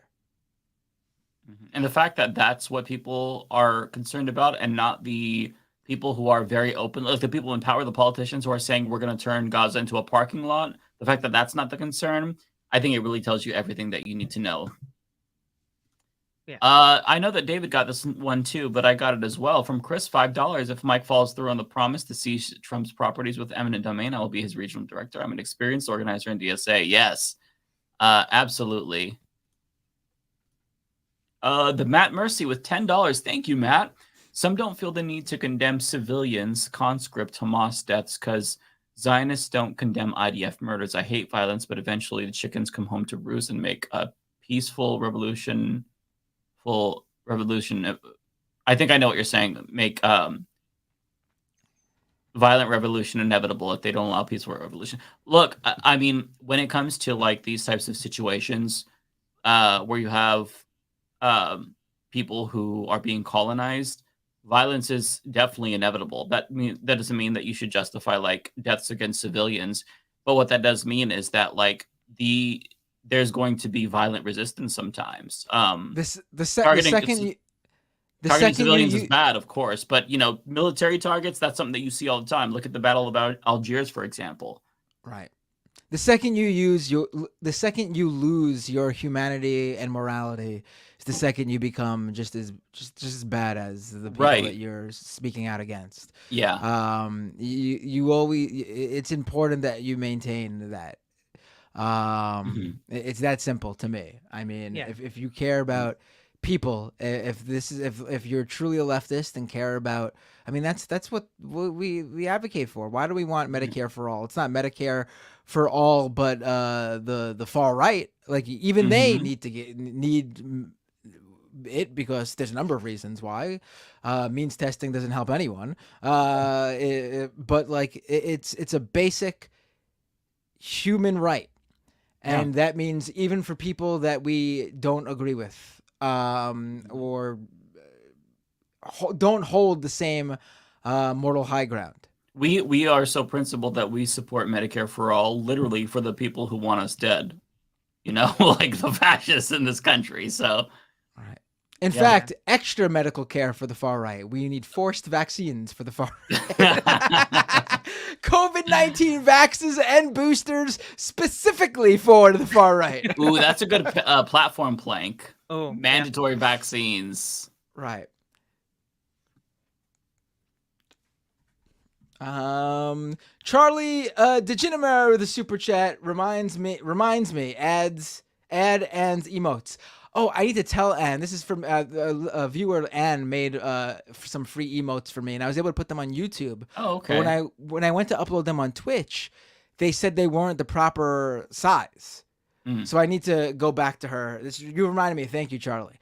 I need to let her know that so she could see. I didn't know there was different rules between I can Twitch send emotes you and YouTube. just the file that you can like copy and paste over it because I have the exact dimensions for when Okay, yeah, send that. It's weird because one of her emotes actually did upload to Twitch. I guess that was the one that was the proper dimensions.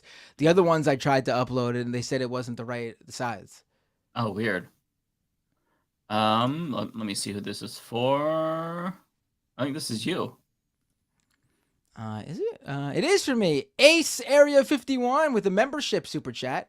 Instead of a presidential debate, we need a rap battle among the candidates. No, in fact, I'm gonna do quite the opposite. Under a Matt and Mike administration, any politician or political candidate rapping immediately disqualified for whatever they're running for. Cannot happen. New rule after Vivek was singing "Lose Yourself." Yes. So yeah. So we've got two here. One that's blank from Mark, and then we have another one here. Oh, that's for me. Oh, yeah. Thank you, E-Mark, for both of those. Open air prison gained traction after Guantanamo was established to hold so-called prisoners of war. Right. I mean, if you want to talk about a U.S. response to 9/11, we literally took a bunch of people that we have no idea what their involvement was, many who had no involvement whatsoever, actually, and just for the sake of it, threw them in a prison for the rest of their life. Their children growing up without them, their parents, grandparents, whomever, dying without being able to see their son.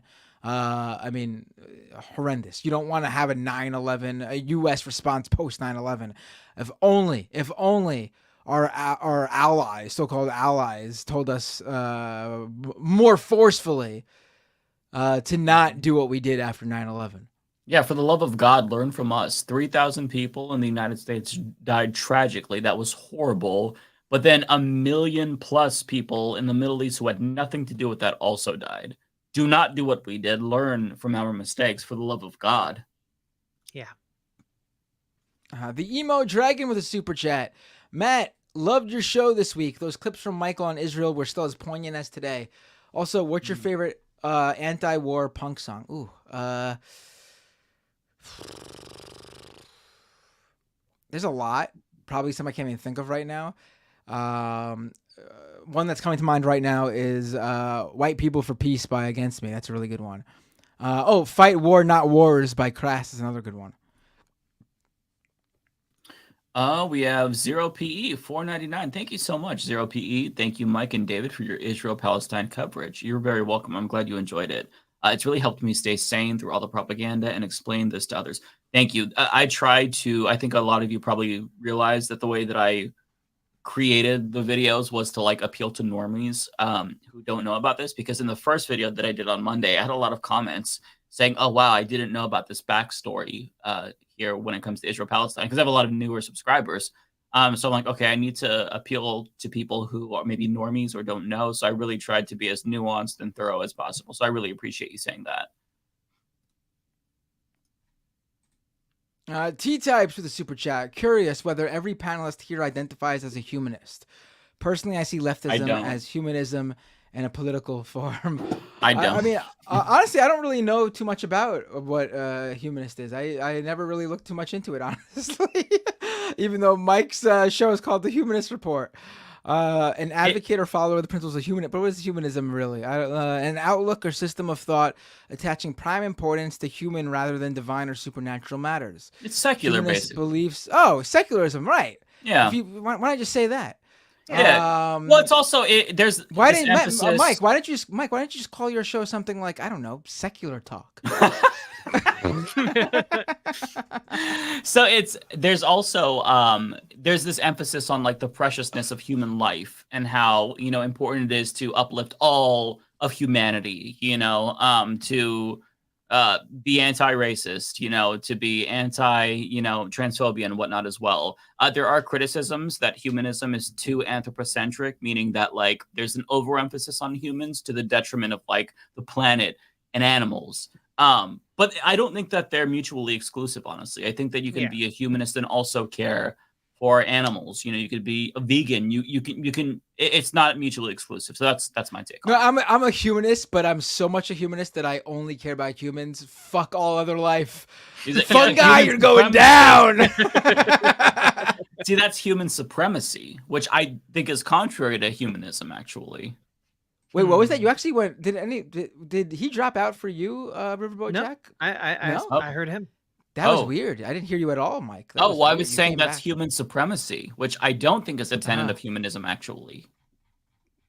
Yeah. I mean, I think I'd identify as a humanist. Like, seems like I don't think if we identify as something other than humanist, generally speaking, it's going to lead us to wrong-headed solutions to problems or things that just don't make sense. Like, you know, I don't see there really being a place for that in a global society. And people are welcome to their different religious beliefs, but that probably shouldn't be what dictates policy.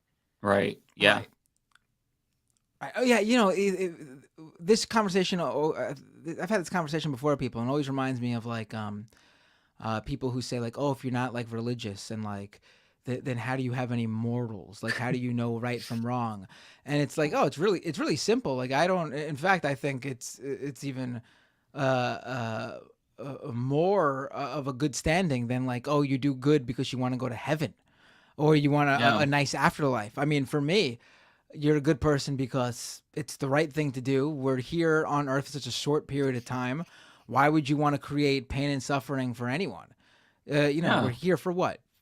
50, some people, unfortunately, that's even 60, 70, 80 years, 90, 100 if you're lucky. Or unlucky.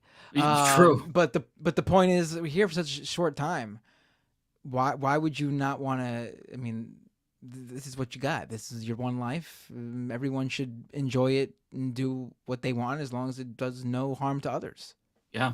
Yeah, and like also just it helps to have an ethical framework that isn't just something you found, you know, in a book and someone else told you was mandated by a supernatural entity. Like it helps to know why you think things are good rather and have like a reason for that other than someone, you know, heard a voice in their head and told you that's what it said was good. Yeah.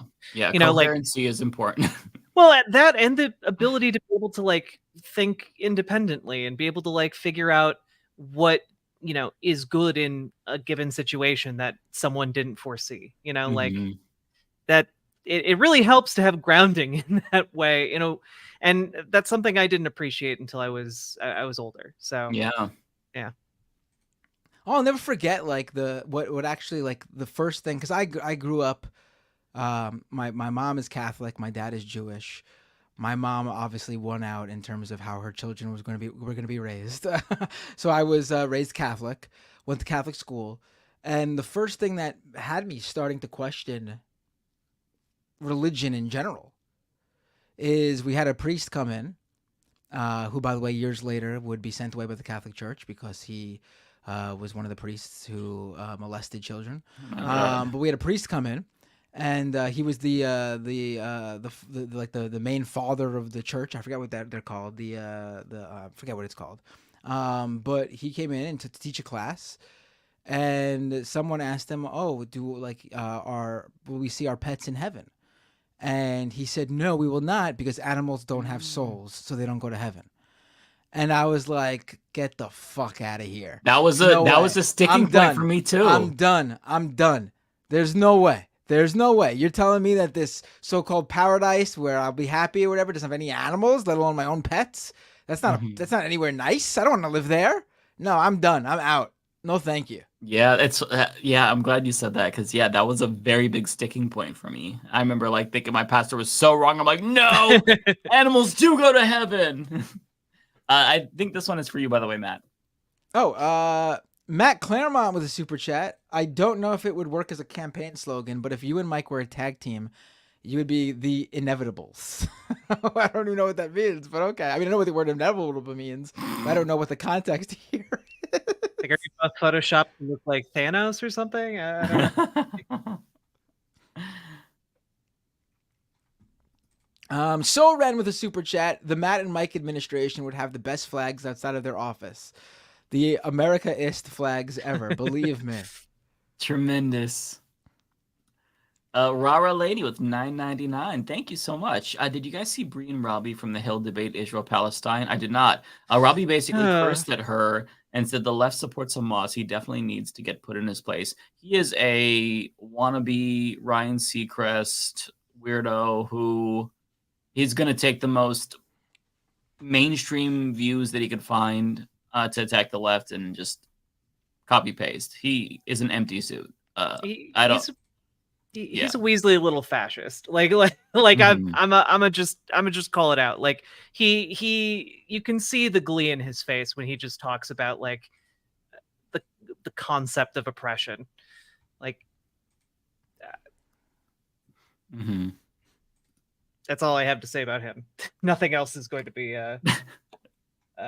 helpful. Yeah. So Donald James, thank you for 3 months being a member. Also, we have Joshua Sean with 150 rupees. Thank you. How should we look at Hamas, a terrorist organization or resistance force? Even Nelson Mandela had to resort to violent uprising to eventually succeed. I mean, they're a terrorist organization. There's a difference between just doing violence for the sake of violence or violent resistance in the sense that like you are targeting like military infrastructure and power structures, not innocent people. So that's the way that I would differentiate. I don't know if you all wanted to add to that. No, I think it's over the past like couple of decades, it seemed like they were moderating. They were trying to be more of what we would call a militant group instead of a terrorist organization. Straight up, I mean there are differences. That's why one of the reasons why this attack was so surprising. I read a report that even people within the Israeli government had lines with leaders of Hamas because they were legitimizing themselves and like they viewed like the rocket attacks as like just like a part of them needing to show their resistance and fighting for Palestinians, but the Israeli people didn't take those rockets seriously. I mean, the Israeli government didn't take those rockets seriously. Yeah, it was a lot. It's been a while since there's been a major attack like this. I mean, I don't know what they're thinking, but clearly it seems like you also have to think too that like again the makeup of Hamas is obviously very different. We talked about how the people who voted for Hamas in 2006, half the country weren't even old enough to vote then.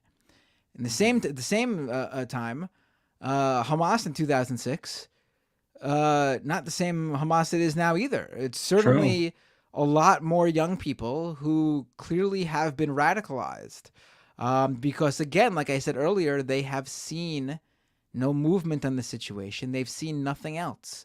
Their parents, their grandparents were alive when there were talks and actual negotiations. These kids have never seen that. It did. There was a poll that said that like, so it was something like, it was like a question of like, how many Palestinians people support a two-state solution or something like that, and like the older people still have hope for something like that, whereas young people are like, it's not happening. There's nothing happening. We are here forever. I mean. There are certainly young people who are part of Hamas who've been brainwashed, and you have to understand why. It's because to them, I'm sure Hamas is a resistance group because they're the only people they see fighting for them. It's the most. It's a whole. Hamas without a doubt uses that power over the Palestinian people to portray themselves in a propagandized way. I'm sure. That as if they care more about them than they actually do. I mean, if they wouldn't have done this knowing that innocent people would die. But you have to understand the entirety of the situation to see how people get radicalized. I mean, people get radicalized in the middle with the attacks on America. There's been young terrorists because they get radicalized because of what they've seen happen. Yeah, I mean, and like a resistance force in this sense. Like if Hamas were resorting to violence against colonialism in the sense that they show up armed and they are trying to stop a violent eviction of a Palestinian and they fight back with violence, I think that would make them, a resistance force. But like if you're just targeting civilians, that is not a resistance force. Yeah, You're not targeting the power structure. I used the example earlier of like they could have surely done something in terms of like stopping evictions as they're happening in motion. Right. Like, if there was a violent act like that, it would have been way more understandable by the vast majority of people as a defense of people being wrongly removed from their homes, violently removed from their homes. If they did something like that, this was when you target something like a music festival. That's just you're losing there. Yeah. It's a terrorist organization, and it's a controlled terrorist organization. It is one that is propped up by the Israeli government by design, and its most potent recruiting tactic is as offering as like the only tool available to people who have lived their entire lives in a prison. They are the one organization that is like saying, hey, your entire life has sucked, but come join us. Believe what we believe. We will make you a glorious hero. And when you die, you will go to some place far freer than this. And that becomes a very alluring prospect when you are trapped in this small area and people you know and love are dying all the time. It gives you a sense of purpose when you have none. Yeah. It's like, oh, I'm doing something now when I felt powerless before. That's why they join. Yeah. Well, and the other aspect is that Hamas, while it is effectively a terrorist organization, it's not entirely its militant wing. It does provide certain services within the Gaza Strip that, like, there's no they fill the power vacuum, and so there are some people who join because like it's one of the only effective organizations to like ally yourself with, and that's it's horrible, but like it's kind of what we see in gang structures in America, even. Like gangs don't just exist out of nowhere. They exist because there are needs and communities are pushed into kind of extreme states, right? The gang can show up and support somebody's grandmother, who needs her medical bills paid. Like that's a thing gangs do sometimes. It's not the main thing a lot of gangs do, but like that's a social support that would otherwise just not exist.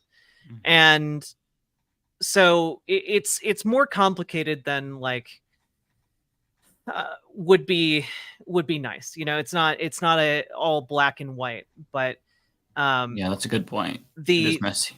At the end of the day, yeah, like there is no justification for attacking and massacring civilians. There just isn't. And I think real quick. I'm sorry. Go ahead. Yeah. One last thing. There's a big difference between understanding why something happened and justifying that thing. Exactly. And we really need to understand why this happened. Mm-hmm.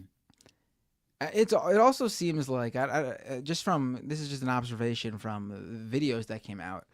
I don't even know if everyone who in Hamas who was involved in this even knew what they were there to do. There were videos of and this is from Israeli citizen firsthand accounts of Hamas members coming into their home, just making them sit down for a couple hours, asking if they could eat a banana, and then or like eating food or something, and then they left. Like clearly, I don't think you know, again, not saying that, but there's clearly a difference between why certain people in Hamas thought they were there and different actions here. Yeah. I don't know, but it's just an observation from on the ground reports from people who said the Hamas came to their home or came to their neighborhood and then just left. They didn't do anything to them, even talk to them and let them go and stuff like that. Mm-hmm. Yeah, it's messier and less clear cut than like a lot of people want to attribute in a lot of respects. But yeah, at the end of the day, like, you know, 260 concert goers getting shot is not like a defensible thing. And like you said, though, not a lot of people are defending that. Right. The more important issue is that so many people conflate Hamas with Palestinians, and that's just not accurate at all. Yeah, very, very important to vociferously push back against that notion, because that is what they're using as a justification to slaughter. Can't read that because I can't read Arabic, but Arabic is such a pretty language. Humanist, thank you for your honesty. Thank you so much. I really appreciate the $10. Very kind of you. We also have Mitch, the Mystery Man, $4.99. I've always said this. Netanyahu is like a combo of Putin and Cheney. That's actually very apt. Yeah, I'd agree with that. Derek Espinoza with a $9.99. Hey, Mike, very appreciative for your content this week. Thank you. Despite how difficult it's been, what 3 artists are you listening to that you like? Same question for Binda and Guest. You know, I hate to admit this, but I have been enjoying Drake's new album. I really, God, I need more music. But Drake and I like the new K Michelle album. I'm really enjoying that. And that's really it. I don't think I can name a third one. I'm kind of in a music hole right now where I don't have much. But how about you both? I actually don't listen to that much music, mostly because when I have time to listen to something, I've been trying to stay on top of everything that's been going on, and that's usually the case for me. So I'm always listening to like podcasts and like debates. Like I talked about this a little bit earlier on my stream, but I've been listening to a lot of content from Alex O'Connor, who's like a secular atheist YouTuber, and he has talks with a lot of interesting guests, and so I've been listening to a lot of that and news content, which isn't fun to talk about. So, but if anyone has music suggestions, I'll happily check out more stuff. Binda? I talk about music all the time on my stream. I'll save it for that. I can't think right now. It's getting late. I know it is getting really late. It's 1 a.m. here now. Oh okay, my goodness. We don't have too much left, so we can run through these pretty quickly here. Resolution Tension, $25 and a penny. Oh, now 1 cent more. I really appreciate that. Thank you so much. You're so kind. Let's see here. I think this is you, Binder. I don't know. No, it's not for me. Oh no, this is for David Doel then. Okay. There's some that he still read, I believe, that I missed. E. Mark with $5 slogan. Their left is best. Their face is beard. Figure it out, Binder. I like that. Rick Robin Cagnan. Oh God, is it Kanan? I know I butchered your name. 125. P. Thank you. I don't know what currency that is. Not surprised. The Philippines happens to be one of the countries that support Israel because both are U.S. allies. Yeah, I mean, the international community has not met this moment with a few exceptions. So, yeah. I also have a membership from Kenzie Page also, and then I'm done. Oh, just got binders. Sorry, go ahead. I was just gonna throw out there, like, the international community largely follows the U.S.'s lead in a lot of respects. Exactly.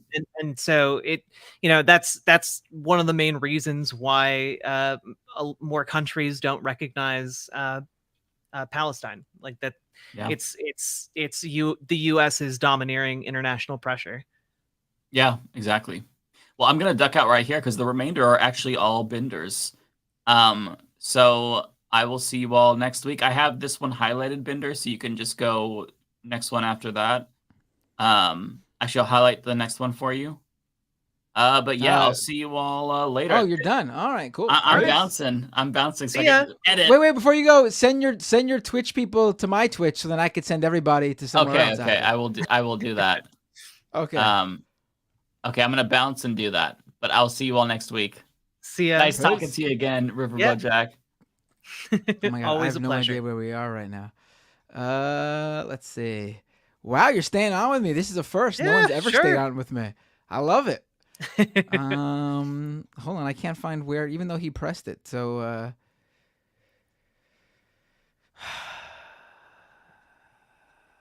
I don't see it. But let me check. Hold on. All right, we'll go from there. The prof says Cenk sees the more replies section on X as the left. LOL. I mean, that's just accurate. That's a good one. Wow, that's really. Smeghead1312. Keep it on. Thank you. Narrator with a super chat. Terrorist has lost all meaning. It's just a xenophobic term that serves to say don't question how we killed these people.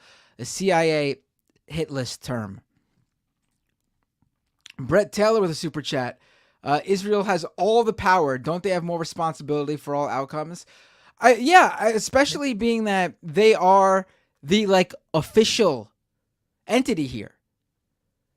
It would be like in a skirmish between a robber and the cops, not expecting the cops to act. I mean, again, maybe this is really asking too much, but not accepting the cops to act as the professional ones here, and not put innocent people's lives in danger.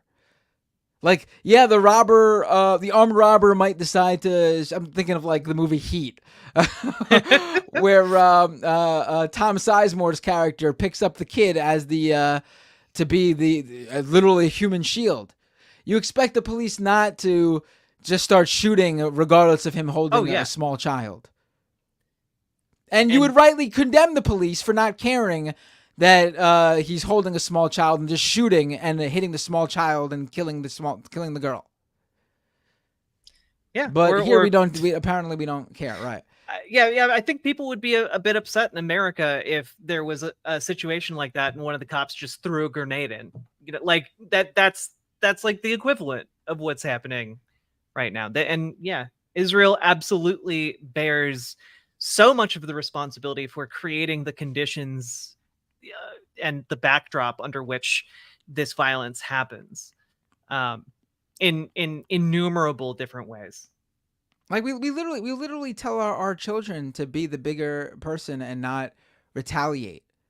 If you're religious, turn the other cheek is a major thing here. Now, I'm not expecting the Israeli government to turn the other cheek at this, but a little bit of responsibility and care for the innocent human lives, and coming up with a plan of action that's a little bit more accurate at the very least than what they're doing, or even having any care for accuracy whatsoever would be helpful too. Yeah.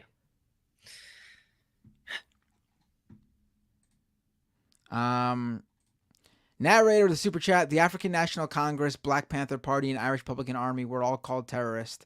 The left doesn't need that term. Narrator: if you were asked if Hamas is a terrorist organization, the only response is to ask for a definition of terrorist and how Israel U.S. doesn't fit it. I think that's, we put, yeah. I mean, I'd definitely argue the United States and Israel engage in terroristic acts, for sure. Yeah. Ignore Husky with a super chat. Apparently Israel just issued an exodus order and a full invasion is likely soon. This keeps getting worse and what's about to happen will be insane. Yep. Yeah. I mean, I hope I'm not right, but all the indications are it's going to be genocidal. And Randy Randleson with a $10 super chat. Good night, folks. I appreciate ending on that note, Randy. Yeah. Good last super chat. RiverBoatJack, thank you so much for joining us. It was an absolute pleasure. Absolutely. Thank you for having me on. I'd love to do this again sometime. It's been I mean, the topics have been heavy. But yeah, usually we are able to have, I guess, a little bit more fun, I guess, if that's the word I want to use. It's usually not this heavy, I guess you can say. Yeah. But the situation requires it. Yeah. Well, hopefully, if I come on again sometime, it'll be under better circumstances. You absolutely will. Yes, for sure. Anytime. Who should I rate on Twitch? Who should I rate? Are you staying on, or are you getting off, jumping off too? I am going to stay on for a little while. So if you wanted to rate into me, I would appreciate it. I'll raid you, of course. Makes total sense. Thank you. Let's do that now. All right, folks. That is this episode of Leftist Mafia. If you want more, twitch.tv/RiverBoatJack. That's correct, right? That's the right username, right? You got it. There you go. Go right there right now. You'll get even more. There's nothing else to really say, because rarely does a guest continue after we go 4.5 hours. But let's do this. Everyone, go to RiverBoatJack's Twitch channel right now, and I will see you all on my stream at youtube.com/MattBinder on its usual nights of either Tuesday or Wednesday. And then, of course, next Thursday right here. So take care, everyone. And RiverBoatJack, I am now clicking start raid. Thank you so much. They're piling up. Let's see. 34, 47, 59, 69, 72, 73. That might be it. Let's see. I'll give it one more second here. And I am going to raid you. Have a great night, everybody. Thank you so much. See ya. You get good sleep. I will, yes. Bye. Bye. Ending stream.